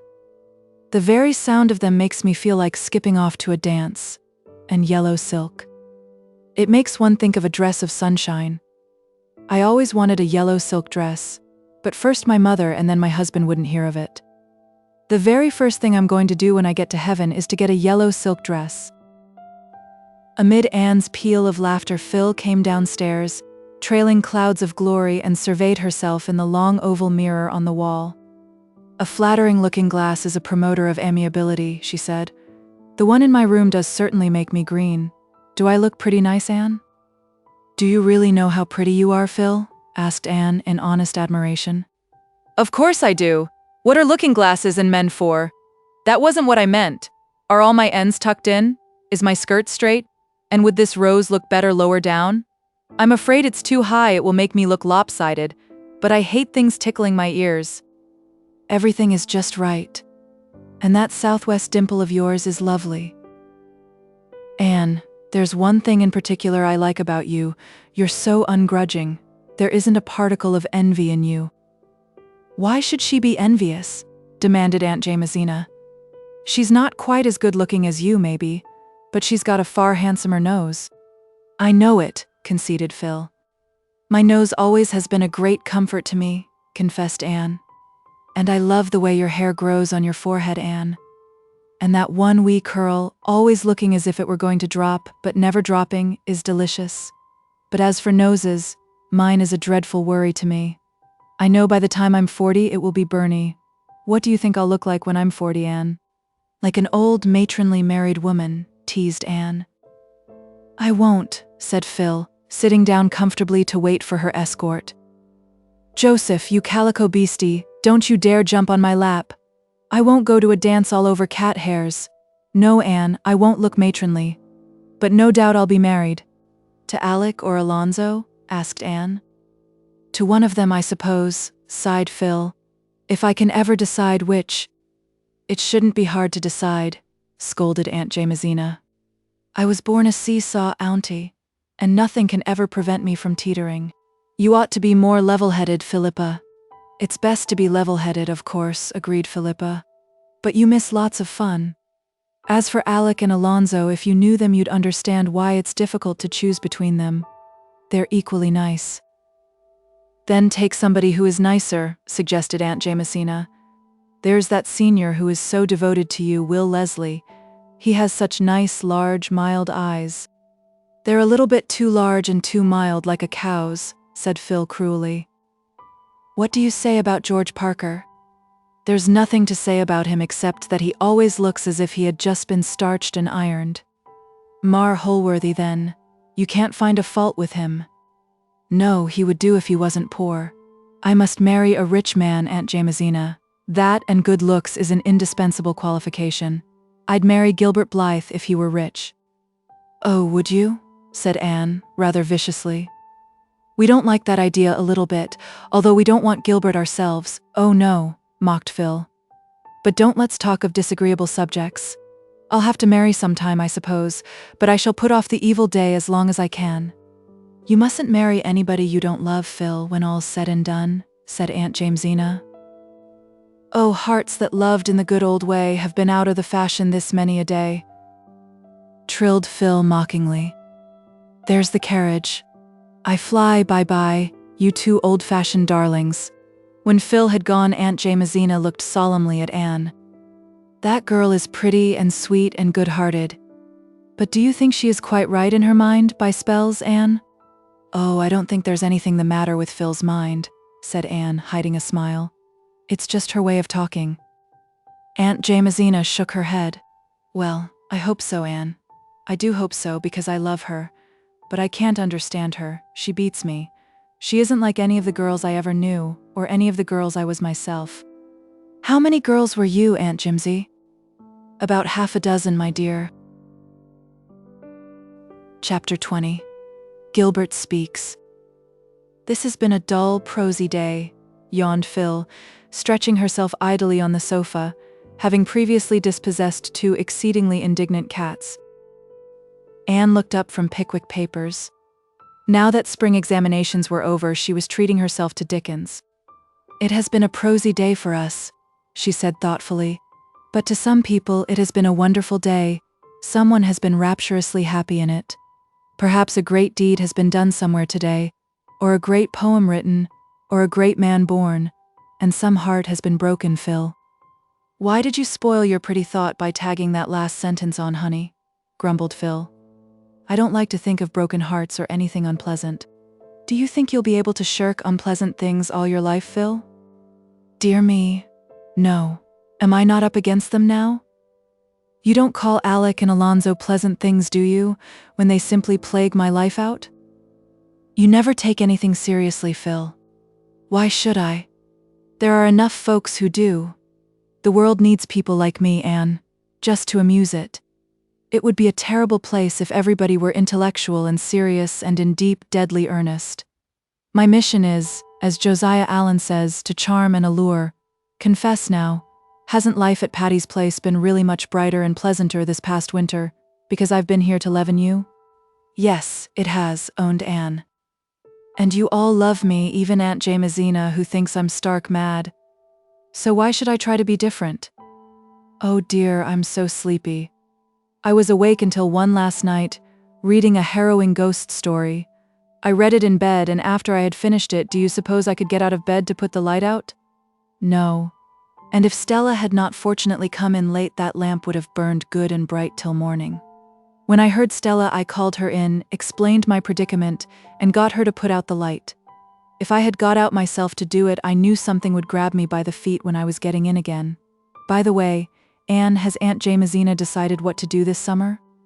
Yes, she's going to stay here. I know she's doing it for the sake of those blessed cats, although she says it's too much trouble to open her own house, and she hates visiting. What are you reading? Pickwick. That's a book that always makes me hungry, said Phil. There's so much good eating in it. The characters seem always to be reveling on ham and eggs and milk punch. I generally go on a cupboard rummage after reading Pickwick. The mere thought reminds me that I'm starving. Is there any tidbit in the pantry, Queen Anne? I made a lemon pie this morning. You may have a piece of it. Phil dashed out to the pantry, and Anne betook herself to the orchard in company with Rusty. It was a moist, pleasantly odorous night in early spring. The snow was not quite all gone from the park. A little dingy bank of it yet lay under the pines of the harbor road, screened from the influence of April suns. It kept the harbor road muddy and chilled the evening air. But grass was growing green in sheltered spots, and Gilbert had found some pale, sweet arbutus in a hidden corner. He came up from the park, his hands full of it. Anne was sitting on the big gray boulder in the orchard, looking at the poem of a bare birchen bough hanging against the pale red sunset with the very perfection of grace. She was building a castle in air, a wondrous mansion whose sunlit courts and stately halls were steeped in Araby's perfume, and where she reigned queen and chatelaine. She frowned as she saw Gilbert coming through the orchard. Of late she had managed not to be left alone with Gilbert, but he had caught her fairly now, and even Rusty had deserted her. Gilbert sat down beside her on the boulder and held out his mayflowers. Don't these remind you of home and our old school-day picnics, Anne? Anne took them and buried her face in them. I'm in Mr. Silas Sloane's barrens this very minute, she said rapturously. I suppose you will be there in reality in a few days? No, not for a fortnight. I'm going to visit with Phil in Bolingbroke before I go home. You'll be in Avonlea before I will. No, I shall not be in Avonlea at all this summer, Anne. I've been offered a job in the Daily News office and I'm going to take it. Oh, said Anne vaguely. She wondered what a whole Avonlea summer would be like without Gilbert. Somehow she did not like the prospect.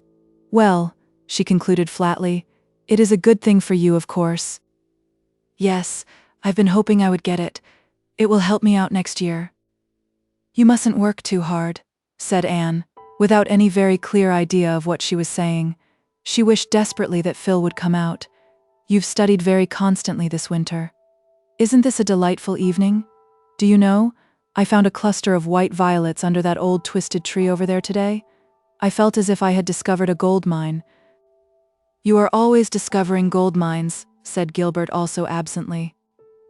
Let us go and see if we can find some more, suggested Anne eagerly. I'll call Phil and… Never mind Phil and the violets just now, Anne, said Gilbert quietly, taking her hand in a clasp from which she could not free it. There is something I want to say to you. Oh, don't say it, cried Anne pleadingly. Don't, please, Gilbert. I must. Things can't go on like this any longer. Anne, I love you. You know I do. I can't tell you how much. Will you promise me that someday you'll be my wife? I can't, said Anne miserably.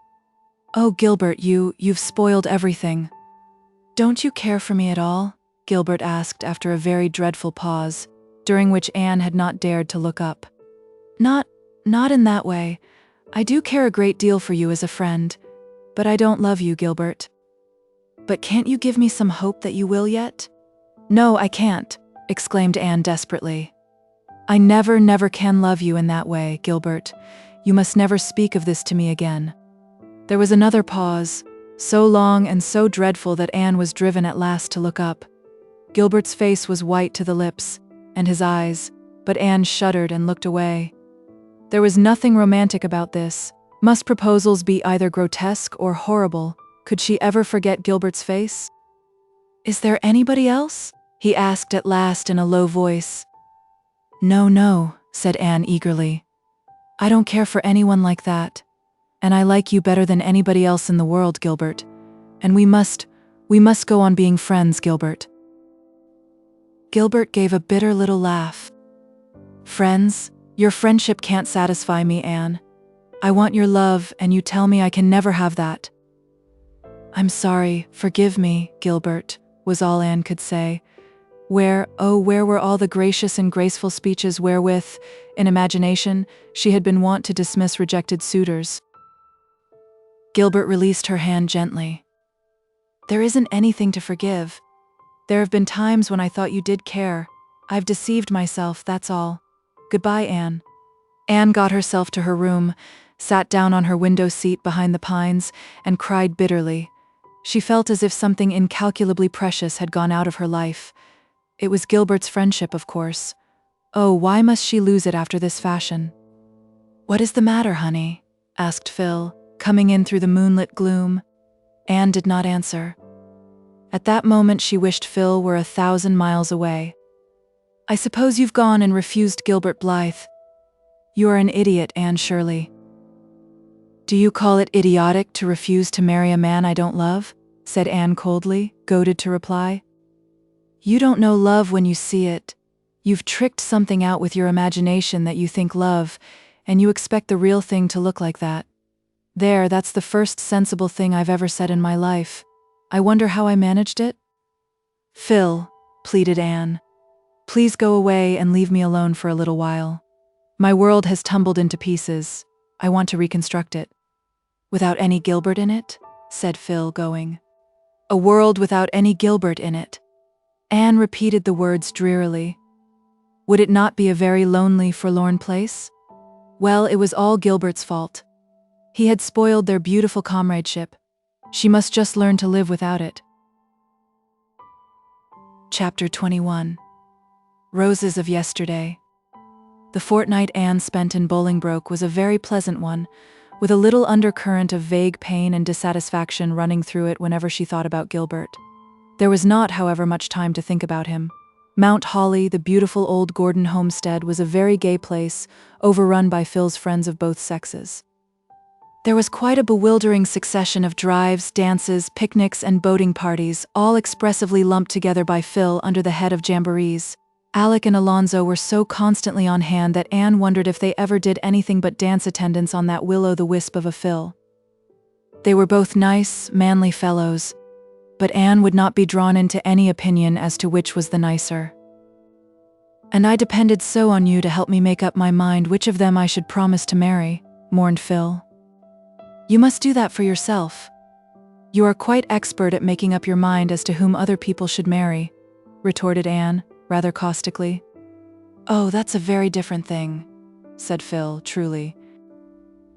But the sweetest incident of Anne's sojourn in Bolingbroke was the visit to her birthplace, the little shabby yellow house in an out-of-the-way street she had so often dreamed about. She looked at it with delighted eyes as she and Phil turned in at the gate. "It's almost exactly as I've pictured it," she said. "There is no honeysuckle over the windows, but there is a lilac tree by the gate, and yes, there are the muslin curtains in the windows. How glad I am it is still painted yellow." A very tall, very thin woman opened the door. "Yes, the Shirleys lived here 20 years ago," she said in answer to Anne's question. "They had it rented. I remember 'em. They both died of fever at Onct. It was terrible sad. They left a baby. I guess it's dead long ago. It was a sickly thing. Old Thomas and his wife took it, as if they hadn't enough of their own." "It didn't die," said Anne, smiling. "I was that baby." "You don't say so. Why, you have grown," exclaimed the woman, as if she were much surprised that Anne was not still a baby. "Come to look at you, I see the resemblance. You're complected like your pa. He had red hair. But you favor your ma in your eyes and mouth. She was a nice little thing. My darter went to school to her and was nigh crazy about her. They was buried in the one grave and the school board put up a tombstone to them as a reward for faithful service. Will you come in? Will you let me go all over the house?" asked Anne eagerly. "Laws, yes you can if you like. 'Twon't take you long, there ain't much of it. I keep it my man to build a new kitchen, but he ain't one of your hustlers. The parlor's in there and there's 2 rooms upstairs. Just prowl about yourselves. I've got to see to the baby. The east room was the one you were born in. I remember your ma saying she loved to see the sunrise, and I mind hearing that you was born just as the sun was rising and its light on your face was the first thing your ma saw." Anne went up the narrow stairs and into that little east room with a full heart. It was as a shrine to her. Here her mother had dreamed the exquisite, happy dreams of anticipated motherhood. Here that red sunrise light had fallen over them both in the sacred hour of birth. Here her mother had died. Anne looked about her reverently, her eyes with tears. It was for her one of the jeweled hours of life that gleam out radiantly forever in memory. "Just to think of it, Mother was younger than I am now when I was born," she whispered. When Anne went downstairs, the lady of the house met her in the hall. She held out a dusty little packet tied with faded blue ribbon. "Here's a bundle of old letters I found in that closet upstairs when I came here," she said. "I don't know what they are, I never bothered to look in 'em, but the address on the top one is Miss Bertha Willis, and that was your ma's maiden name. You can take 'em if you'd keer to have 'em." "Oh, thank you," cried Anne, clasping the packet rapturously. "That was all that was in the house," said her hostess.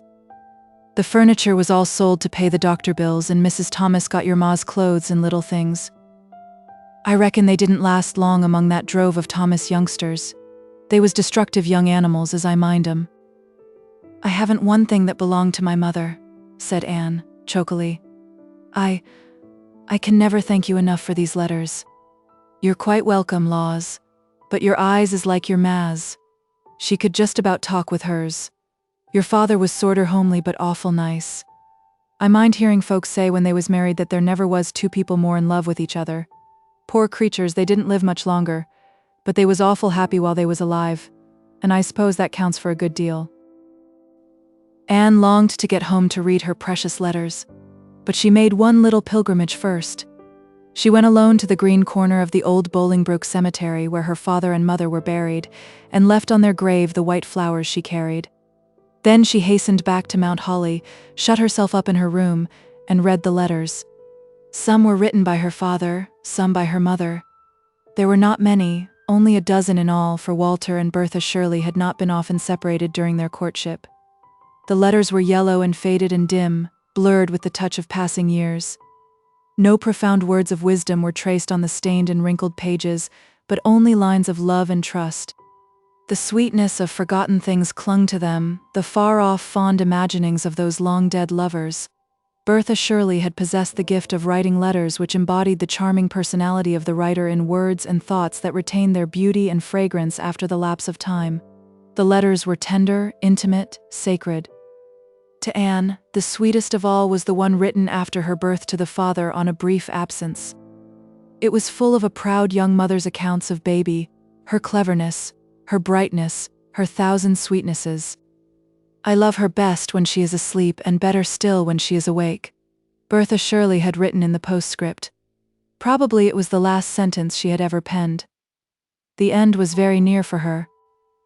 "This has been the most beautiful day of my life," Anne said to Phil that night. "I've found my father and mother. Those letters have made them real to me. I'm not an orphan any longer. I feel as if I had opened a book and found roses of yesterday, sweet and beloved, between its leaves." Chapter 22. Spring and Anne returned to Green Gables. The firelight shadows were dancing over the kitchen walls at Green Gables, for the spring evening was chilly. Through the open east window drifted in the subtly sweet voices of the night. Marilla was sitting by the fire, at least in body. In spirit she was roaming olden ways, with feet grown young. Of late Marilla had thus spent many an hour, when she thought she should have been knitting for the twins. "I suppose I'm growing old," she said. Yet Marilla had changed but little in the past 9 years, save to grow something thinner, and even more angular. There was a little more gray in the hair that was still twisted up in the same hard knot, with 2 hairpins. Were they the same hairpins? Still stuck through it. But her expression was very different. The something about the mouth which had hinted at a sense of humor had developed wonderfully. Her eyes were gentler and milder, her smile more frequent and tender. Marilla was thinking of her whole past life, her cramped but not unhappy childhood, the jealously hidden dreams and the blighted hopes of her girlhood, the long, gray, narrow, monotonous years of dull middle life that followed, and the coming of Anne, the vivid, imaginative, impetuous child with her heart of love and her world of fancy bringing with her color and warmth and radiance, until the wilderness of existence had blossomed like the rose. Marilla felt that out of her 60 years she had lived only the 9 that had followed the advent of Anne, and Anne would be home tomorrow night. The kitchen door opened. Marilla looked up expecting to see Mrs. Lynde. Anne stood before her, tall and starry-eyed, with her hands full of mayflowers and violets. "Anne Shirley?" exclaimed Marilla. For once in her life she was surprised out of her reserve. She caught her girl in her arms and crushed her and her flowers against her heart, kissing the bright hair and sweet face warmly. "I never looked for you till tomorrow night. How did you get from Carmody?" "Walked, dearest of Marillas. Haven't I done it a score of times in the Queen's days? The mailman is to bring my trunk tomorrow. I just got homesick all at once, and came a day earlier. And oh, I've had such a lovely walk in the May twilight. I stopped by the Barrens and picked these mayflowers. I came through Violet Vale.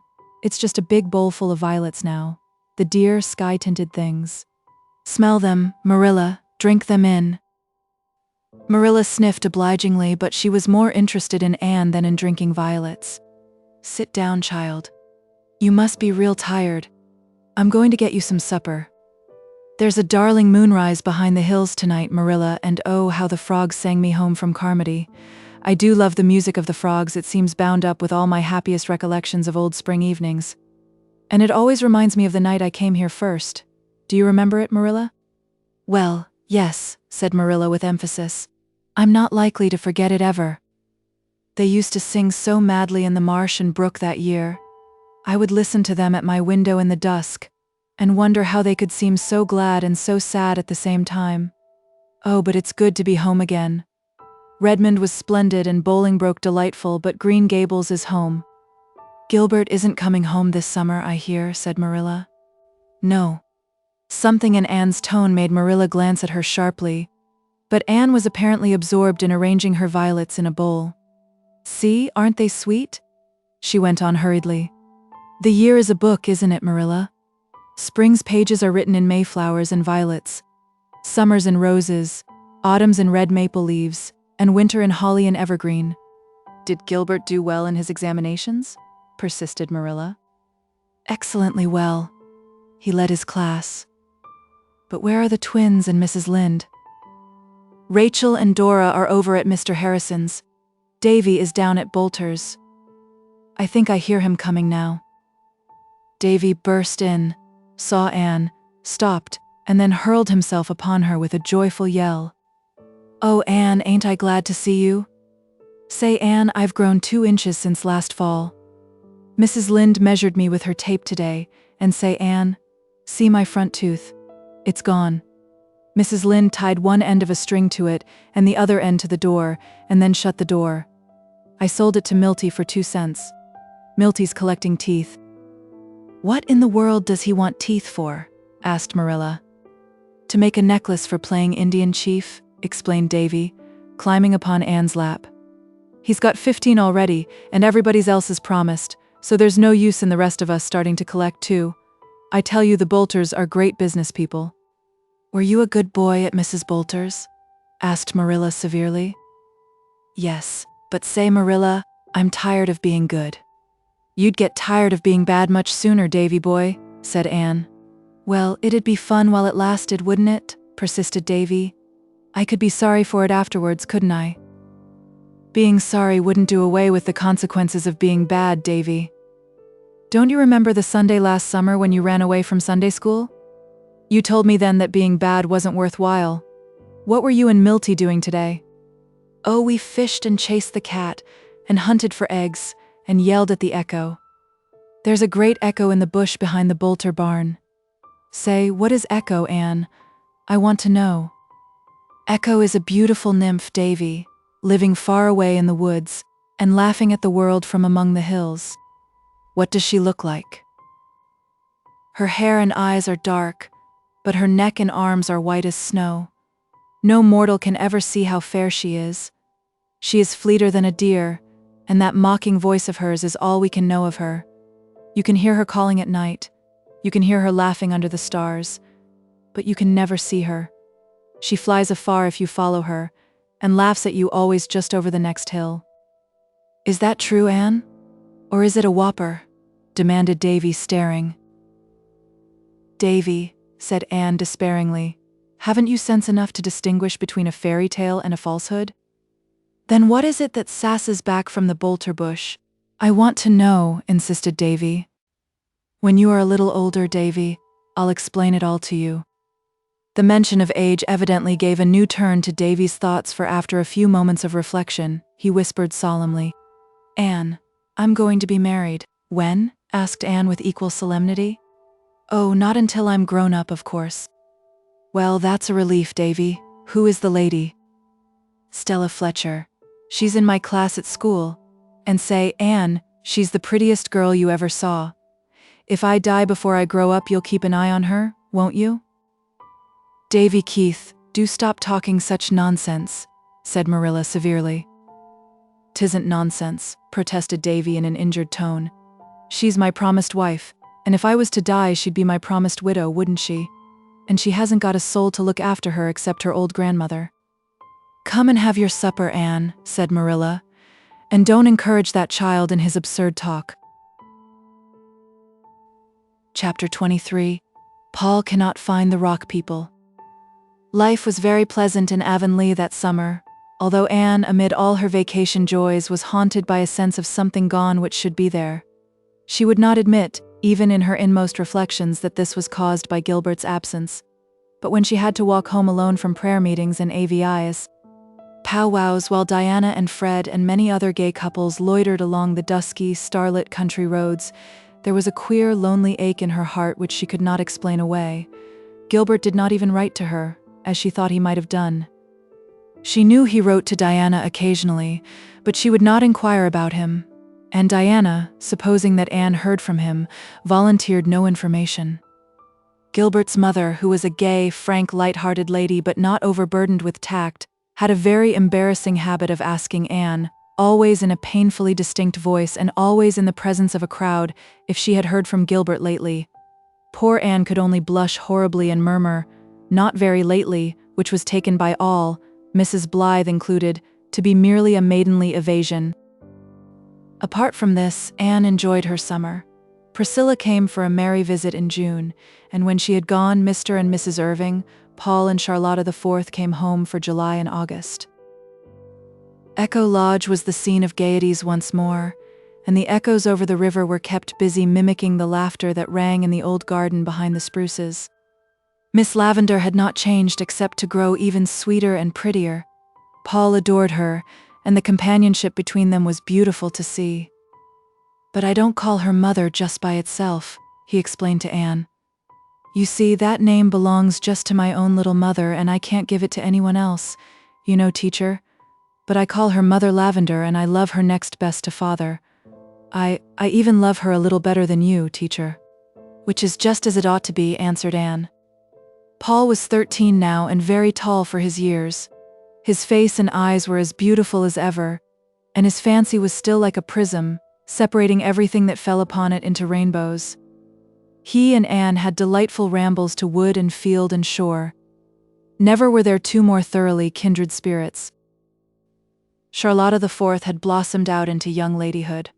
She wore her hair now in an enormous pompadour, and had discarded the blue ribbon bows of Auld Lang Syne, but her face was as freckled, her nose as snubbed, and her mouth and smiles as wide as ever. "You don't think I talk with a Yankee accent, do you, Miss Shirley, ma'am?" she demanded anxiously. "I don't notice it, Charlotta. I'm real glad of that. They said I did at home, but I thought likely they just wanted to aggravate me. I don't want no Yankee accent. Not that I've a word to say against the Yankees, Miss Shirley, ma'am. They're real civilized. But give me old Prince Edward Island every time." Paul spent his first fortnight with his grandmother Irving in Avonlea. Anne was there to meet him when he came, and found him wild with eagerness to get to the shore. Nora and the Golden Lady and the twin sailors would be there. He could hardly wait to eat his supper. Could he not see Nora's elfin face peering around the point, watching for him wistfully? But it was a very sober Paul who came back from the shore in the twilight. "Didn't you find your rock people?" asked Anne. Paul shook his chestnut curls sorrowfully. "The twin sailors and the Golden Lady never came at all," he said. "Nora was there, but Nora is not the same, teacher. She is changed." "Oh, Paul, it is you who are changed," said Anne. "You have grown too old for the rock people. They like only children for playfellows. I am afraid the twin sailors will never again come to you in the pearly, enchanted boat with the sail of moonshine, and the Golden Lady will play no more for you on her golden harp. Even Nora will not meet you much longer. You must pay the penalty of growing up, Paul. You must leave fairyland behind you." "You two talk as much foolishness as ever you did," said old Mrs. Irving, half indulgently, half reprovingly. "Oh, no, we don't," said Anne, shaking her head gravely. "We are getting very, very wise, and it is such a pity. We are never half so interesting when we have learned that language is given us to enable us to conceal our thoughts." "But it isn't. It is given us to exchange our thoughts," said Mrs. Irving seriously. She had never heard of Talleyrand and did not understand epigrams. Anne spent a fortnight of halcyon days at Echo Lodge in the golden prime of August. While there, she incidentally contrived to hurry Ludovic's speed in his leisurely courting of Theodora Dix, as related duly in another chronicle of her history. Arnold Sherman, an elderly friend of the Irvings, was there at the same time, and added not a little to the general pleasantness of life. "What a nice playtime this has been," said Anne. "I feel like a giant refreshed, and it's only a fortnight more till I go back to Kingsport, and Redmond and Patty's Place. Patty's Place is the dearest spot, Miss Lavendar. I feel as if I had two homes, one at Green Gables and one at Patty's Place. But where has the summer gone?" It doesn't seem a day since I came home that spring evening with the Mayflowers. When I was little, I couldn't see from one end of the summer to the other. It stretched before me like an unending season. Now, 'tis a handbreadth, 'tis a tale. Anne, are you and Gilbert Blythe as good friends as you used to be? Asked Miss Lavendar quietly. I am just as much Gilbert's friend as ever I was, Miss Lavendar. Miss Lavendar shook her head. I see something's gone wrong, Anne. I'm going to be impertinent and ask what. Have you quarreled? No, it's only that Gilbert wants more than friendship and I can't give him more. Are you sure of that, Anne? Perfectly sure. I'm very, very sorry. I wonder why everybody seems to think I ought to marry Gilbert Blythe, said Anne petulantly. Because you were made and meant for each other, Anne, that is why. You needn't toss that young head of yours, it's a fact. Chapter 24. Enter Jonas. Prospect Point, August 20th. Dear Anne, spelled with an E, wrote Phil. I must prop my eyelids open long enough to write you. I've neglected you shamefully this summer, honey, but all my other correspondents have been neglected too. I have a huge pile of letters to answer, so I must gird up the loins of my mind and hoe in. Excuse my mixed metaphors, I'm fearfully sleepy. Last night, Cousin Emily and I were calling at a neighbor's. There were several other callers there, and as soon as those unfortunate creatures left, our hostess and her 3 daughters picked them all to pieces. I knew they would begin on Cousin Emily and me as soon as the door shut behind us. When we came home, Mrs. Lilly informed us that the aforesaid neighbor's hired boy was supposed to be down with scarlet fever. You can always trust Mrs. Lilly to tell you cheerful things like that. I have a horror of scarlet fever. I couldn't sleep when I went to bed for thinking of it. I tossed and tumbled about, dreaming fearful dreams when I did snooze for a minute, and at 3 I wakened up with a high fever, a sore throat, and a raging headache. I knew I had scarlet fever. I got up in a panic and hunted up Cousin Emily's doctor book to read up the symptoms. Anne, I had them all. So I went back to bed, and knowing the worst, slept like a top the rest of the night. Though why a top should sleep sounder than anything else I never could understand. But this morning I was quite well, so it couldn't have been the fever. I suppose if I did catch it last night it couldn't have developed so soon. I can remember that in daytime, but at 3 o'clock at night I never can be logical. I suppose you wonder what I'm doing at Prospect Point. Well, I always like to spend a month of summer at the shore, and Father insists that I come to his second cousin Emily's select boarding house at Prospect Point. So a fortnight ago I came as usual, and as usual old Uncle Mark Miller brought me from the station with his ancient buggy and what he calls his generous purpose horse. He is a nice old man and gave me a handful of pink peppermints. Peppermints always seemed to me such a religious sort of candy, I suppose, because when I was a little girl, Grandmother Gordon always gave them to me in church. Once I asked, referring to the smell of peppermints, "Is that the odor of sanctity?" I didn't like to eat Uncle Mark's peppermints because he just fished them loose out of his pocket, and had to pick some rusty nails and other things from among them before he gave them to me. But I wouldn't hurt his dear old feelings for anything, so I carefully sowed them along the road at intervals. When the last one was gone, Uncle Mark said, a little rebukingly, "Ye shouldn't et all them candies to onct, Miss Phil. You'll likely have the stomach ache." Cousin Emily has only 5 boarders besides myself, 4 old ladies and 1 young man. My right-hand neighbor is Mrs. Lilly. She is one of those people who seem to take a gruesome pleasure in detailing all their many aches and pains and sicknesses. You cannot mention any ailment, but she says, shaking her head, "Ah, I know too well what that is," and then you get all the details. Jonas declares he once spoke of locomotor ataxia in hearing, and she said she knew too well what that was. She suffered from it for 10 years, and was finally cured by a traveling doctor. Who is Jonas? Just wait, Anne Shirley. You'll hear all about Jonas in the proper time and place. He is not to be mixed up with estimable old ladies. My left-hand neighbor at the table is Mrs. Finney. She always speaks with a wailing, dolorous voice. You are nervously expecting her to burst into tears every moment. She gives you the impression that life to her is indeed a vale of tears, and that a smile, never to speak of a laugh, is a frivolity truly reprehensible. She has a worse opinion of me than Aunt Jamesina, and she doesn't love me hard to atone for it, as Auntie J does either. Miss Maria Grimsby sits catty-corner from me. The first day I came, I remarked to Miss Maria that it looked a little like rain, and Miss Maria laughed.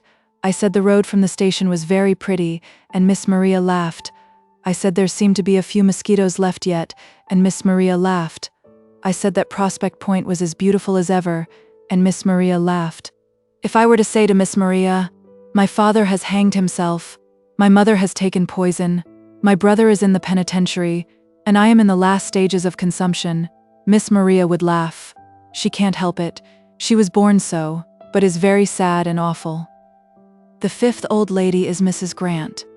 She is a sweet old thing, but she never says anything but good of anybody, and so she is a very uninteresting conversationalist. And now for Jonas, Anne. That first day I came, I saw a young man sitting opposite me at the table, smiling at me as if he had known me from my cradle.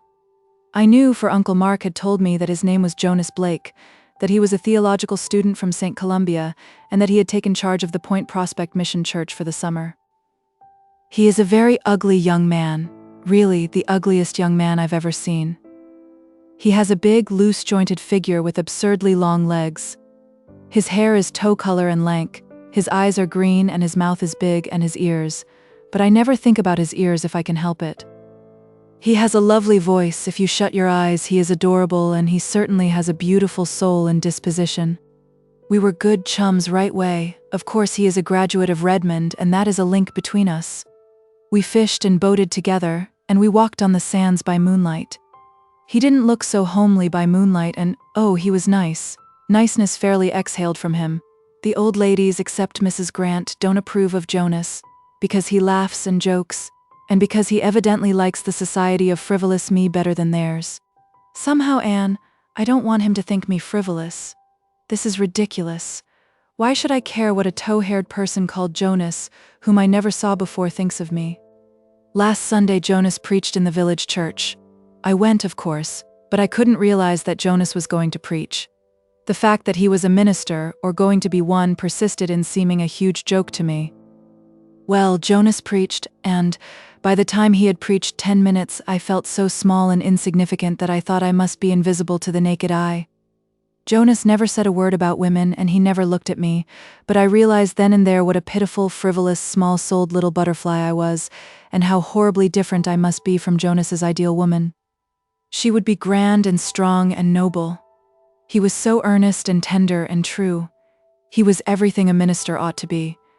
I wondered how I could ever have thought him ugly, but he really is, with those inspired eyes and that intellectual brow which the roughly falling hair hid on weekdays. It was a splendid sermon, and I could have listened to it forever. And it made me feel utterly wretched. Oh, I wish I was like you, Anne. He caught up with me on the road home and grinned as cheerfully as usual. But his grin could never deceive me again. I had seen the real Jonas. I wondered if he could ever see the real Phil, whom nobody, not even you, Anne, has ever seen yet. Jonas, I said, I forgot to call him Mr. Blake. Wasn't it dreadful? But there are times when things like that don't matter. Jonas, you were born to be a minister. You couldn't be anything else. No, I couldn't, he said soberly. I tried to be something else for a long time. I didn't want to be a minister. But I came to see at last that it was the work given me to do, and God helping me, I shall try to do it. His voice was low and reverent. I thought that he would do his work and do it well and nobly, and happy the woman fitted by nature and training to help him do it. She would be no feather, blown about by every fickle wind of fancy. She would always know what hat to put on. Probably she would have only one. Ministers never have much money. But she wouldn't mind having one hat or none at all, because she would have Jonas. Anne Shirley, don't you dare to say or hint or think that I've fallen in love with Mr. Blake. Could I care for a lank, poor, ugly theologue named Jonas? As Uncle Mark says, it's impossible, and what's more, it's improbable. Good night, Phil. Postscript, it is impossible, but I am horribly afraid it's true. I'm happy and wretched and scared. He can never care for me, I know. Do you think I could ever develop into a passable minister's wife, Anne? And would they expect me to lead in prayer? PG? Chapter 25. Enter Prince Charming.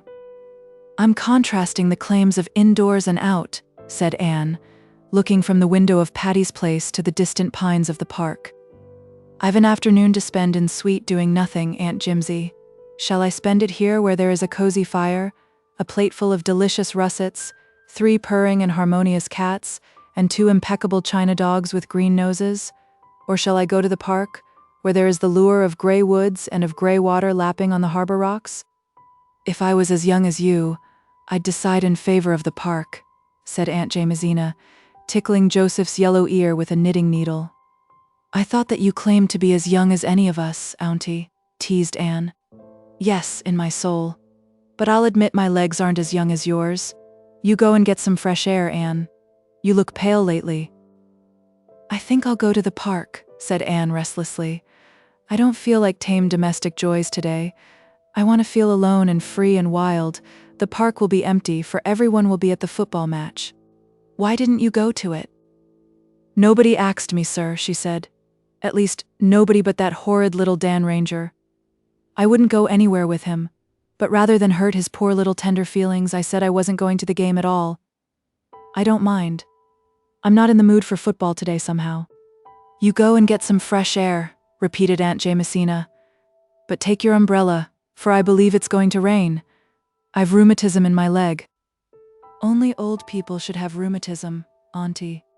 "Anybody is liable to rheumatism in her legs, Anne. It's only old people who should have rheumatism in their souls, though. Thank goodness, I never have. When you get rheumatism in your soul, you might as well go and pick out your coffin." It was November, the month of crimson sunsets, parting birds, deep, sad hymns of the sea, passionate wind songs in the pines. Anne roamed through the pineland alleys in the park and, as she said, let that great sweeping wind blow the fogs out of her soul. Anne was not wont to be troubled with soul fog. But somehow, since her return to Redmond for this 3rd year, life had not mirrored her spirit back to her with its old, perfect, sparkling clearness. Outwardly, existence at Patty's Place was the same pleasant round of work and study and recreation that it had always been. On Friday evenings, the big, fire-lighted living room was crowded by callers and echoed to endless jest and laughter, while Aunt Jamesina smiled beamingly on them all. The Jonas of Phil's letter came often, running up from St. Columbia on the early train and departing on the late. He was a general favorite at Patty's Place, though Aunt Jamesina shook her head and opined that divinity students were not what they used to be. "He's very nice, my dear," she told Phil. "But ministers ought to be graver and more dignified." "Can't a man laugh and be a Christian still?" demanded Phil. "Oh, men, yes. But I was speaking of ministers, my dear," said Aunt Jamesina rebukingly. "And you shouldn't flirt so with Mr. Blake, you really shouldn't." "I'm not flirting with him," protested Phil. Nobody believed her, except Anne. The others thought she was amusing herself as usual, and told her roundly that she was behaving very badly. "Mr. Blake isn't of the Alec and Alonzo type, Phil," said Stella severely. "He takes things seriously. You may break his heart." "Do you really think I could?" asked Phil. "I'd love to think so." "Philippa Gordon, I never thought you were utterly unfeeling. The idea of you saying you'd love to break a man's heart." "I didn't say so, honey. Quote me correctly. I said I'd like to think I could break it. I would like to know I had the power to do it." "I don't understand you, Phil. You are leading that man on deliberately, and you know you don't mean anything by it." "I mean to make him ask me to marry him if I can," said Phil calmly. "I give you up," said Stella hopelessly. Gilbert came occasionally on Friday evenings. He seemed always in good spirits and held his own in the jests and repartee that flew about. He neither sought nor avoided Anne. When circumstances brought them in contact, he talked to her pleasantly and courteously, as to any newly made acquaintance. The old camaraderie was gone entirely. Anne felt it keenly, but she told herself she was very glad and thankful that Gilbert had got so completely over his disappointment in regard to her. She had really been afraid, that April evening in the orchard, that she had hurt him terribly and that the wound would be long in healing. Now she saw that she need not have worried. Men have died and the worms have eaten them, but not for love. Gilbert evidently was in no danger of immediate dissolution. He was enjoying life, and he was full of ambition and zest. For him there was to be no wasting in despair because a woman was fair and cold. Anne, as she listened to the ceaseless badinage that went on between him and Phil, wondered if she had only imagined that look in his eyes when she had told him she could never care for him. There were not lacking those who would gladly have stepped into Gilbert's vacant place, but Anne snubbed them without fear and without reproach. If the real Prince Charming was never to come, she would have none of a substitute, so she sternly told herself that gray day in the windy park. Suddenly, the rain of Aunt Jamesina's prophecy came with a swish and rush. Anne put up her umbrella and hurried down the slope. As she turned out on the harbor road, a savage gust of wind tore along it. Instantly, her umbrella turned wrong side out. Anne clutched at it in despair. And then there came a voice close to her. "Pardon me, may I offer you the shelter of my umbrella?" Anne looked up. Tall and handsome and distinguished-looking, dark, melancholy, inscrutable eyes, melting, musical, sympathetic voice. Yes, the very hero of her dreams stood before her in the flesh. He could not have more closely resembled her ideal if he had been made to order. "Thank you," she said confusedly. "We'd better hurry over to that little pavilion on the point," suggested the unknown. "We can wait there until this shower is over. It is not likely to rain so heavily very long." The words were very commonplace, but oh, the tone and the smile which accompanied them. Anne felt her heart beating strangely. Together they scurried to the pavilion and sat breathlessly down under its friendly roof. Anne laughingly held up her false umbrella. "It is when my umbrella turns inside out that I am convinced of the total depravity of inanimate things," she said gaily. The raindrops sparkled on her shining hair. Its loosened rings curled around her neck and forehead. Her cheeks were flushed, her eyes big and starry. Her companion looked down at her admiringly. She felt herself blushing under his gaze. Who could he be? Why, there was a bit of the Redmond white and scarlet pinned to his coat lapel. Yet she had thought she knew, by sight at least, all the Redmond students except the freshmen, and this courtly youth surely was no freshman. "We are schoolmates, I see," he said, smiling at Anne's colors. "That ought to be sufficient introduction. My name is Royal Gardner, and you are the Miss Shirley who read the Tennyson paper at the Philomathic the other evening, aren't you?" "Yes, but I cannot place you at all," said Anne frankly. "Please, where do you belong?" "I feel as if I didn't belong anywhere yet. I put in my freshman and sophomore years at Redmond 2 years ago. I've been in Europe ever since. Now I've come back to finish my arts course." "This is my junior year too," said Anne. "So we are classmates as well as collegiate-mates. I am reconciled to the loss of the years that the locust has eaten," said her companion, with a world of meaning in those wonderful eyes of his. The rain came steadily down for the best part of an hour, but the time seemed really very short. When the clouds parted and a burst of pale November sunshine fell athwart the harbor and the pines, Anne and her companion walked home together. By the time they had reached the gate of Patty's place, he had asked permission to call, and had received it. Anne went in with cheeks aflame and her heart beating to her fingertips. Rusty, who climbed into her lap and tried to kiss her, found a very absent welcome. Anne, with her soul full of romantic thrills, had no attention to spare just then for a crop-eared pussy cat. That evening a parcel was left at Patty's place for Miss Shirley. It was a box containing a dozen magnificent roses. Phil pounced impertinently on the card that fell from it, read the name and the poetical quotation written on the back. "Royal Gardner," she exclaimed. "Why, Anne, I didn't know you were acquainted with Roy Gardner." "I met him in the park this afternoon in the rain," explained Anne hurriedly. "My umbrella turned inside out and he came to my rescue with his." Oh, Phil peered curiously at Anne. "And is that exceedingly commonplace incident any reason why he should send us long-stemmed roses by the dozen, with a very sentimental rhyme? Or why we should blush divinest rosy red when we look at his card? Anne, thy face betrayeth thee." Don't talk nonsense, Phil. Do you know Mr. Gardner? "I've met his 2 sisters and I know of him. So does everybody worthwhile in Kingsport. The Gardners are among the richest, bluest of blue noses. Roy is adorably handsome and clever. 2 years ago his mother's health failed and he had to leave college and go abroad with her. His father is dead.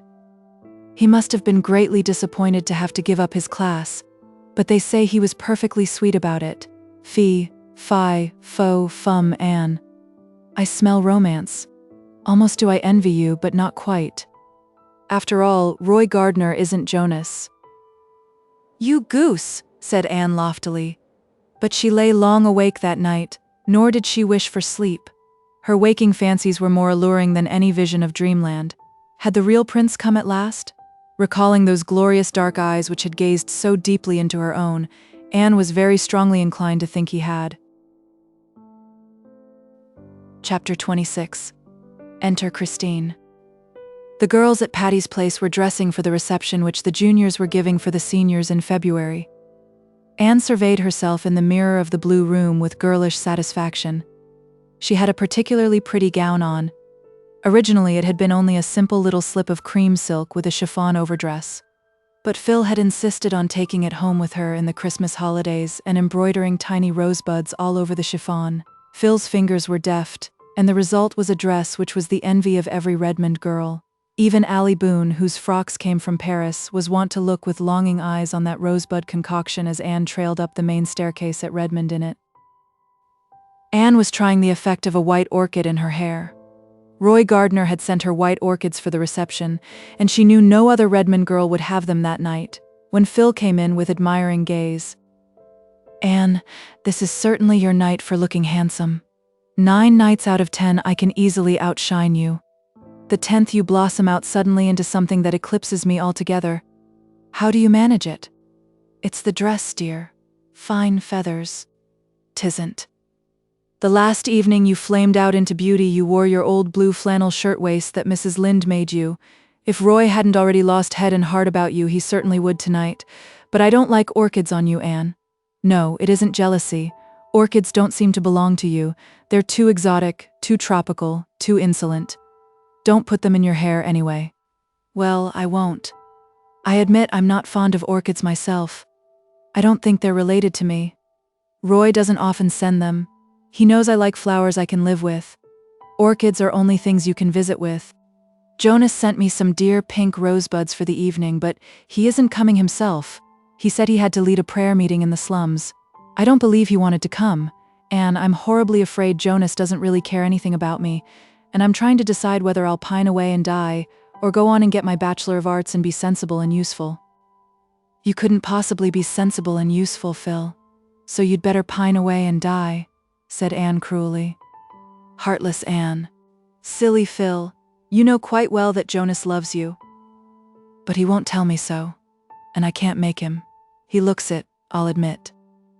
But speak to me only with thine eyes isn't a really reliable reason for embroidering doilies and hemstitching tablecloths. I don't want to begin such work until I'm really engaged. It would be tempting fate. Mr. Blake is afraid to ask you to marry him, Phil. He is poor and can't offer you a home such as you've always had. You know that is the only reason he hasn't spoken long ago. I suppose so, agreed Phil dolefully. Well, brightening up, if he won't ask me to marry him, I'll ask him, that's all. So it's bound to come right. I won't worry. By the way, Gilbert Blythe is going about constantly with Christine Stewart. Did you know? Anne was trying to fasten a little gold chain about her throat. She suddenly found the clasp difficult to manage. What was the matter with it? Or with her fingers? No, she said carelessly. Who is Christine Stewart? Ronald Stewart's sister. She's in Kingsport this winter studying music. I haven't seen her, but they say she's very pretty and that Gilbert is quite crazy over her. How angry I was when you refused Gilbert, Anne. But Roy Gardner was foreordained for you. I can see that now. You were right after all. Anne did not blush as she usually did when the girls assumed that her eventual marriage to Roy Gardner was a settled thing. All at once she felt rather dull. Phil's chatter seemed trivial and the reception a bore. She boxed poor Rusty's ears. Get off that cushion instantly, you cat, you. Why don't you stay down where you belong? Anne picked up her orchids and went downstairs, where Aunt Jamesina was presiding over a row of coats hung before the fire to warm. Roy Gardner was waiting for Anne and teasing the Sarah cat while he waited. The Sarah cat did not approve of him. She always turned her back on him, but everybody else at Patty's Place liked him very much. Aunt Jamesina, carried away by his unfailing and deferential courtesy, and the pleading tones of his delightful voice, declared he was the nicest young man she ever knew, and that Anne was a very fortunate girl. Such remarks made Anne restive. Roy's wooing had certainly been as romantic as girlish heart could desire, but she wished Aunt Jamesina and the girls would not take things so for granted. When Roy murmured a poetical compliment as he helped her on with her coat, she did not blush and thrill as usual, and he found her rather silent in their brief walk to Redmond. He thought she looked a little pale when she came out of the co-ed's dressing room, but as they entered the reception room, her color and sparkle suddenly returned to her. She turned to Roy with her gayest expression. He smiled back at her with what Phil called his deep, black, velvety smile. Yet she really did not see Roy at all. She was acutely conscious that Gilbert was standing under the palms just across the room talking to a girl who must be Christine Stewart. She was very handsome in the stately style destined to become rather massive in middle life. A tall girl with large dark blue eyes, ivory outlines, and a gloss of darkness on her smooth hair. She looks just as I've always wanted to look, thought Anne miserably. Rose leaf complexion, starry violet eyes, raven hair. Yes, she has them all. It's a wonder her name isn't Cordelia Fitzgerald into the bargain. But I don't believe her figure is as good as mine, and her nose certainly isn't. Anne felt a little comforted by this conclusion. Chapter 27. Mutual Confidences. March came in that winter like the meekest and mildest of lambs, bringing days that were crisp and golden and tingling, each followed by a frosty pink twilight which gradually lost itself in an elfland of moonshine. Over the girls at Patty's Place was falling the shadow of April examinations. They were studying hard. Even Phil had settled down to text and notebooks with a doggedness not to be expected of her. "I'm going to take the Johnson Scholarship in mathematics," she announced calmly. "I could take the one in Greek easily, but I'd rather take the mathematical one because I want to prove to Jonas that I'm really enormously clever. Jonas likes you better for your big brown eyes and your crooked smile than for all the brains you carry under your curls," said Anne. "When I was a girl, it wasn't considered ladylike to know anything about mathematics," said Aunt Jamesina. "But times have changed. I don't know that it's all for the better. Can you cook, Phil?" "No, I never cooked anything in my life except a gingerbread, and it was a failure. Flat in the middle and hilly round the edges. You know the kind. But Auntie, when I begin in good earnest to learn to cook, don't you think the brains that enable me to win a mathematical scholarship will also enable me to learn cooking just as well?" "Maybe," said Aunt Jamesina cautiously. "I am not decrying the higher education of women. My daughter is a Master of Arts. She can cook too, but I taught her to cook before I let a college professor teach her mathematics."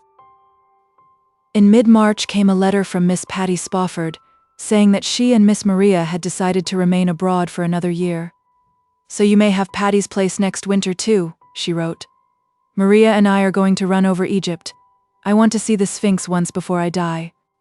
"Fancy those two dames running over Egypt. I wonder if they'll look up at the Sphinx and knit," laughed Priscilla. "I'm so glad we can keep Patty's Place for another year," said Stella. "I was afraid they'd come back, and then our jolly little nest here would be broken up, and we poor callow nestlings thrown out on the cruel world of boarding houses again." "I'm off for a tramp in the park," announced Phil, tossing her book aside. "I think when I am 80, I'll be glad I went for a walk in the park tonight." "What do you mean?" asked Anne. "Come with me and I'll tell you, honey." They captured in their ramble all the mysteries and magics of a March evening. Very still and mild it was, wrapped in a great, white, brooding silence, a silence which was yet threaded through with many little silvery sounds which you could hear if you hearkened as much with your soul as your ears. The girls wandered down a long pineland aisle that seemed to lead right out into the heart of a deep red, overflowing winter sunset. "I'd go home and write a poem this blessed minute if I only knew how," declared Phil, pausing in an open space where a rosy light was staining the green tips of the pines. "It's all so wonderful here, this great, white stillness, and those dark trees that always seem to be thinking." "The woods were God's first temples," quoted Anne softly. "One can't help feeling reverent and adoring in such a place. I always feel so near him when I walk among the pines." "Anne, I'm the happiest girl in the world," confessed Phil suddenly. "So Mr. Blake has asked you to marry him at last?" said Anne calmly. Yes. And I sneezed 3 times while he was asking me. Wasn't that horrid? But I said yes almost before he finished. I was so afraid he might change his mind and stop. I'm besottedly happy. I couldn't really believe before that Jonas would ever care for frivolous me. Phil, you're not really frivolous, said Anne gravely. Way down underneath that frivolous exterior of yours, you've got a dear, loyal, womanly little soul. Why do you hide it so? I can't help it, Queen Anne. You are right. I'm not frivolous at heart, but there's a sort of frivolous skin over my soul and I can't take it off. As Mrs. Poyser says, I'd have to be hatched over again and hatched different before I could change it.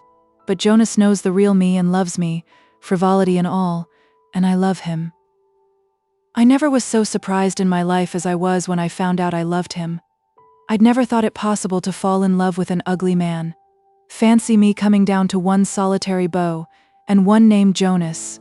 But I mean to call him Joe. That's such a nice, crisp little name. I couldn't nickname Alonzo. What about Alec and Alonzo? Oh, I told them at Christmas that I never could marry either of them. It seems so funny now to remember that I ever thought it possible that I might. They felt so badly I just cried over both of them, howled. But I knew there was only one man in the world I could ever marry. I had made up my own mind for once, and it was real easy too.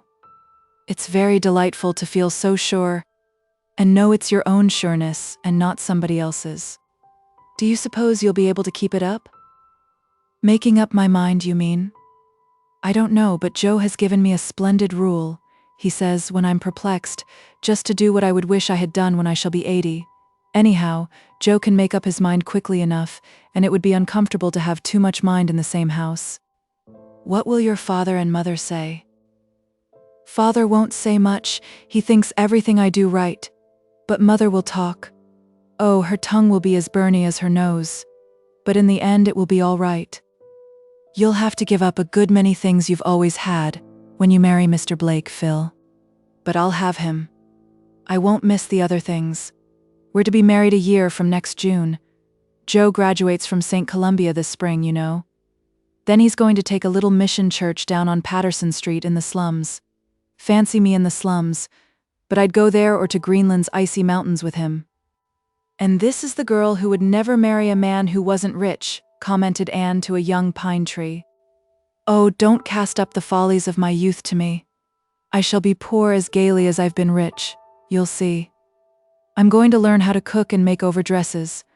I've learned how to market since I've lived at Patty's Place, and once I taught a Sunday school class for a whole summer. Aunt Jamesina says I'll ruin Joe's career if I marry him, but I won't. I know I haven't much sense or sobriety, but I've got what is ever so much better, the knack of making people like me. There is a man in Bolingbroke who lisps and always testifies in prayer meeting. He says, if you can't thine like an electric thar thine like a candle thick, I'll be Joe's little candlestick. Phil, you're incorrigible. Well, I love you so much that I can't make nice, light, congratulatory little speeches, but I'm heart glad of your happiness. I know. Those big gray eyes of yours are brimming over with real friendship, Anne. Someday I'll look the same way at you. You're going to marry Roy, aren't you, Anne? My dear Philippa, did you ever hear of the famous Betty Baxter, who refused a man before he'd axed her? I am not going to emulate that celebrated lady by either refusing or accepting anyone before he axes me. All Redmond knows that Roy is crazy about you, said Phil candidly. And you do love him, don't you, Anne? I suppose so, said Anne reluctantly. She felt that she ought to be blushing while making such a confession, but she was not. On the other hand, she always blushed hotly when anyone said anything about Gilbert Blythe or Christine Stewart in her hearing. Gilbert Blythe and Christine Stewart were nothing to her, absolutely nothing. But Anne had given up trying to analyze the reason of her blushes. As for Roy, of course she was in love with him, madly so. How could she help it? Was he not her ideal? Who could resist those glorious dark eyes and that pleading voice? Were not half the Redmond girls wildly envious? And what a charming sonnet he had sent her, with a box of violets on her birthday. Anne knew every word of it by heart. It was very good stuff of its kind, too. Not exactly up to the level of Keats or Shakespeare, even Anne was not so deeply in love as to think that. but it was very tolerable magazine verse, and it was addressed to her, not to Laura or Beatrice or the Maid of Athens, but to her, Anne Shirley. To be told in rhythmical cadences that her eyes were stars of the morning, that her cheek had the flush it stole from the sunrise, that her lips were redder than the roses of paradise, was thrillingly romantic. Gilbert would never have dreamed of writing a sonnet to her eyebrows. But then Gilbert could see a joke. She had once told Roy a funny story, and he had not seen the point of it. She recalled the chummy laugh she and Gilbert had had together over it, and wondered uneasily if life with a man who had no sense of humor might not be somewhat uninteresting in the long run. But who could expect a melancholy, inscrutable hero to see the humorous side of things? It would be flatly unreasonable. Chapter 28. A June Evening. "I wonder what it would be like to live in a world where it was always June," said Anne, as she came through the spice and bloom of the twilit orchard to the front door steps, where Marilla and Mrs. Rachel were sitting, talking over Mrs. Sampson Coates' funeral, which they had attended that day. Dora sat between them, diligently studying her lessons, but Davy was sitting tailor fashion on the grass, looking as gloomy and depressed as his single dimple would let him. "You'd get tired of it," said Marilla, with a sigh. "I dare say, but just now I feel that it would take me a long time to get tired of it, if it were all as charming as today. Everything loves June. Davy boy, why this melancholy November face in blossom time?" "I'm just sick and tired of living," said the youthful pessimist. "At 10 years? Dear me, how sad." "I'm not making fun," said Davy with dignity. "I'm discouraged," bringing out the big word with a valiant effort.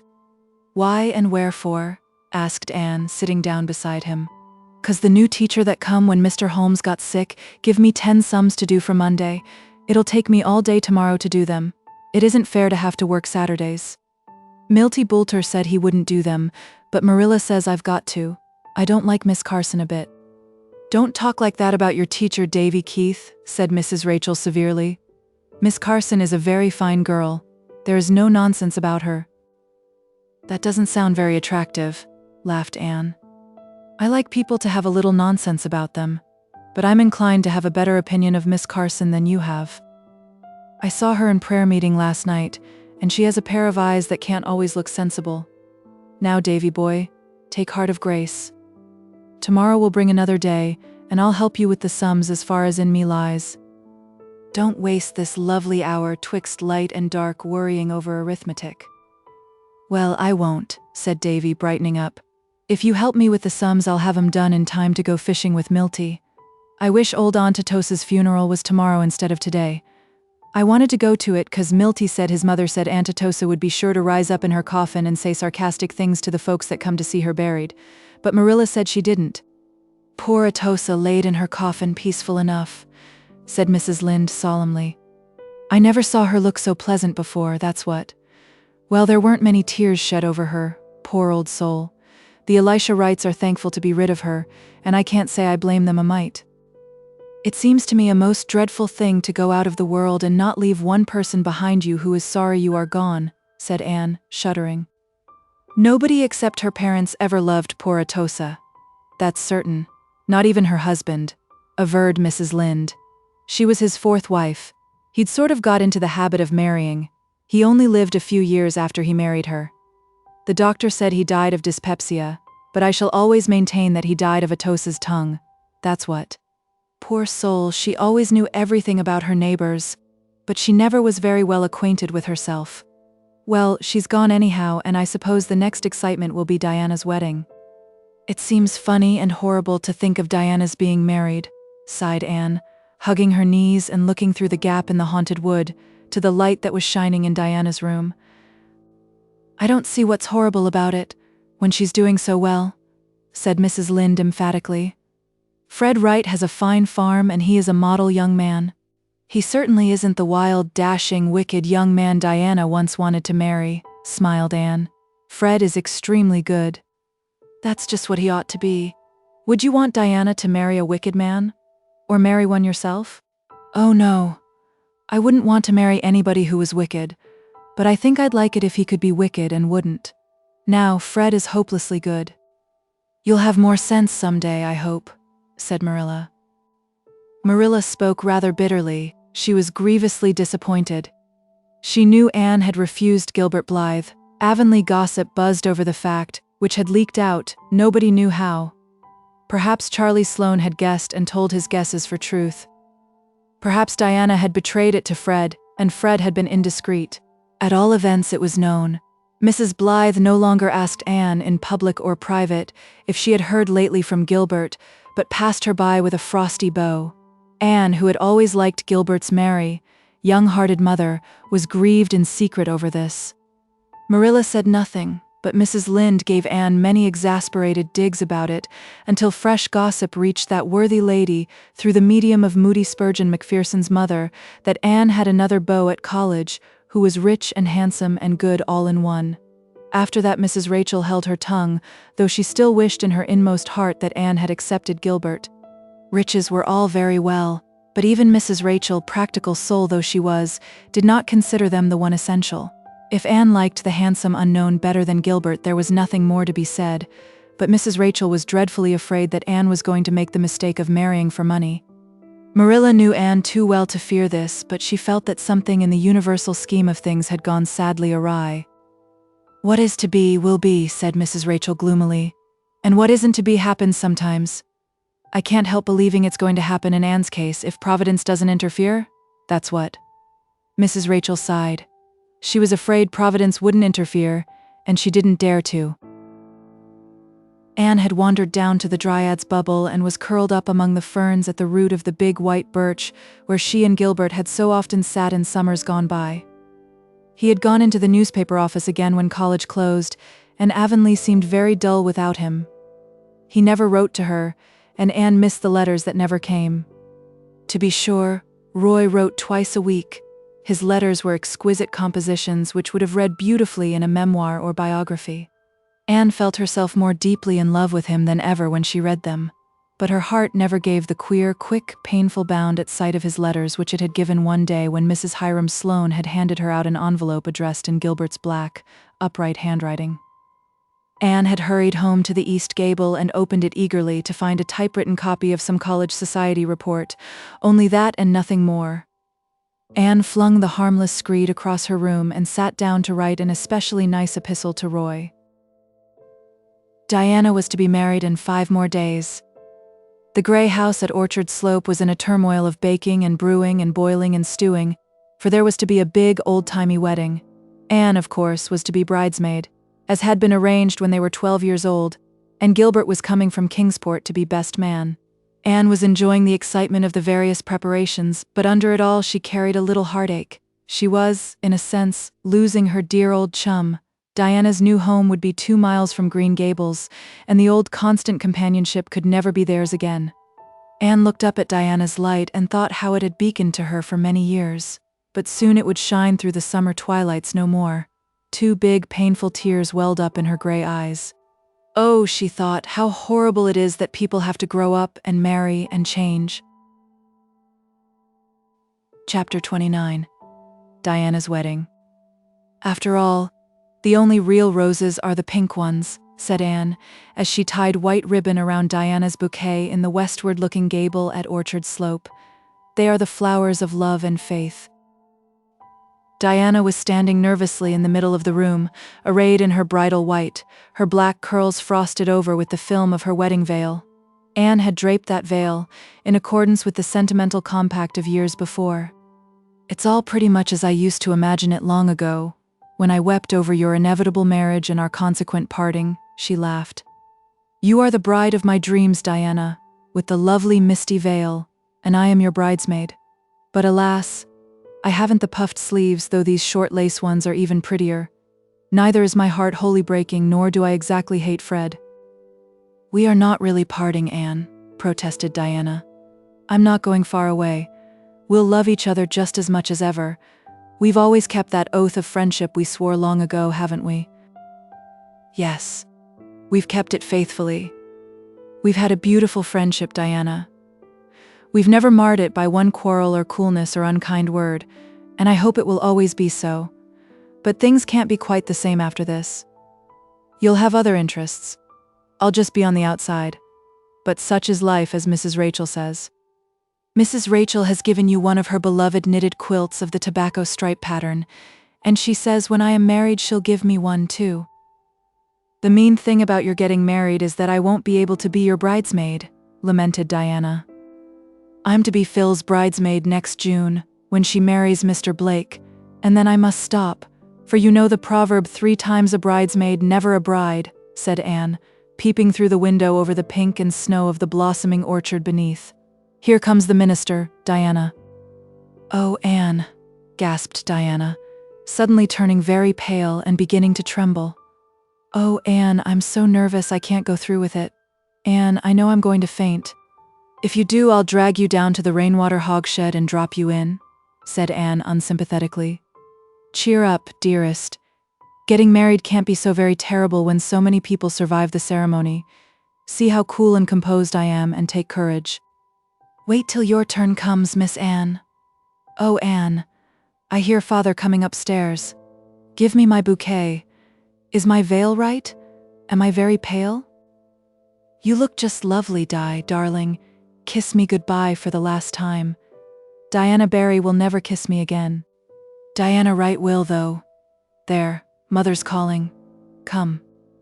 Following the simple, old-fashioned way in vogue then, Anne went down to the parlor on Gilbert's arm. They met at the top of the stairs for the first time since they had left Kingsport, for Gilbert had arrived only that day. Gilbert shook hands courteously. He was looking very well, though, as Anne instantly noted, rather thin. He was not pale. There was a flush on his cheek that had burned into it as Anne came along the hall towards him, in her soft, white dress with lilies of the valley in the shining masses of her hair. As they entered the crowded parlor together, a little murmur of admiration ran around the room. What a fine-looking pair they are, whispered the impressible Mrs. Rachel to Marilla. Fred ambled in alone, with a very red face, and then Diana swept in on her father's arm. She did not faint, and nothing untoward occurred to interrupt the ceremony. Feasting and merrymaking followed. Then, as the evening waned, Fred and Diana drove away through the moonlight to their new home, and Gilbert walked with Anne to Green Gables. Something of their old comradeship had returned during the informal mirth of the evening. Oh, it was nice to be walking over that well-known road with Gilbert again. The night was so very still that one should have been able to hear the whisper of roses in blossom, the laughter of daisies, the piping of grasses, many sweet sounds all tangled up together. The beauty of moonlight on familiar fields irradiated the world. "Can't we take a ramble up Lover's Lane before you go in?" asked Gilbert as they crossed the bridge over the lake of shining waters, in which the moon lay like a great drowned blossom of gold. Anne assented readily. Lover's Lane was a veritable path in a fairyland that night, a shimmering, mysterious place full of wizardry in the white-woven enchantment of moonlight. There had been a time when such a walk with Gilbert through Lover's Lane would have been far too dangerous, but Roy and Christine had made it very safe now. Anne found herself thinking a good deal about Christine as she chatted lightly to Gilbert. She had met her several times before leaving Kingsport, and had been charmingly sweet to her. Christine had also been charmingly sweet. Indeed, they were a most cordial pair, but for all that, their acquaintance had not ripened into friendship. Evidently, Christine was not a kindred spirit. "Are you going to be in Avonlea all summer?" asked Gilbert. "No. I'm going down east to Valley Road next week. Esther Haythorne wants me to teach for her through July and August. They have a summer term in that school, and Esther isn't feeling well, so I'm going to substitute for her. In one way, I don't mind. Do you know, I'm beginning to feel a little bit like a stranger in Avonlea now? It makes me sorry, but it's true. It's quite appalling to see the number of children who have shot up into big boys and girls, really young men and women these past 2 years. Half of my pupils are grown up. It makes me feel awfully old to see them in the places you and I and our mates used to fill." Anne laughed and sighed. She felt very old and mature and wise, which showed how young she was. She told herself that she longed greatly to go back to those dear merry days when life was seen through a rosy mist of hope and illusion, and possessed an indefinable something that had passed away forever. Where was it now, the glory and the dream? "So wags the world away," quoted Gilbert practically, and a trifle absently. Anne wondered if he were thinking of Christine. Oh, Avonlea was going to be so lonely now with Diana gone. Chapter 30. Mrs. Skinner's Romance. Anne stepped off the train at Valley Road Station and looked about to see if anyone had come to meet her. She was to board with a certain Miss Janet Sweet, but she saw no one who answered in the least to her preconception of that lady, as formed from Esther's letter. The only person in sight was an elderly woman, sitting in a wagon with mail bags piled around her. 200 would have been a charitable guess at her weight. Her face was as round and red as a harvest moon, and almost as featureless. She wore a tight, black cashmere dress, made in the fashion of 10 years ago, a little dusty black straw hat trimmed with bows of yellow ribbon, and faded black lace mitts. "Here you," she called, waving her whip at Anne. "Are you the new Valley Road school, ma'am?" "Yes. Well, I thought so. Valley Road is noted for its good-looking school ma'ams, just as Millersville is noted for its humly ones. Janet Sweet asked me this morning if I could bring you out. I said, 'Sartin I kin, if she don't mind being scrunched up some. This rig of mine's kinder small for the mail bags, and I'm some heftier than Thomas. Just wait, miss, till I shift these bags a bit and I'll tuck you in somehow. It's only 2 miles to Janet's. Her next-door neighbor's hired boy is coming for your trunk tonight. My name is Skinner, Amelia Skinner.'" Anne was eventually tucked in, exchanging amused smiles with herself during the process. "Jog along, black mare," commanded Mrs. Skinner, gathering up the reins in her pudgy hands. "This is my first trip on the mail route.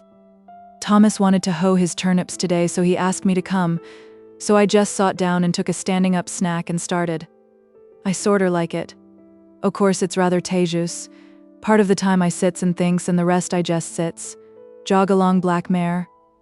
I want to get home early. Thomas is terrible lonesome when I'm away. You see, we haven't been married very long." "Oh," said Anne politely. "Just a month. Thomas courted me for quite a spell, though. It was real romantic." Anne tried to picture Mrs. Skinner on speaking terms with romance and failed. "Oh," she said again. "Yes. You see, there was another man after me. Jog along, black mare. I'd been a widder so long folks had given up expecting me to marry again. But when my darter, she's a schoolma'am like you, went out west to teach, I felt real lonesome and wasn't nowise sot against the idea. Bime by Thomas began to come up, and so did the other feller, William Obadiah Seaman his name was. For a long time I couldn't make up my mind which of them to take, and they kept coming, and I kept worrying. You see, W.O. was rich, he had a fine place and carried considerable style. He was by far the best match. Jog along, black mare." "Why didn't you marry him?" asked Anne. "Well, you see, he didn't love me," answered Mrs. Skinner solemnly. Anne opened her eyes widely and looked at Mrs. Skinner, but there was not a glint of humor on that lady's face. Evidently Mrs. Skinner saw nothing amusing in her own case. He'd been a widder man for 3 years, and his sister kept house for him. Then she got married, and he just wanted someone to look after his house. It was worth looking after too, mind you that. It's a handsome house. Jog along, black mare. As for Thomas, he was poor, and if his house didn't leak in dry weather, it was about all that could be said for it, though it looks kind of picturesque. But, you see, I loved Thomas, and I didn't care 1 red cent for W.O., so I argued it out with myself. Sarah Crow, say I. My first was a crow. You can marry your rich man if you like, but you won't be happy. Folks can't get along together in this world without a little bit of love. You'd just better tie up to Thomas, for he loves you and you love him, and nothing else ain't going to do you. Jog along, black mare. So I told Thomas I'd take him. All the time I was getting ready, I never dared drive past W.O.'s place for fear the sight of that fine house of his would put me in the swithers again. But now I never think of it at all, and I'm just that comfortable and happy with Thomas. Jog along, black mare. How did William Obadiah take it? Queried Anne. Oh, he rumpussed a bit. But he's going to see a skinny old maid in Millersville now, and I guess she'll take him fast enough. She'll make him a better wife than his first did. O never wanted to marry her. He just asked her to marry him 'cause his father wanted him to, never dreaming but that she'd say no. But mind you, she said yes. There was a predicament for you. Jog along, black mare. She was a great housekeeper, but most awful mean. She wore the same bonnet for 18 years. Then she got a new one and W.O. met her on the road and didn't know her. Jog along, black mare. I feel that I'd a narrower escape. I might have married him and been most awful miserable, like my poor cousin, Jane Ann. Jane Ann married a rich man she didn't care anything about, and she hasn't the life of a dog. She come to see me last week and says she, Sarah Skinner, I envy you. I'd rather live in a little hut on the side of the road with a man I was fond of than in my big house with the one I've got. Jane Ann's man ain't such a bad sort, nother, though he's so contrary that he wears his fur coat when the thermometer's at 90. The only way to get him to do anything is to coax him to do the opposite.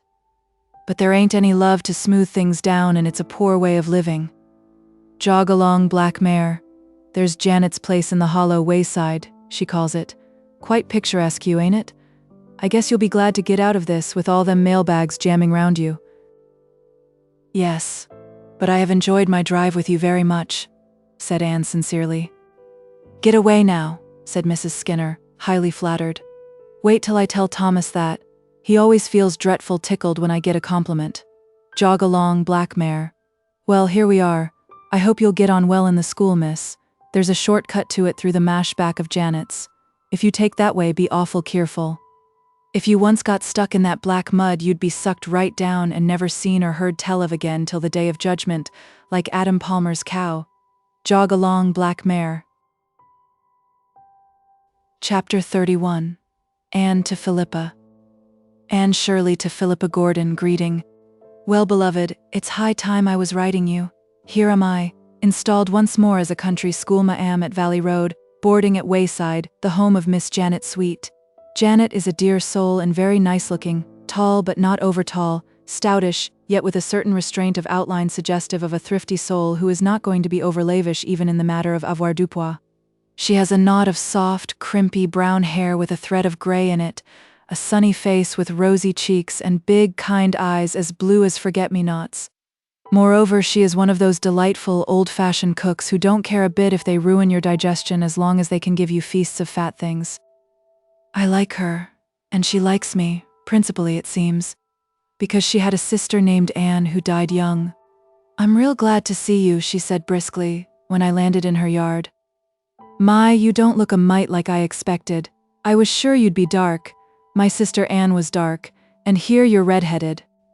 For a few minutes I thought I wasn't going to like Janet as much as I had expected at first sight. Then I reminded myself that I really must be more sensible than to be prejudiced against anyone simply because she called my hair red. Probably the word auburn was not in Janet's vocabulary at all. Wayside is a dear sort of little spot. The house is small and white, set down in a delightful little hollow that drops away from the road. Between road and house is an orchard and flower garden all mixed up together. The front door walk is bordered with quahog clamshells, cowhawks, Janet calls them. There is Virginia creeper over the porch and moss on the roof. My room is a neat little spot off the parlor, just big enough for the bed and me. Over the head of my bed there is a picture of Robbie Burns standing at Highland Mary's grave, shadowed by an enormous weeping willow tree. Robbie's face is so lugubrious that it is no wonder I have bad dreams. Why, the first night I was here I dreamed I couldn't laugh. The parlor is tiny and neat. Its one window is so shaded by a huge willow that the room has a grotto-like effect of emerald gloom. There are wonderful tidies on the chairs, and gay mats on the floor, and books and cards carefully arranged on a round table, and vases of dried grass on the mantelpiece.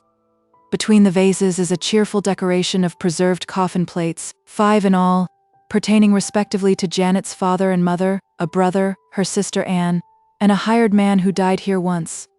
If I go suddenly insane some of these days, know all men by these presents that those coffin plates have caused it. But it's all delightful, and I said so. Janet loved me for it, just as she detested poor Esther, because Esther had said so much shade was unhygienic and had objected to sleeping on a feather bed. Now I glory in feather beds, and the more unhygienic and feathery they are, the more I glory. Janet says it is such a comfort to see me eat. She had been so afraid I would be like Miss Haythorne, who wouldn't eat anything but fruit and hot water for breakfast, and tried to make Janet give up frying things.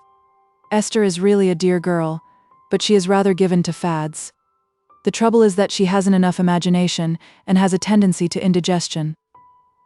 Janet told me I could have the use of the parlor when any young men called. I don't think there are many to call. I haven't seen a young man in Valley Road yet, except the next-door hired boy Sam Tolliver, a very tall, lank, tow-haired youth.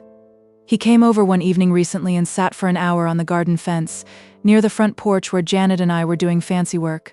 The only remarks he volunteered in all that time were, "Hev a peppermint, miss.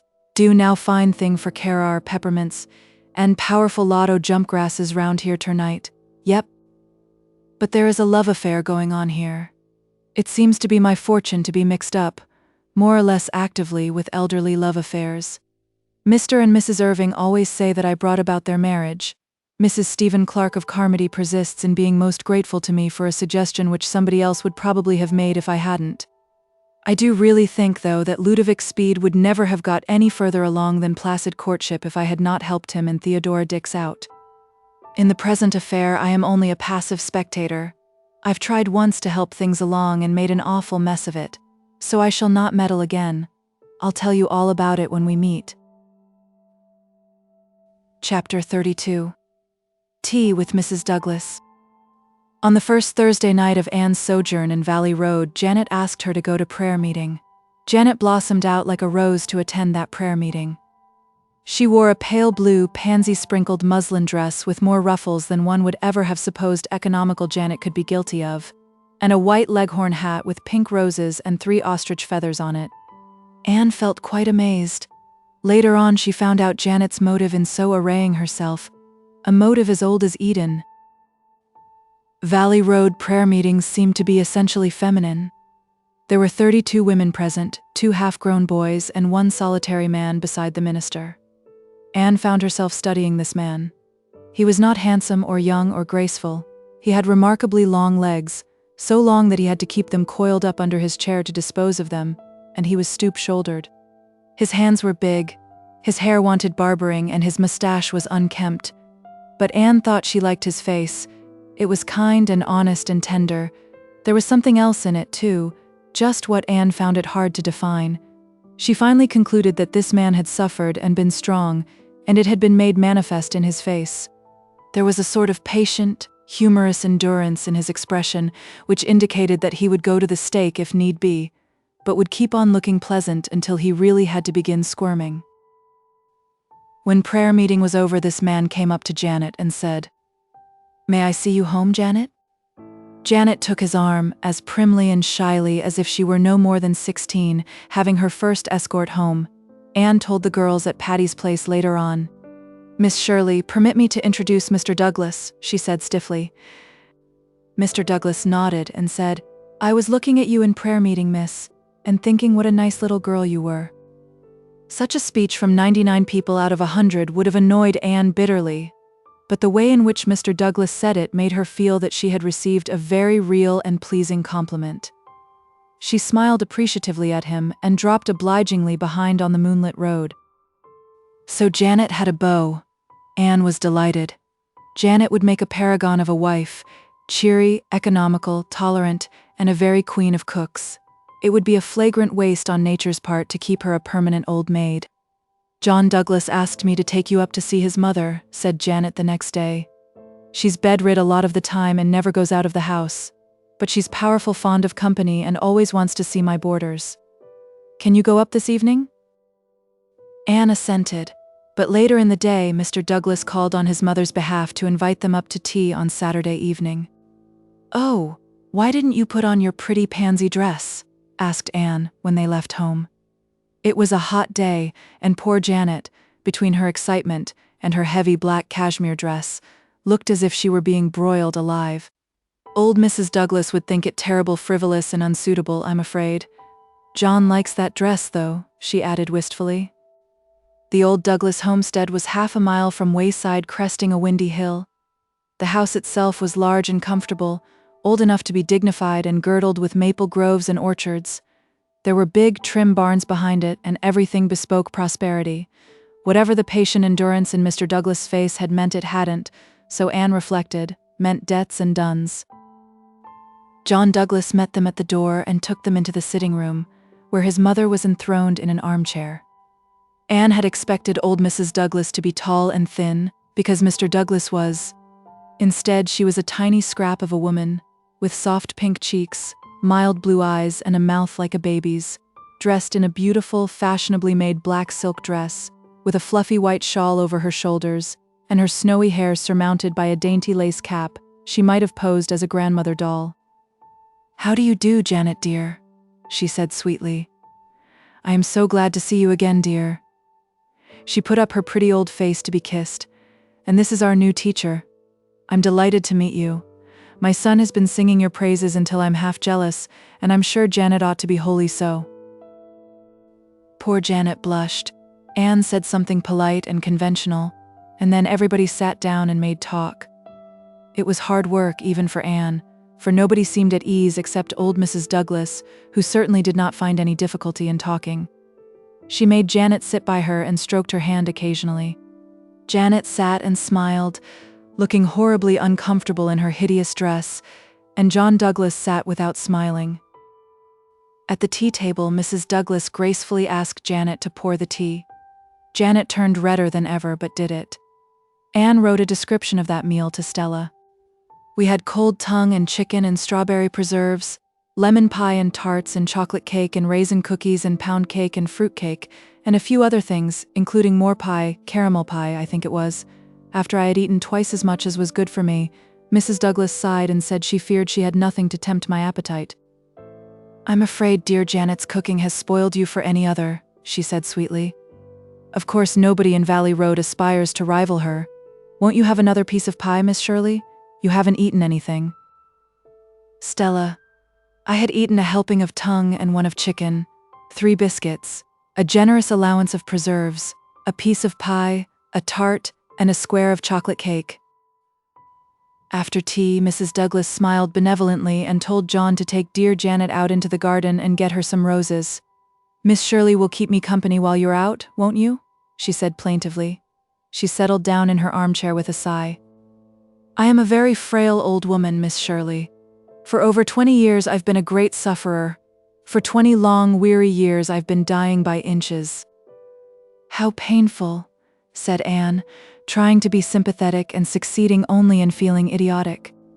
"There have been scores of nights when they've thought I could never live to see the dawn," went on Mrs. Douglas solemnly.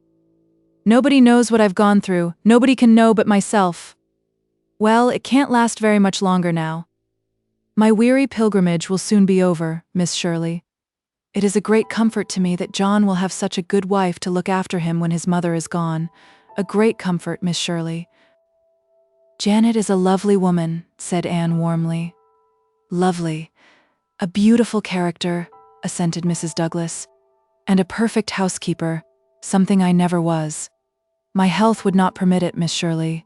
I am indeed thankful that John has made such a wise choice. I hope and believe that he will be happy. He is my only son, Miss Shirley, and his happiness lies very near my heart."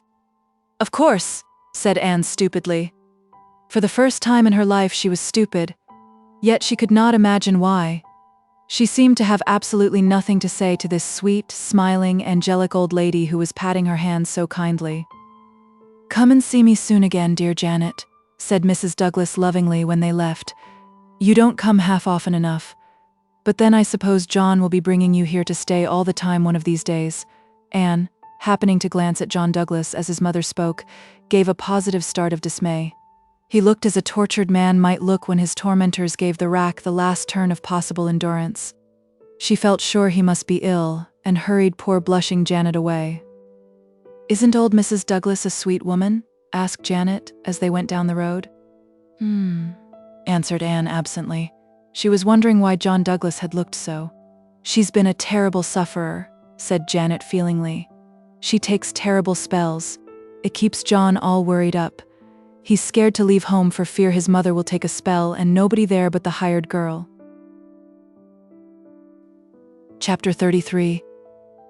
He just kept coming and coming. 3 days later, Anne came home from school and found Janet crying. Tears and Janet seemed so incongruous that Anne was honestly alarmed. "Oh, what is the matter?" she cried anxiously. I'm 40 today," sobbed Janet. Well, you were nearly that yesterday and it didn't hurt, comforted Anne, trying not to smile. But, went on Janet with a big gulp. John Douglas won't ask me to marry him.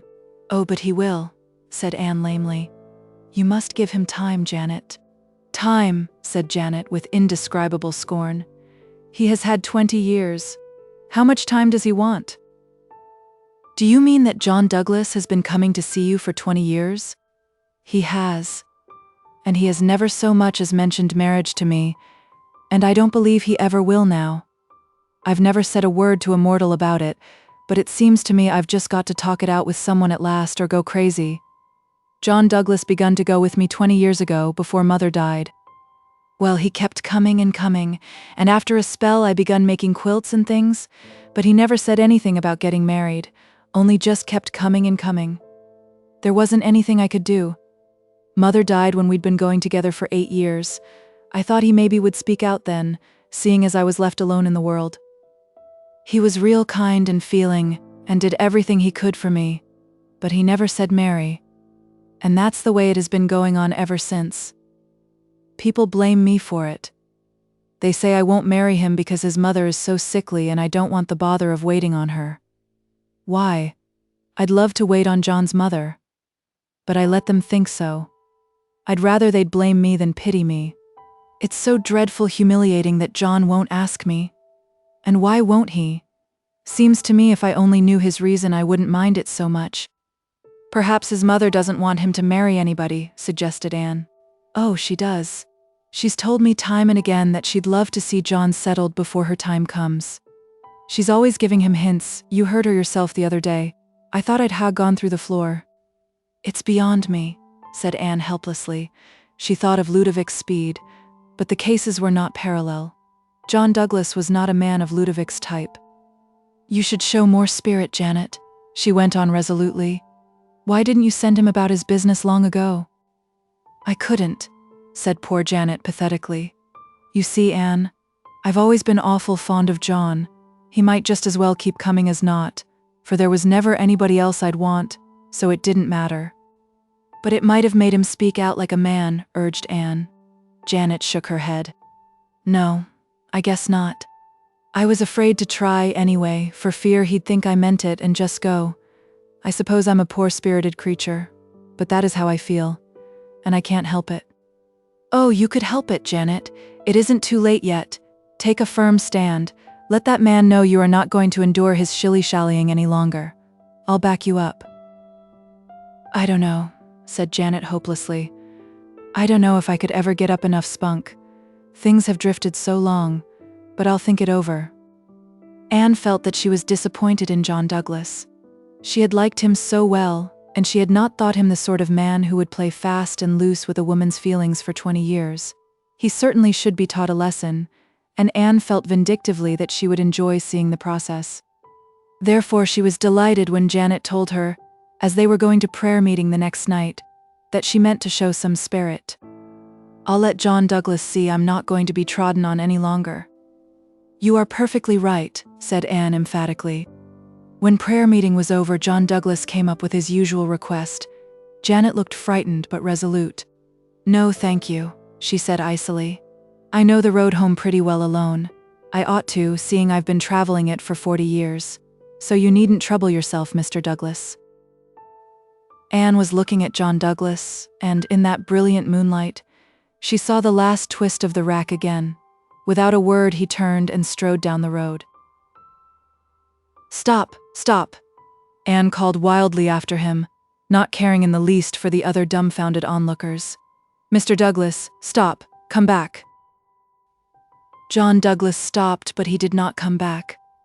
Anne flew down the road, caught his arm and fairly dragged him back to Janet. You must come back, she said imploringly. It's all a mistake, Mr. Douglas, all my fault. I made Janet do it. She didn't want to, but it's all right now, isn't it, Janet? Without a word, Janet took his arm and walked away. Anne followed them meekly home and slipped in by the back door. Well, you are a nice person to back me up, said Janet sarcastically. I couldn't help it, Janet, said Anne repentantly. I just felt as if I had stood by and seen murder done. I had to run after him. Oh, I'm just as glad you did. When I saw John Douglas making off down that road, I just felt as if every little bit of joy and happiness that was left in my life was going with him. It was an awful feeling. Did he ask you why you did it? Asked Anne. No, he never said a word about it, replied Janet dully. Chapter 34. John Douglas speaks at last. Anne was not without a feeble hope that something might come of it after all. But nothing did. John Douglas came and took Janet driving, and walked home from prayer meeting with her, as he had been doing for 20 years, and as he seemed likely to do for 20 years more. The summer waned. Anne taught her school and wrote letters and studied a little. Her walks to and from school were pleasant. She always went by way of the swamp. It was a lovely place, a boggy soil, green with the greenest of mossy hillocks. A silvery brook meandered through it, and spruces stood erectly, their boughs a trail with gray-green mosses, their roots overgrown with all sorts of woodland lovelinesses. Nevertheless, Anne found life in Valley Road a little monotonous. To be sure, there was one diverting incident. She had not seen the lank, tow-headed Samuel of the Peppermints since the evening of his call, save for chance meetings on the road. But one warm August night he appeared, and solemnly seated himself on the rustic bench by the porch. He wore his usual working habiliments, consisting of varipatch trousers, a blue jean shirt, out at the elbows, and a ragged straw hat. He was chewing a straw, and he kept on chewing it while he looked solemnly at Anne. Anne laid her book aside with a sigh and took up her doily. Conversation with Sam was really out of the question. After a long silence, Sam suddenly spoke. "I'm leaving over there," he said abruptly, waving his straw in the direction of the neighboring house. "Oh, are you?" said Anne politely. "Yep." "And where are you going now?" "Wall, I've been thinking some of getting a place of my own. There's one that'd suit me over at Millersville, but if I rents it, I'll want a woman." "I suppose so," said Anne vaguely. "Yep." There was another long silence. Finally, Sam removed his straw again and said, "Will ye hev me?" What? gasped Anne. "Will ye hev me?" "Do you mean marry you?" queried poor Anne feebly. "Yep." Why, I'm hardly acquainted with you, cried Anne indignantly. "But ye'd get acquainted with me after we was married," said Sam. Anne gathered up her poor dignity. "Certainly I won't marry you," she said haughtily. "Wall, ye might do worse," expostulated Sam. "I'm a good worker and I've got some money in the bank. Don't speak of this to me again. Whatever put such an idea into your head?" said Anne, her sense of humor getting the better of her wrath. It was such an absurd situation. "You're a likely-looking girl and hev a right smart way o' stepping," said Sam. "I don't want no lazy woman. Think it over. I won't change my mind yet a while. Wall, I must be gotter milk the cows." Anne's illusions concerning proposals had suffered so much of late years that there were few of them left, so she could laugh wholeheartedly over this one, not feeling any secret sting. She mimicked poor Sam to Janet that night, and both of them laughed immoderately over his plunge into sentiment. One afternoon, when Anne's sojourn in Valley Road was drawing to a close, Alec Ward came driving down to Wayside in hot haste for Janet. "They want you at the Douglas place quick," he said. "I really believe old Mrs. Douglas is going to die at last, after pretending to do it for 20 years. Janet ran to get her hat. Anne asked if Mrs. Douglas was worse than usual. "She's not half as bad," said Alec solemnly, "and that's what makes me think it's serious. Other times she'd be screaming and throwing herself all over the place. This time she's lying still and mum. When Mrs. Douglas is mum, she is pretty sick, you bet." "You don't like old Mrs. Douglas?" said Anne curiously. "I like cats as is cats. I don't like cats as is women," was Alec's cryptic reply. Janet came home in the twilight. "Mrs. Douglas is dead," she said wearily. "She died soon after I got there. She just spoke to me once." "I suppose you'll marry John now?" she said. It cut me to the heart, Anne. To think John's own mother thought I wouldn't marry him because of her. I couldn't say a word either, there were other women there. I was thankful John had gone out. Janet began to cry drearily, but Anne brewed her a hot drink of ginger tea to her comforting. To be sure, Anne discovered later on that she had used white pepper instead of ginger, but Janet never knew the difference. The evening after the funeral, Janet and Anne were sitting on the front porch steps at sunset. The wind had fallen asleep in the pinelands and lurid sheets of heat lightning flickered across the northern skies. Janet wore her ugly black dress and looked her very worst, her eyes and nose red from crying. They talked little, for Janet seemed faintly to resent Anne's efforts to cheer her up. She plainly preferred to be miserable. Suddenly the gate latch clicked and John Douglas strode into the garden. He walked towards them straight over the geranium bed. Janet stood up. So did Anne. Anne was a tall girl and wore a white dress, but John Douglas did not see her. "Janet," he said, "will you marry me?" The words burst out as if they had been wanting to be said for 20 years and must be uttered now before anything else. Janet's face was so red from crying that it couldn't turn any redder, so it turned a most unbecoming purple. "Why didn't you ask me before?" she said slowly. "I couldn't. She made me promise not to. Mother made me promise not to. 19 years ago she took a terrible spell. We thought she couldn't live through it. She implored me to promise not to ask you to marry me while she was alive. I didn't want to promise such a thing, even though we all thought she couldn't live very long. The doctor only gave her 6 months. But she begged it on her knees, sick and suffering.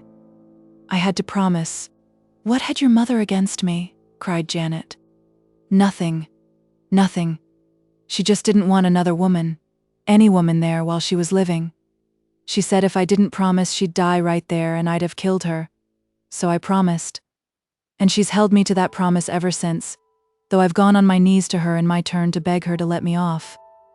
"Why didn't you tell me this?" asked Janet chokingly. "If I'd only known, why didn't you just tell me?" "She made me promise I wouldn't tell a soul," said John hoarsely. "She swore me to it on the Bible, Janet. I'd never have done it if I'd dreamed it was to be for so long. Janet, you'll never know what I've suffered these 19 years. I know I've made you suffer too, but you'll marry me for all, won't you, Janet? Oh, Janet, won't you? I've come as soon as I could to ask you." At this moment, the stupefied Anne came to her senses and realized that she had no business to be there. She slipped away and did not see Janet until the next morning, when the latter told her the rest of the story. "That cruel, relentless, deceitful old woman," cried Anne. "Hush, she's dead," said Janet solemnly. "If she wasn't, but she is, so we mustn't speak evil of her. But I'm happy at last, Anne, and I wouldn't have minded waiting so long a bit if I'd only known why." "When are you to be married?" "Next month. Of course it will be very quiet. I suppose people will talk terrible. They'll say I made enough haste to snap John up as soon as his poor mother was out of the way. John wanted to let them know the truth, but I said, 'No, John. After all, she was your mother, and we'll keep the secret between us and not cast any shadow on her memory. I don't mind what people say, now that I know the truth myself. It don't matter a mite. Let it all be buried with the dead,' says I to him, so I coaxed him round to agree with me." "You're much more forgiving than I could ever be," Anne said rather crossly. "You'll feel differently about a good many things when you get to be my age," said Janet tolerantly. "That's one of the things we learn as we grow older, how to forgive. It comes easier at 40 than it did at 20. Chapter 35. The last Redmond year opens. "Here we are, all back again, nicely sunburned and rejoicing as a strong man to run a race," said Phil, sitting down on a suitcase with a sigh of pleasure. "Isn't it jolly to see this dear old Patty's place again, and Auntie, and the cats? Rusty has lost another piece of ear, hasn't he? Rusty would be the nicest cat in the world if he had no ears at all," declared Anne loyally from her trunk, while Rusty writhed about her lap in a frenzy of welcome. "Aren't you glad to see us back, Auntie?" demanded Phil. "Yes, but I wish you'd tidy things up," said Aunt Jamesina plaintively, looking at the wilderness of trunks and suitcases by which the 4 laughing, chattering girls were surrounded. You can talk just as well later on. Work first and then play used to be my motto when I was a girl. Oh, we've just reversed that in this generation, Auntie. Our motto is play your play and then dig in. You can do your work so much better if you've had a good bout of play first. If you are going to marry a minister, said Aunt Jamesina, picking up Joseph and her knitting and resigning herself to the inevitable with the charming grace that made her the queen of house mothers, you will have to give up such expressions as dig in. Why? Moaned Phil. Oh, why must a minister's wife be supposed to utter only prunes and prisms? I shan't. Everybody on Patterson Street uses slang, that is to say, metaphorical language, and if I didn't, they would think me insufferably proud and stuck up. Have you broken the news to your family? Asked Priscilla, feeding the Sarah cat bits from her lunch basket. Phil nodded. How did they take it? Oh, Mother rampaged. But I stood rock firm, even I, Philippa Gordon, who never before could hold fast to anything. Father was calmer. Father's own daddy was a minister, so you see he has a soft spot in his heart for the cloth. I had Joe up to Mount Holly, after Mother grew calm, and they both loved him. But Mother gave him some frightful hints in every conversation regarding what she had hoped for me. Oh, my vacation pathway hasn't been exactly strewn with roses, girls dear. But I've won out and I've got Joe. Nothing else matters. To you? Said Aunt Jamesina darkly. Nor to Joe either, retorted Phil. You keep on pitying him. Why, pray? I think he's to be envied. He's getting brains, beauty, and a heart of gold in me. It's well we know how to take your speeches, said Aunt Jamesina patiently. I hope you don't talk like that before strangers. What would they think? Oh, I don't want to know what they think. I don't want to see myself as others see me.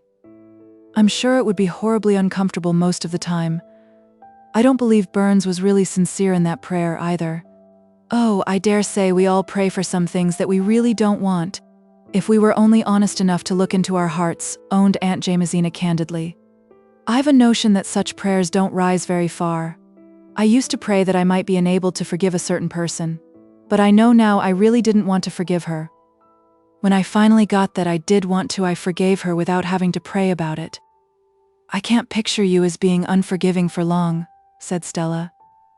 Oh, I used to be, but holding spite doesn't seem worthwhile when you get along in years.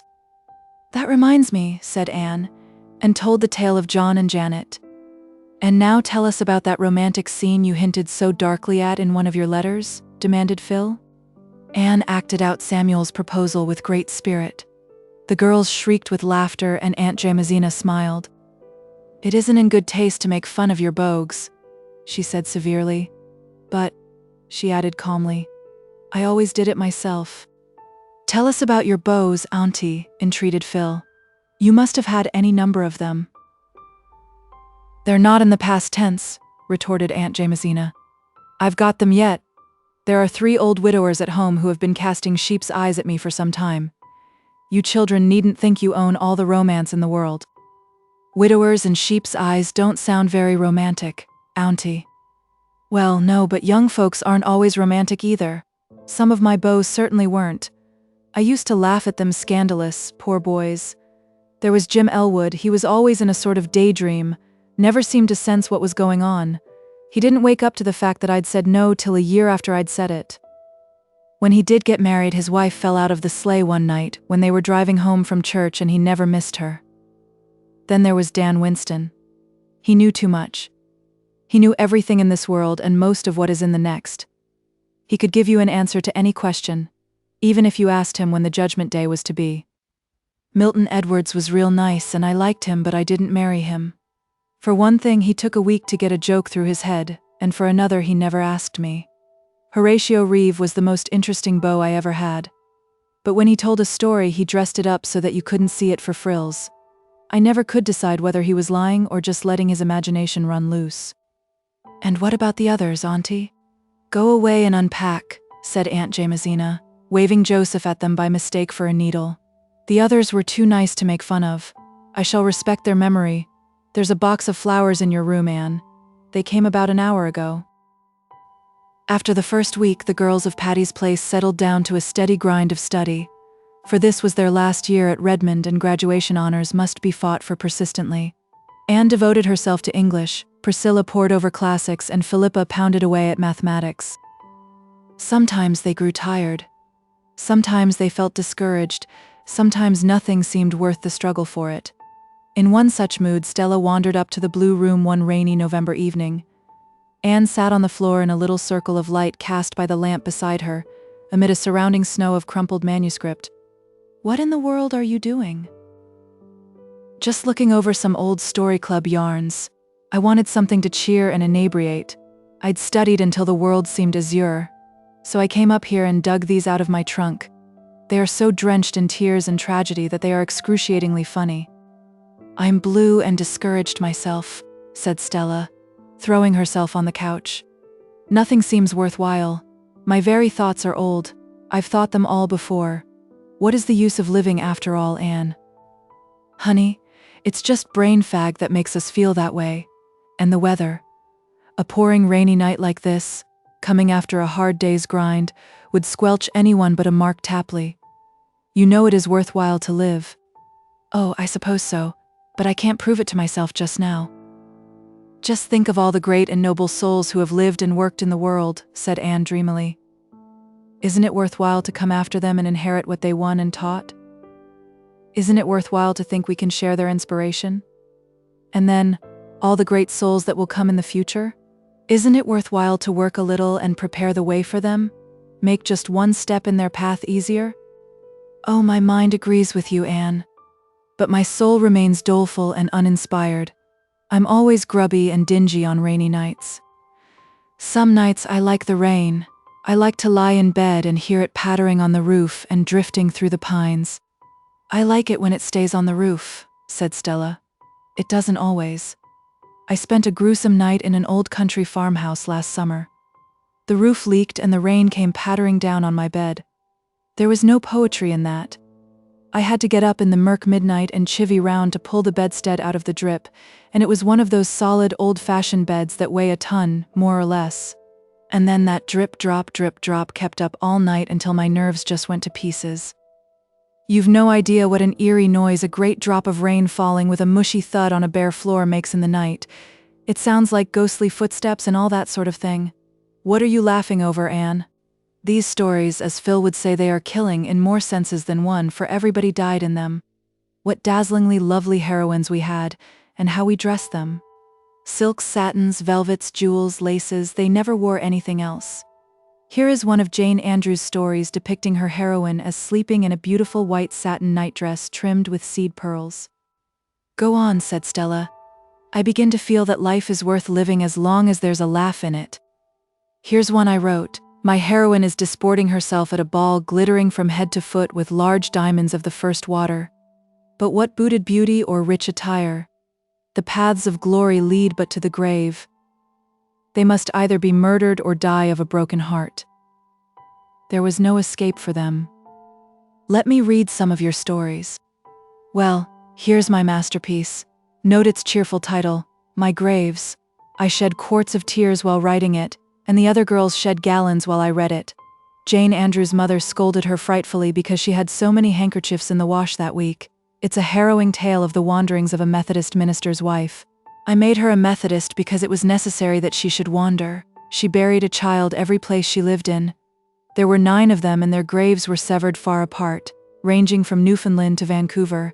I described the children, pictured their several deathbeds, and detailed their tombstones and epitaphs. I had intended to bury the whole 9, but when I had disposed of 8, my invention of horrors gave out, and I permitted the 9th to live as a hopeless cripple. While Stella read My Graves, punctuating its tragic paragraphs with chuckles, and Rusty slept the sleep of a just cat who has been out all night curled up on a Jane Andrews tale of a beautiful maiden of 15 who went to nurse in a leper colony, of course dying of the loathsome disease finally, Anne glanced over the other manuscripts and recalled the old days at Avonlea School when the members of the Story Club, sitting under the spruce trees or down among the ferns by the brook, had written them. What fun they had had. How the sunshine and mirth of those olden summers returned as she read. Not all the glory that was Greece or the grandeur that was Rome could weave such wizardry as those funny, tearful tales of the Story Club. Among the manuscripts, Anne found one written on sheets of wrapping paper. A wave of laughter filled her gray eyes as she recalled the time and place of its genesis.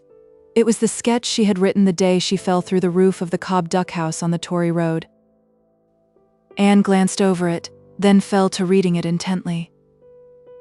It was a little dialogue between asters and sweet peas, wild canaries in the lilac bush, and the guardian spirit of the garden.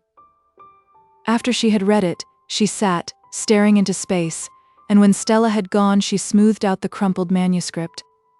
"I believe I will," she said resolutely. Chapter 36. The Gardners'Call. "Here is a letter with an Indian stamp for you, Aunt Jimsy," said Phil. "Here are 3 for Stella, and 2 for Pris, and a glorious fat one for me from Joe. There's nothing for you, Anne, except a circular." Nobody noticed Anne's flush as she took the thin letter Phil tossed her carelessly, but a few minutes later Phil looked up to see a transfigured Anne. "Honey, what good thing has happened?" "The youth's friend has accepted a little sketch I sent them a fortnight ago," said Anne, trying hard to speak as if she were accustomed to having sketches accepted every mail, but not quite succeeding. "Anne Shirley, how glorious! What was it? When is it to be published? Did they pay you for it?" "Yes. They've sent a check for $10, and the editor writes that he would like to see more of my work. Dear man, he shall. It was an old sketch I found in my box. I rewrote it and sent it in, but I never really thought it could be accepted because it had no plot," said Anne, recalling the bitter experience of Averil's Atonement. "What are you going to do with that $10, Anne?"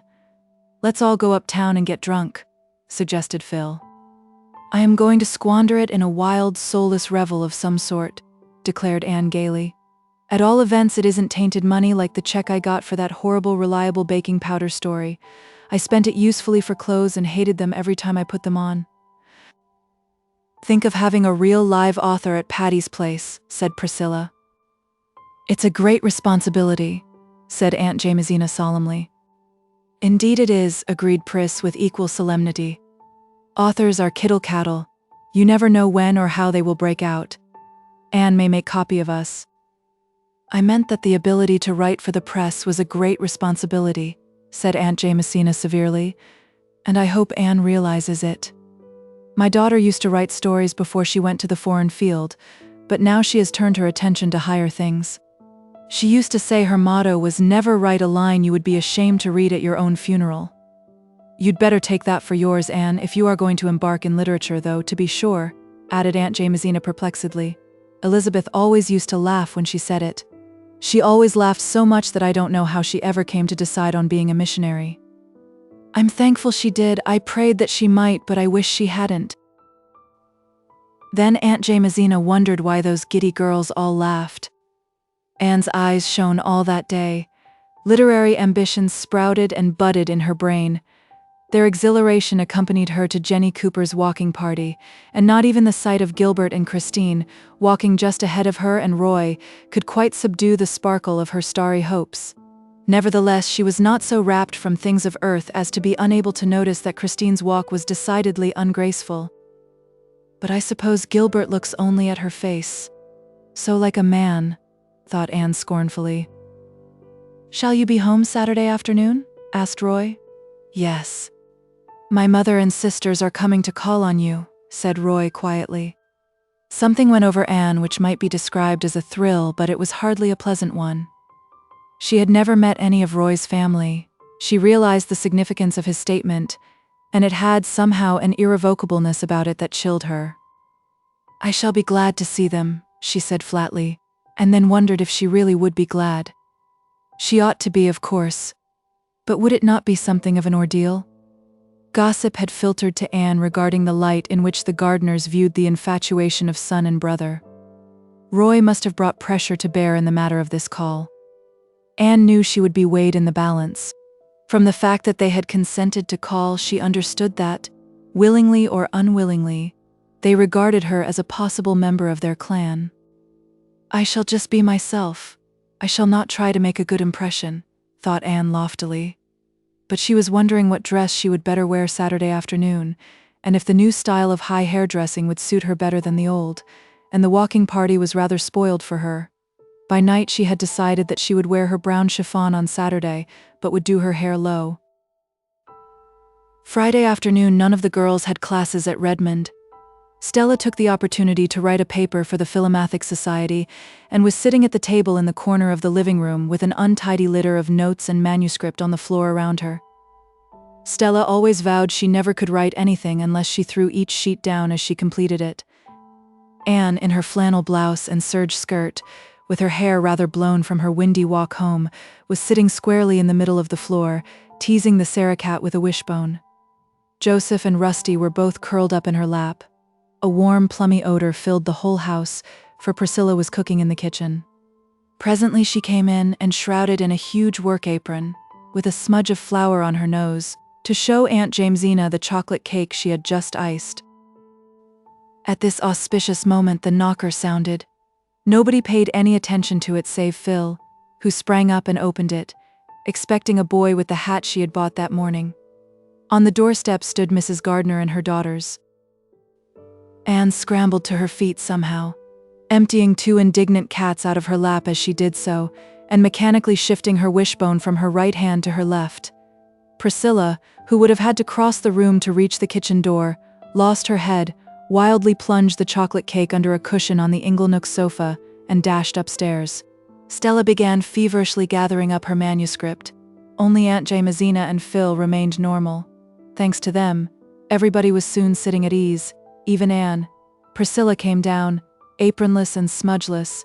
Stella reduced her corner to decency, and Phil saved the situation by a stream of ready small talk. Mrs. Gardner was tall and thin and handsome, exquisitely gowned, cordial with a cordiality that seemed a trifle forced. Aline Gardner was a younger edition of her mother, lacking the cordiality. She endeavored to be nice, but succeeded only in being haughty and patronizing. Dorothy Gardner was slim and jolly and rather tomboyish. Anne knew she was Roy's favorite sister and warmed to her. She would have looked very much like Roy if she had had dreamy dark eyes instead of roguish hazel ones. Thanks to her and Phil, the call really went off very well, except for a slight sense of strain in the atmosphere and 2 rather untoward incidents. Rusty and Joseph, left to themselves, began a game of chase and sprang madly into Mrs. Gardner's silken lap and out of it in their wild career. Mrs. Gardner lifted her lorgnette and gazed after their flying forms as if she had never seen cats before, and Anne, choking back slightly nervous laughter, apologized as best she could. "You are fond of cats?" said Mrs. Gardner, with a slight intonation of tolerant wonder. Anne, despite her affection for Rusty, was not especially fond of cats, but Mrs. Gardner's tone annoyed her. Inconsequently, she remembered that Mrs. John Blythe was so fond of cats that she kept as many as her husband would allow. "They are adorable animals, aren't they?" she said wickedly. "I have never liked cats," said Mrs. Gardner remotely. "I love them," said Dorothy. "They are so nice and selfish. Dogs are too good and unselfish. They make me feel uncomfortable. But cats are gloriously human." "You have 2 delightful old China dogs there?" "May I look at them closely?" said Aline, crossing the room towards the fireplace and thereby becoming the unconscious cause of the other accident. Picking up Magog, she sat down on the cushion under which was secreted Priscilla's chocolate cake. Priscilla and Anne exchanged agonized glances but could do nothing. The stately Aline continued to sit on the cushion and discuss China dogs until the time of departure.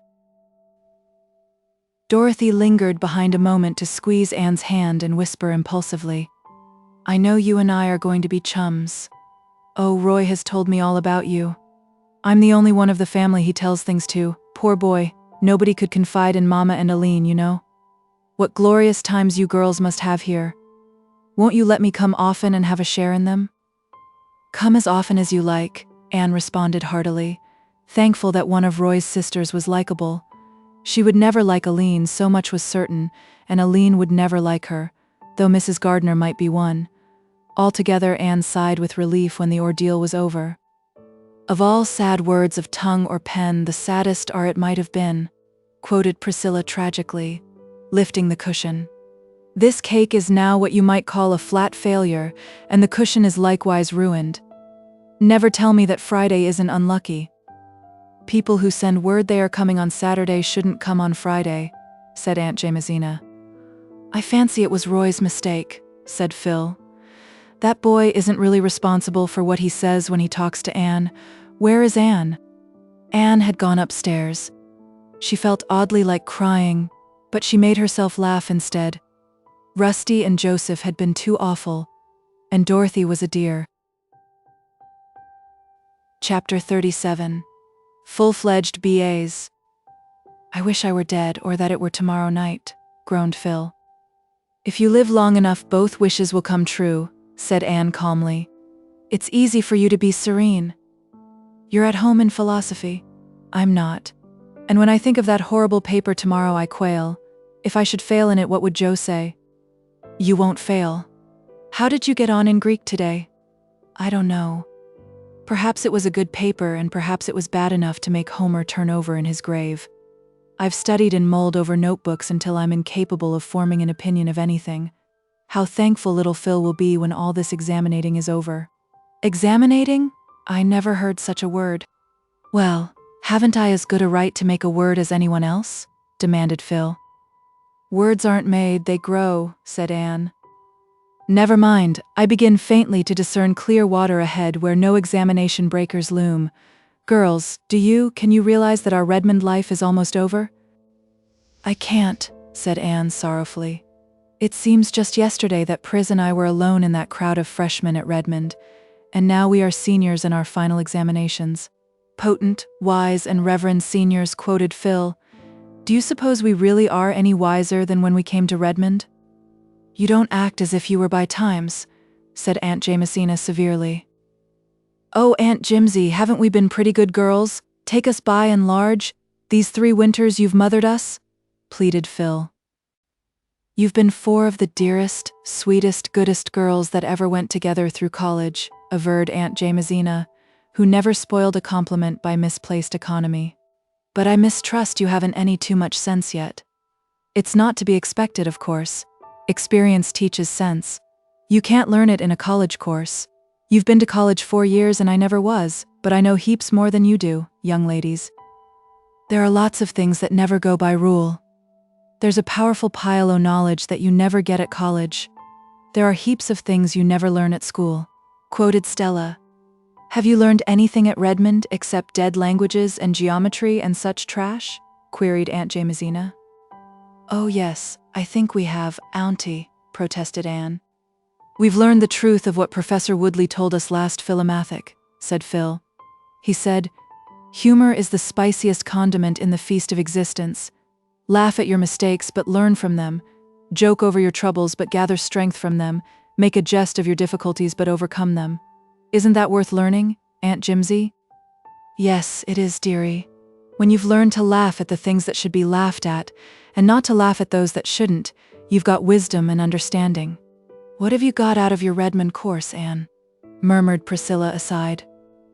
I think, said Anne slowly, that I really have learned to look upon each little hindrance as a jest and each great one as the foreshadowing of victory.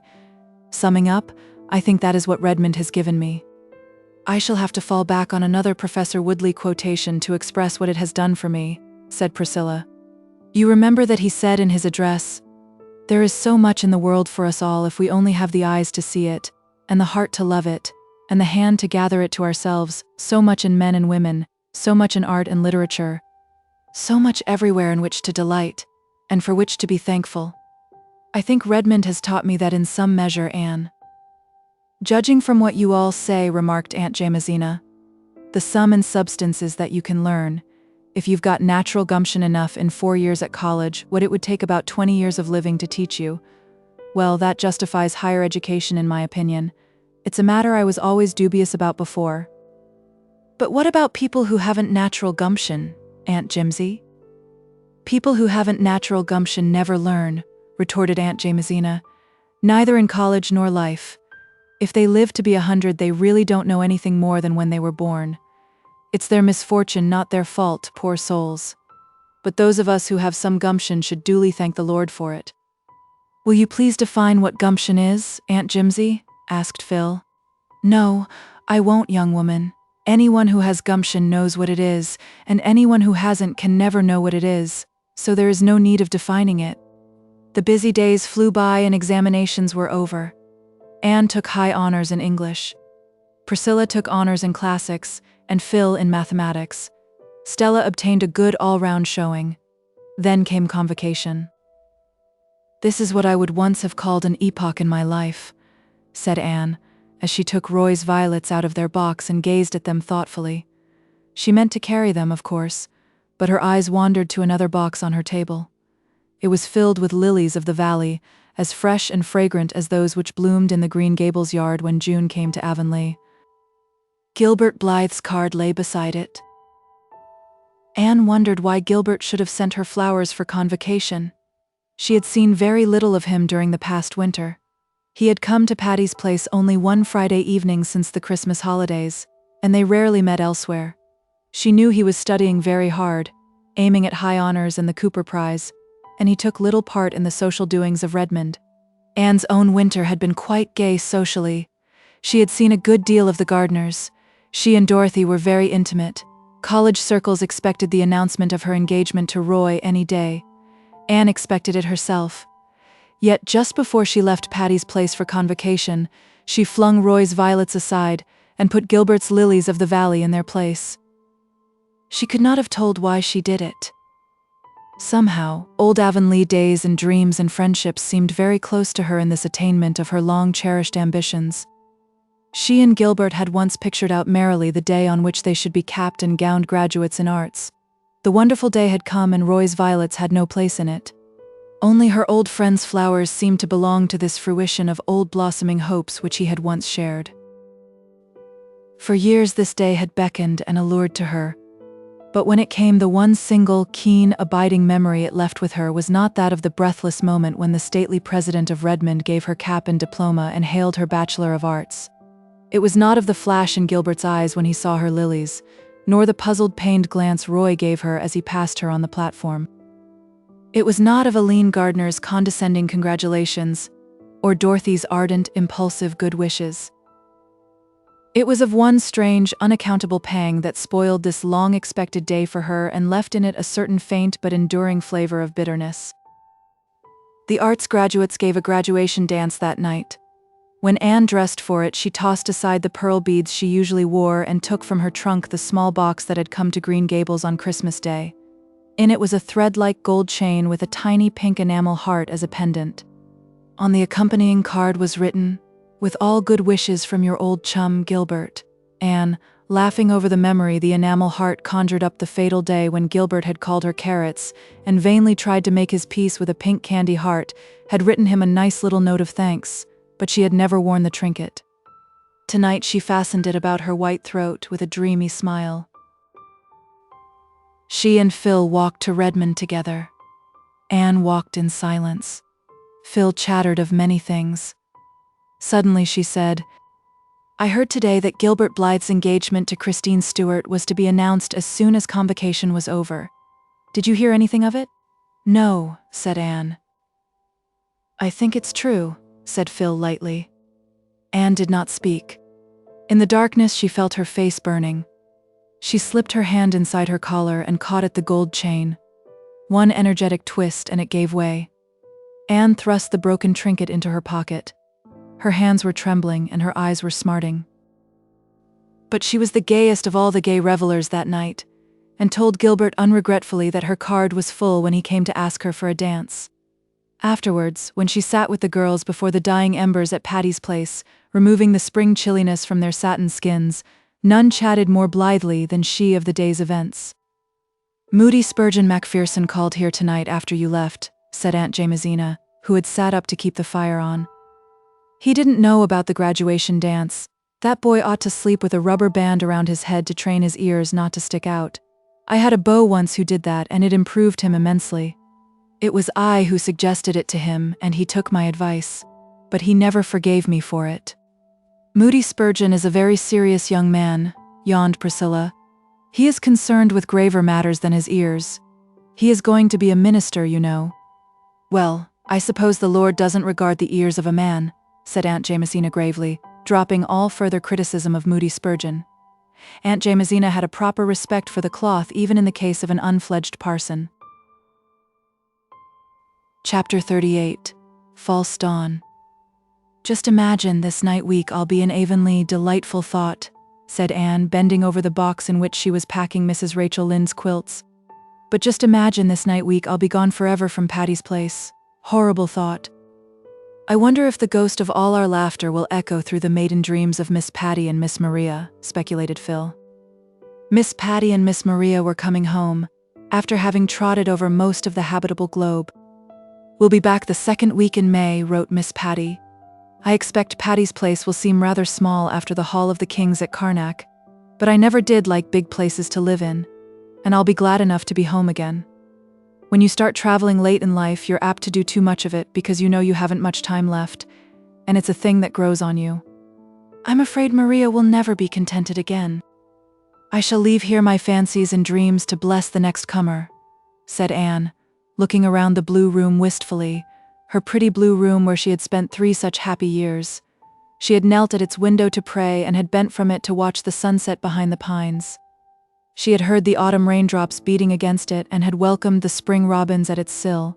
She wondered if old dreams could haunt rooms if, when one left forever the room where she had joyed and suffered and laughed and wept, something of her intangible and invisible yet nonetheless real did not remain behind like a voiceful memory.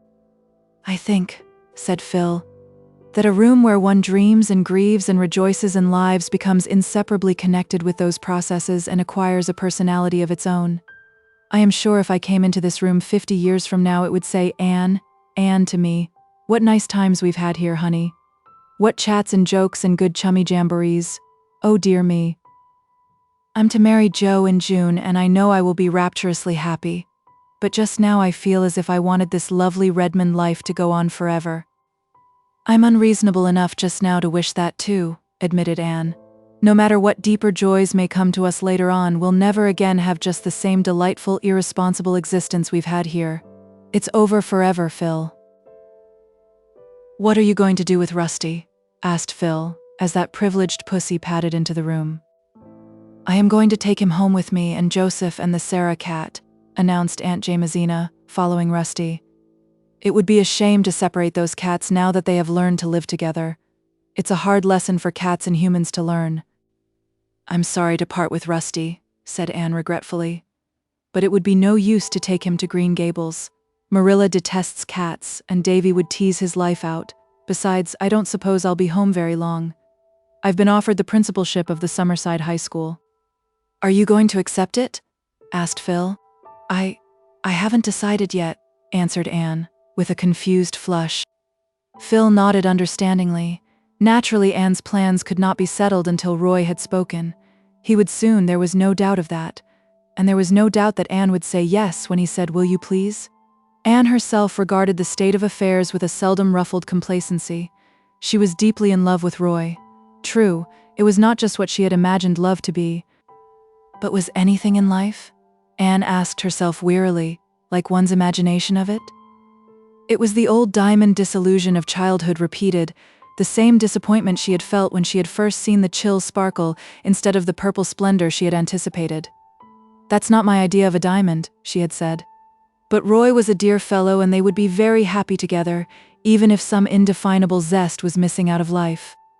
When Roy came down that evening and asked Anne to walk in the park, everyone at Patty's Place knew what he had come to say, and everyone knew, or thought they knew, what Anne's answer would be. "Anne is a very fortunate girl," said Aunt Jamesina. "I suppose so," said Stella, shrugging her shoulders. "Roy is a nice fellow and all that, but there's really nothing in him." "That sounds very like a jealous remark, Stella Maynard," said Aunt Jamesina rebukingly. "It does, but I am not jealous," said Stella calmly. "I love Anne and I like Roy. Everybody says she is making a brilliant match, and even Mrs. Gardner thinks her charming now. It all sounds as if it were made in heaven, but I have my doubts. Make the most of that, Aunt Jamesina." Roy asked Anne to marry him in the little pavilion on the harbor shore where they had talked on the rainy day of their first meeting. Anne thought it very romantic that he should have chosen that spot, and his proposal was as beautifully worded as if he had copied it, as one of Ruby Gillis's lovers had done, out of a deportment of courtship and marriage. The whole effect was quite flawless. And it was also sincere. There was no doubt that Roy meant what he said. There was no false note to jar the symphony. Anne felt that she ought to be thrilling from head to foot. But she wasn't. She was horribly cool. When Roy paused for his answer, she opened her lips to say her fateful yes. And then she found herself trembling as if she were reeling back from a precipice. To her came one of those moments when we realize, as by a blinding flash of illumination, more than all our previous years have taught us. She pulled her hand from Roy's. "Oh, I can't marry you. I can't. I can't," she cried, wildly. Roy turned pale and also looked rather foolish. He had small blame to him, felt very sure. "What do you mean?" he stammered. "I mean that I can't marry you," repeated Anne desperately. "I thought I could, but I can't."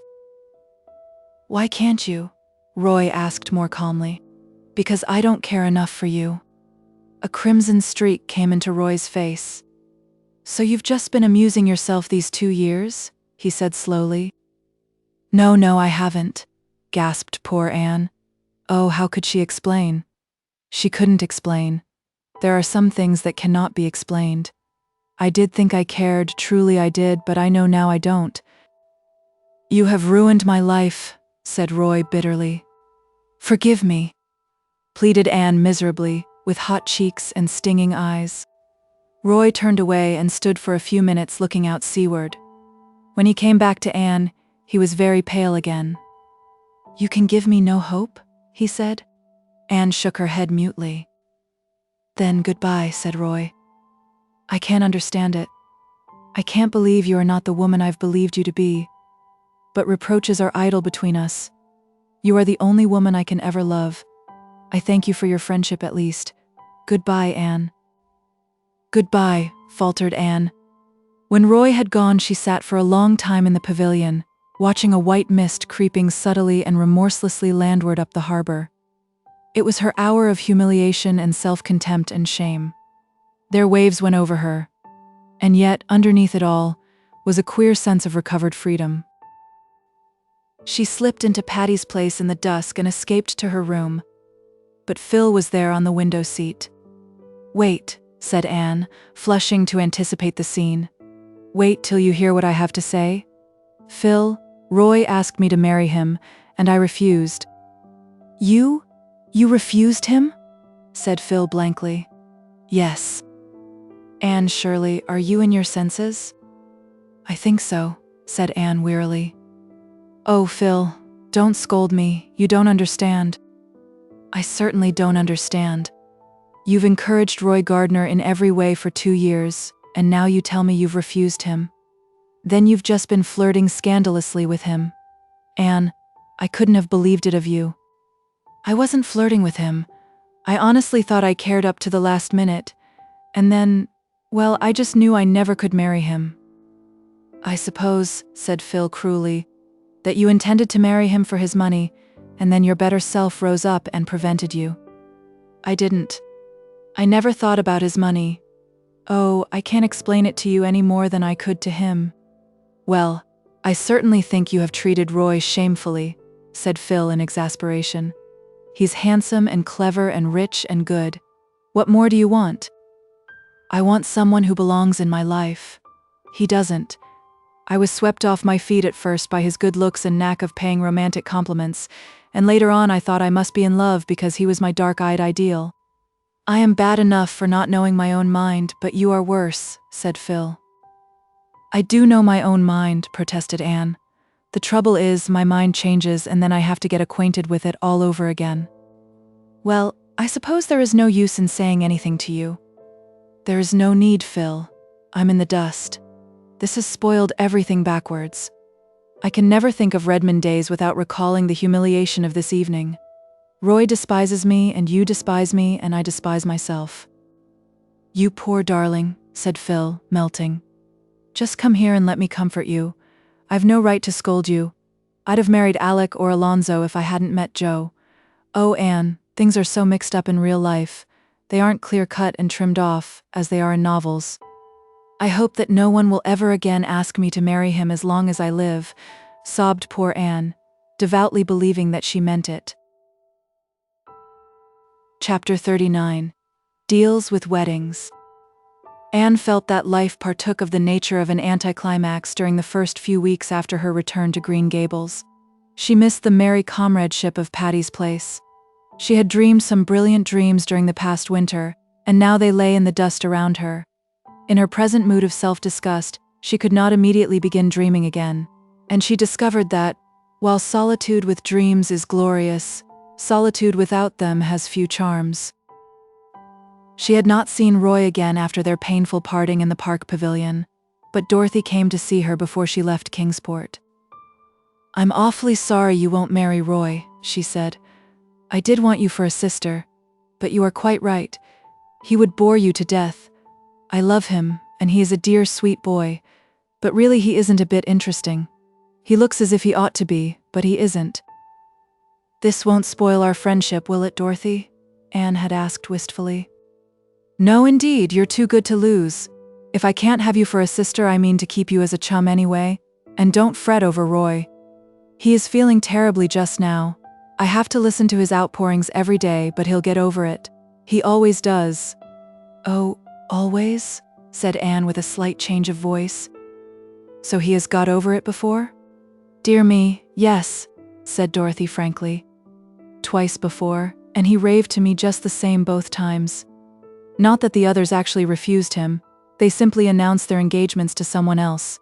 Of course, when he met you, he vowed to me that he had never really loved before, that the previous affairs had been merely boyish fancies, but I don't think you need worry." Anne decided not to worry. Her feelings were a mixture of relief and resentment. Roy had certainly told her she was the only one he had ever loved. No doubt he believed it, but it was a comfort to feel that she had not, in all likelihood, ruined his life. There were other goddesses, and Roy, according to Dorothy, must needs be worshipping at some shrine. Nevertheless, life was stripped of several more illusions, and Anne began to think drearily that it seemed rather bare. She came down from the porch gable on the evening of her return with a sorrowful face. "What has happened to the old Snow Queen, Marilla?" "Oh, I knew you'd feel bad over that," said Marilla. "I felt bad myself. That tree was there ever since I was a young girl. It blew down in the big gale we had in March. It was rotten at the core. I'll miss it so," grieved Anne. "The porch gable doesn't seem the same room without it. I'll never look from its window again without a sense of loss. And oh, I never came home to Green Gables before that Diana wasn't here to welcome me." "Diana has something else to think of just now," said Mrs. Lynde significantly. "Well, tell me all the Avonlea news," said Anne, sitting down on the porch steps, where the evening sunshine fell over her hair in a fine golden rain. "There isn't much news except what we've wrote you," said Mrs. Lynde. "I suppose you haven't heard that Simon Fletcher broke his leg last week. It's a great thing for his family. They're getting 100 things done that they've always wanted to do but couldn't as long as he was about, the old crank." "He came of an aggravating family," remarked Marilla. "Aggravating? Well, rather. His mother used to get up in prayer meeting and tell all her children's shortcomings and ask prayers for them. Course it made them mad and worse than ever." "You haven't told Anne the news about Jane," suggested Marilla. "Oh, Jane," sniffed Mrs. Lynde. "Well," she conceded grudgingly, "Jane Andrews is home from the West, came last week, and she's going to be married to a Winnipeg millionaire. You may be sure Mrs. Harmon lost no time in telling it far and wide." "Dear old Jane, I'm so glad," said Anne heartily. "She deserves the good things of life." "Oh, I ain't saying anything against Jane. She's a nice enough girl. But she isn't in the millionaire class, and you'll find there's not much to recommend that man but his money. That's what. Mrs. Harmon says he's an Englishman who has made money in mines, but I believe he'll turn out to be a Yankee. He certainly must have money, for he has just showered Jane with jewelry. Her engagement ring is a diamond cluster so big that it looks like a plaster on Jane's fat paw." Mrs. Lynde could not keep some bitterness out of her tone. Here was Jane Andrews, that plain little plotter, engaged to a millionaire, while Anne, it seemed, was not yet bespoken by anyone, rich or poor, and Mrs. Harmon Andrews did brag insufferably. "What has Gilbert Blythe been doing to at college?" asked Marilla. "I saw him when he came home last week, and he is so pale and thin I hardly knew him." "He studied very hard last winter," said Anne. "You know he took high honors in classics and the Cooper Prize. It hasn't been taken for 5 years. So I think he's rather run down. We're all a little tired. Anyhow, you're a Bachelor of Arts and Jane Andrews isn't and never will be," said Mrs. Lynde with gloomy satisfaction. A few evenings later, Anne went down to see Jane, but the latter was away in Charlottetown, getting sewing done. Mrs. Harmon informed Anne proudly. Of course, an Avonlea dressmaker wouldn't do for Jane under the circumstances. "I've heard something very nice about Jane," said Anne. "Yes, Jane has done pretty well, even if she isn't a Bachelor of Arts," said Mrs. Harmon, with a slight toss of her head. "Mr. Inglis is worth millions, and they're going to Europe on their wedding tour. When they come back, they'll live in a perfect mansion of marble in Winnipeg. Jane has only one trouble. She can cook so well, and her husband won't let her cook. He is so rich he hires his cooking done. They're going to keep a cook and 2 other maids and a coachman and a man of all work." "But what about you, Anne? I don't hear anything of your being married after all your college going." "Oh," laughed Anne, "I'm going to be an old maid. I really can't find anyone to suit me." It was rather wicked of her. She deliberately meant to remind Mrs. Andrews that if she became an old maid, it was not because she had not had at least one chance of marriage. But Mrs. Harmon took swift revenge. "Well, the over-particular girls generally get left, I notice. And what's this I hear about Gilbert Blythe being engaged to a Miss Stewart? Charlie Sloane tells me she is perfectly beautiful. Is it true?" "I don't know if it is true that he is engaged to Miss Stewart," replied Anne with Spartan composure, "but it is certainly true that she is very lovely." "I once thought you and Gilbert would have made a match of it," said Mrs. Harmon. "If you don't take care, Anne, all of your bows will slip through your fingers." Anne decided not to continue her duel with Mrs. Harmon. You could not fence with an antagonist who met rapier thrust with blow of battle-axe. "Since Jane is away," she said, rising haughtily, "I don't think I can stay longer this morning. I'll come down when she comes home." "Do," said Mrs. Harmon effusively. "Jane isn't a bit proud.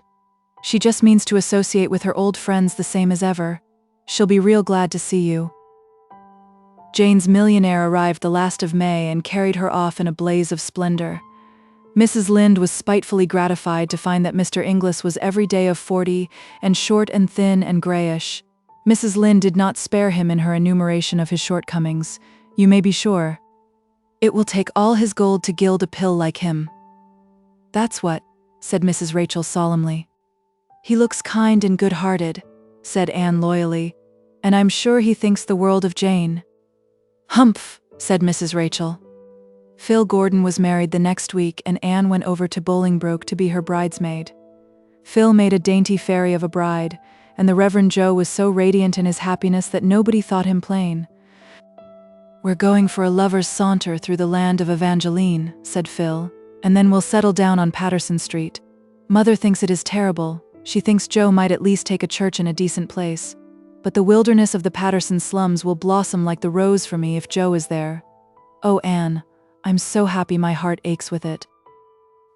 Anne was always glad in the happiness of her friends, but it is sometimes a little lonely to be surrounded everywhere by a happiness that is not your own. And it was just the same when she went back to Avonlea.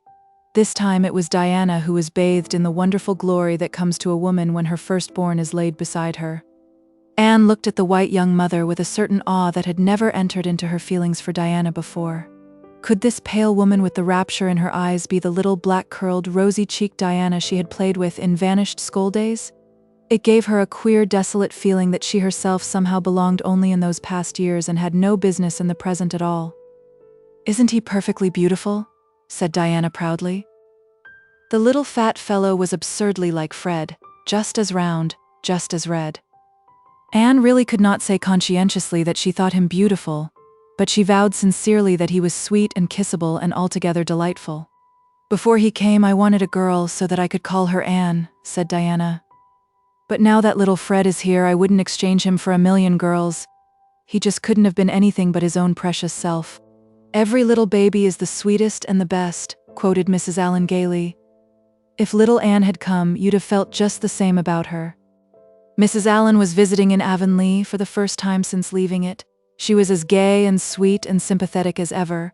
Her old girlfriends had welcomed her back rapturously. The reigning minister's wife was an estimable lady, but she was not exactly a kindred spirit. "I can hardly wait till he gets old enough to talk," sighed Diana. "I just long to hear him say mother. And oh, I'm determined that his first memory of me shall be a nice one. The first memory I have of my mother is of her slapping me for something I had done. I am sure I deserved it, and mother was always a good mother, and I love her dearly. But I do wish my first memory of her was nicer." "I have just one memory of my mother, and it is the sweetest of all my memories," said Mrs. Allen. "I was 5 years old, and I had been allowed to go to school one day with my 2 older sisters. When school came out, my sisters went home in different groups, each supposing I was with the other. Instead, I had run off with a little girl I had played with at recess. We went to her home, which was near the school, and began making mud pies. We were having a glorious time when my older sister arrived, breathless and angry. "You naughty girl," she cried, snatching my reluctant hand and dragging me along with her. "Come home this minute. Oh, you're going to catch it. Mother is awful cross. She's going to give you a good whipping." I had never been whipped. Dread and terror filled my poor little heart. I have never been so miserable in my life as I was on that walk home. I had not meant to be naughty. Femi Cameron had asked me to go home with her, and I had not known it was wrong to go, and now I was to be whipped for it. When we got home, my sister dragged me into the kitchen where Mother was sitting by the fire in the twilight. My poor wee legs were trembling so that I could hardly stand. And Mother just took me up in her arms without one word of rebuke or harshness, kissed me and held me close to her heart. "I was so frightened you were lost, darling," she said tenderly. I could see the love shining in her eyes as she looked down on me.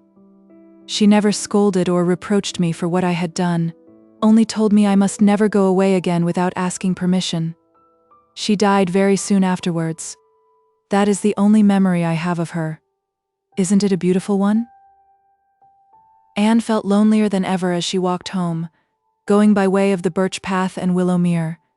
She had not walked that way for many moons. It was a darkly purple bloomy night. The air was heavy with blossom fragrance, almost too heavy. The cloyed senses recoiled from it as from an overfull cup. The birches of the path had grown from the fairy saplings of old to big trees. Everything had changed. Anne felt that she would be glad when the summer was over and she was away at work again. Perhaps life would not seem so empty then. "I've tried the world. It wears no more the coloring of romance it wore," sighed Anne, and was straightway much comforted by the romance and the idea of the world being denuded of romance. Chapter 40. A Book of Revelation. The Irvings came back to Echo Lodge for the summer, and Anne spent a happy 3 weeks there in July. Miss Lavendar had not changed. Charlotta the Fourth was a very grown-up young lady now, but still adored Anne sincerely. "When all's said and done, Miss Shirley, ma'am, I haven't seen anyone in Boston that's equal to you," she said frankly. Paul was almost grown up too. He was 16. His chestnut curls had given place to close-cropped brown locks, and he was more interested in football than fairies. But the bond between him and his old teacher still held. Kindred spirits alone do not change with changing years. It was a wet, bleak, cruel evening in July when Anne came back to Green Gables. One of the fierce summer storms which sometimes sweep over the Gulf was ravaging the sea. As Anne came in, the first raindrops dashed against the panes. "Was that Paul who brought you home?" asked Marilla. "Why didn't you make him stay all night? It's going to be a wild evening. He'll reach Echo Lodge before the rain gets very heavy, I think. Anyway, he wanted to go back tonight. Well, I've had a splendid visit, but I'm glad to see you dear folks again. East, West, Hame's best. Davy, have you been growing again lately?" "I've growed a whole inch since you left," said Davy proudly. "I'm as tall as Milty Boulter now.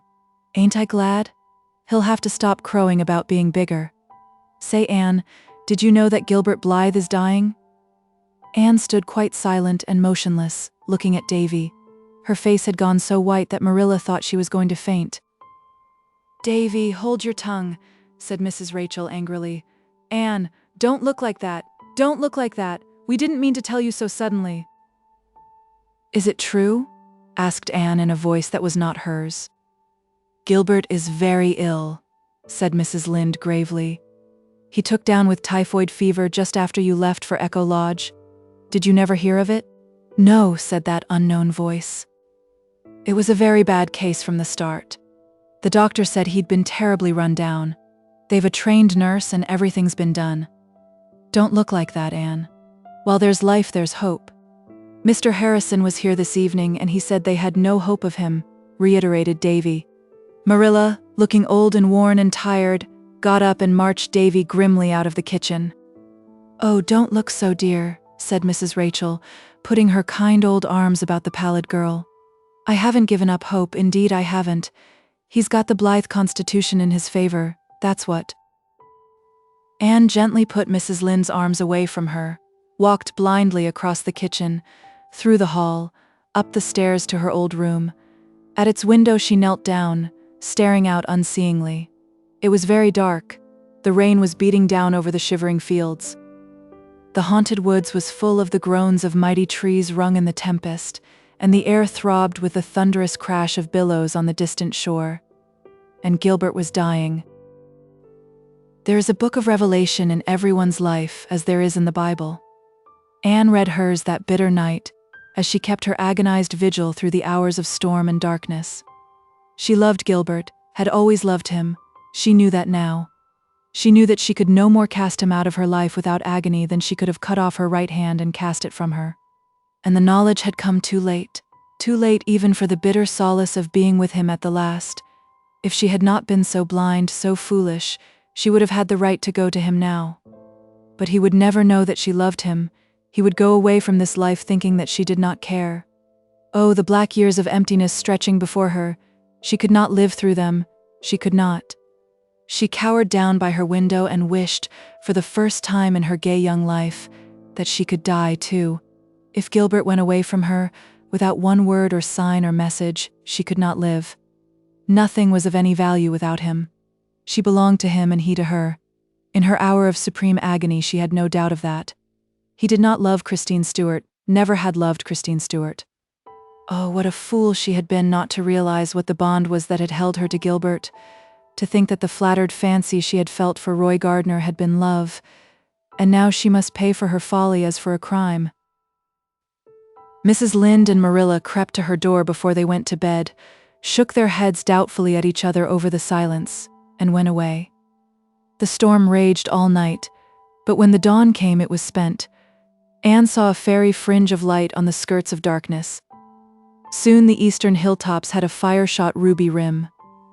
The clouds rolled themselves away into great, soft, white masses on the horizon. The sky gleamed blue and silvery. A hush fell over the world. Anne rose from her knees and crept downstairs. The freshness of the rain wind blew against her white face as she went out into the yard and cooled her dry, burning eyes. A merry, rollicking whistle was lilting up the lane. A moment later, Pacifique Beauté came in sight. Anne's physical strength suddenly failed her. If she had not clutched at a low willow bough, she would have fallen. Pacifique was George Fletcher's hired man, and George Fletcher lived next door to the Blythes. Mrs. Fletcher was Gilbert's aunt. Pacifique would know if Pacifique would know what there was to be known. Pacifique strode sturdily on along the red lane, whistling. He did not see Anne. She made 3 futile attempts to call him.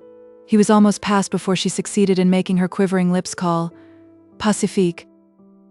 Pacifique turned with a grin and a cheerful good morning. "Pacifique," said Anne faintly, "did you come from George Fletcher's this morning?" "Sure," said Pacifique amiably. "I got de word last night dat my fader, he was sick. It was so stormy dat I couldn't go den, so I start ver early dis mornin'. I'm going true to woods for shortcut." "Did you hear how Gilbert Blythe was this morning?" Anne's desperation drove her to the question. Even the worst would be more endurable than this hideous suspense. "He's better," said Pacifique. "He got de turn last night. De doctor say he'll be all right now dis soon while. Had close shave dough, dat boy, he just kill himself at college. Well, I must hurry. The old man, he'll be in hurry to see me. Pacifique resumed his walk and his whistle. Anne gazed after him with eyes where joy was driving out the strained anguish of the night. He was a very lank, very ragged, very homely youth, but in her sight he was as beautiful as those who bring good tidings on the mountains. Never, as long as she lived, would Anne see Pacifique's brown, round, black-eyed face without a warm remembrance of the moment when he had given to her the oil of joy for mourning. Long after Pacifique's gay whistle had faded into the phantom of music, and then into silence far up under the maples of Lover's Lane, Anne stood under the willows, tasting the poignant sweetness of life when some great dread has been removed from it. The morning was a cup filled with mist and glamour. In the corner near her was a rich surprise of new-blown, crystal-dewed roses. The trills and trickles of song from the birds in the big tree above her seemed in perfect accord with her mood. A sentence from a very old, very true, very wonderful book came to her lips. Weeping may endure for a night, but joy cometh in the morning. Chapter 41. Love takes up the glass of time. I've come up to ask you to go for one of our old-time rambles through September woods and over hills where spices grow, this afternoon, said Gilbert, coming suddenly around the porch corner. Suppose we visit Hester Gray's garden. Anne, sitting on the stone step with her lap full of a pale, filmy green stuff, looked up rather blankly. Oh, I wish I could, she said slowly.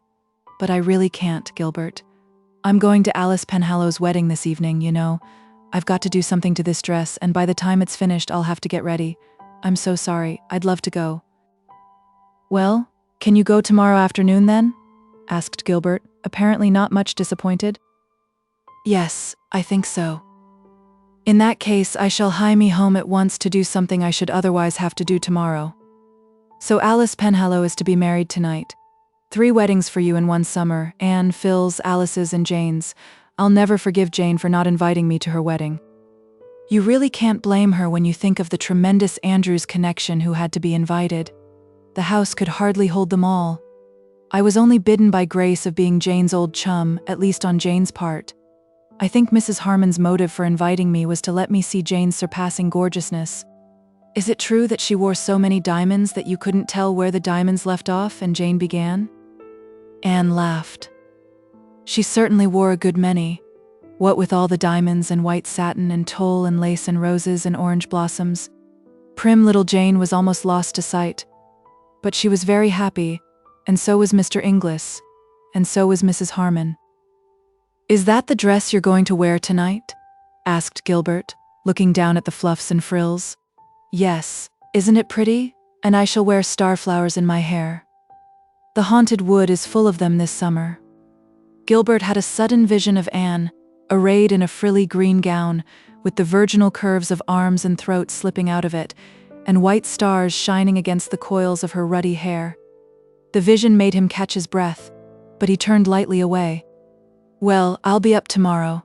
Hope you'll have a nice time tonight. Anne looked after him as he strode away, and sighed. Gilbert was friendly, very friendly, far too friendly. He had come quite often to Green Gables after his recovery, and something of their old comradeship had returned, but Anne no longer found it satisfying. The rose of love made the blossom of friendship pale and scentless by contrast, and Anne had again begun to doubt if Gilbert now felt anything for her but friendship. In the common light of common day, her radiant certainty of that rapt morning had faded. She was haunted by a miserable fear that her mistake could never be rectified. It was quite likely that it was Christine whom Gilbert loved after all. Perhaps he was even engaged to her. Anne tried to put all unsettling hopes out of her heart and reconcile herself to a future where work and ambition must take the place of love. She could do good, if not noble, work as a teacher, and the success her little sketches were beginning to meet with in certain editorial sanctums augured well for her budding literary dreams. But, Anne picked up her green dress and sighed again. When Gilbert came the next afternoon, he found Anne waiting for him, fresh as the dawn and fair as a star, after all the gaiety of the preceding night. She wore a green dress, not the one she had worn to the wedding, but an old one which Gilbert had told her at a Redmond reception he liked especially. It was just the shade of green that brought out the rich tints of her hair, and the starry gray of her eyes and the iris-like delicacy of her skin. Gilbert, glancing at her sideways as they walked along a shadowy woodpath, thought she had never looked so lovely. Anne, glancing sideways at Gilbert now and then, thought how much older he looked since his illness.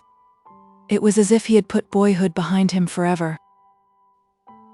The day was beautiful and the way was beautiful. Anne was almost sorry when they reached Hester Gray's garden and sat down on the old bench. But it was beautiful there too, as beautiful as it had been on the faraway day of the golden picnic, when Diana and Jane and Priscilla and she had found it. Then it had been lovely with narcissus and violets. Now goldenrod had kindled its fairy torches in the corners and asters dotted it bluely.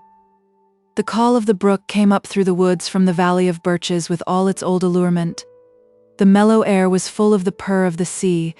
Beyond were fields rimmed by fences bleached silvery gray in the suns of many summers, and long hills scarfed with the shadows of autumnal clouds. With the blowing of the west wind, old dreams returned. "I think," said Anne softly, "that the land where dreams come true is in the blue haze yonder, over that little valley." "Have you any unfulfilled dreams, Anne?" asked Gilbert. Something in his tone, something she had not heard since that miserable evening in the orchard at Patty's place, made Anne's heart beat wildly, but she made answer lightly. "Of course. Everybody has. It wouldn't do for us to have all our dreams fulfilled. We would be as good as dead if we had nothing left to dream about. What a delicious aroma that low descending sun is extracting from the asters and ferns. I wish we could see perfumes as well as smell them. I'm sure they would be very beautiful." Gilbert was not to be thus sidetracked. "I have a dream," he said slowly. "I persist in dreaming it, although it has often seemed to me that it could never come true. I dream of a home with a hearth fire in it, a cat and dog, the footsteps of friends and you." Anne wanted to speak, but she could find no words. Happiness was breaking over her like a wave. It almost frightened her. "I asked you a question over 2 years ago, Anne. If I ask it again today, will you give me a different answer?" Still Anne could not speak, but she lifted her eyes, shining with all the love rapture of countless generations, and looked into his for a moment. He wanted no other answer. They lingered in the old garden until twilight, sweet as dusk in Eden must have been, crept over it. There was so much to talk over and recall, things said and done and heard and thought and felt and misunderstood. "I thought you loved Christine Stuart," Anne told him, as reproachfully as if she had not given him every reason to suppose that she loved Roy Gardner. Gilbert laughed boyishly. "Christine was engaged to somebody in her hometown. I knew it, and she knew I knew it. When her brother graduated, he told me his sister was coming to Kingsport the next winter to take music, and asked me if I would look after her a bit, as she knew no one and would be very lonely. So I did. And then I liked Christine for her own sake. She is one of the nicest girls I've ever known. I knew college gossip credited us with being in love with each other. I didn't care. Nothing mattered much to me for a time there, after you told me you could never love me, Anne. There was nobody else. There never could be anybody else for me but you. I've loved you ever since that day you broke your slate over my head in school." "I don't see how you could keep on loving me when I was such a little fool," said Anne. "Well, I tried to stop," said Gilbert frankly. "Not because I thought you what you call yourself, but because I felt sure there was no chance for me after Gardner came on the scene. But I couldn't, and I can't tell you either what it's meant to me these 2 years to believe you were going to marry him and be told every week by some busybody that your engagement was on the point of being announced. I believed it until one blessed day when I was sitting up after the fever. I got a letter from Phil Blake, in which she told me there was really nothing between you and Roy, and advised me to try again. Well, the doctor was amazed at my rapid recovery after that." Anne laughed, then shivered. "I can never forget the night I thought you were dying, Gilbert. Oh, I knew then, and I thought it was too late. But it wasn't, sweetheart. Oh, Anne, this makes up for everything, doesn't it? Let's resolve to keep this day sacred to perfect beauty all our lives for the gift it has given us." "It's the birthday of our happiness," said Anne softly. "I've always loved this old garden of Hester Gray's, and now it will be dearer than ever. But I'll have to ask you to wait a long time, Anne," said Gilbert sadly. "It will be 3 years before I'll finish my medical course. And even then there will be no diamond sunbursts and marble halls. Anne laughed. I don't want sunbursts and marble halls. I just want you. You see, I'm quite as shameless as Phil about it. Sunbursts and marble halls may be all very well, but there is more scope for imagination without them. And as for the waiting, that doesn't matter. We'll just be happy, waiting and working for each other and dreaming. Oh, dreams will be very sweet now. Gilbert drew her close to him and kissed her. Then they walked home together in the dusk, crowned king and queen in the bridal realm of love, along winding paths fringed with the sweetest flowers that ever bloomed, and over haunted meadows where winds of hope and memory blew. The end.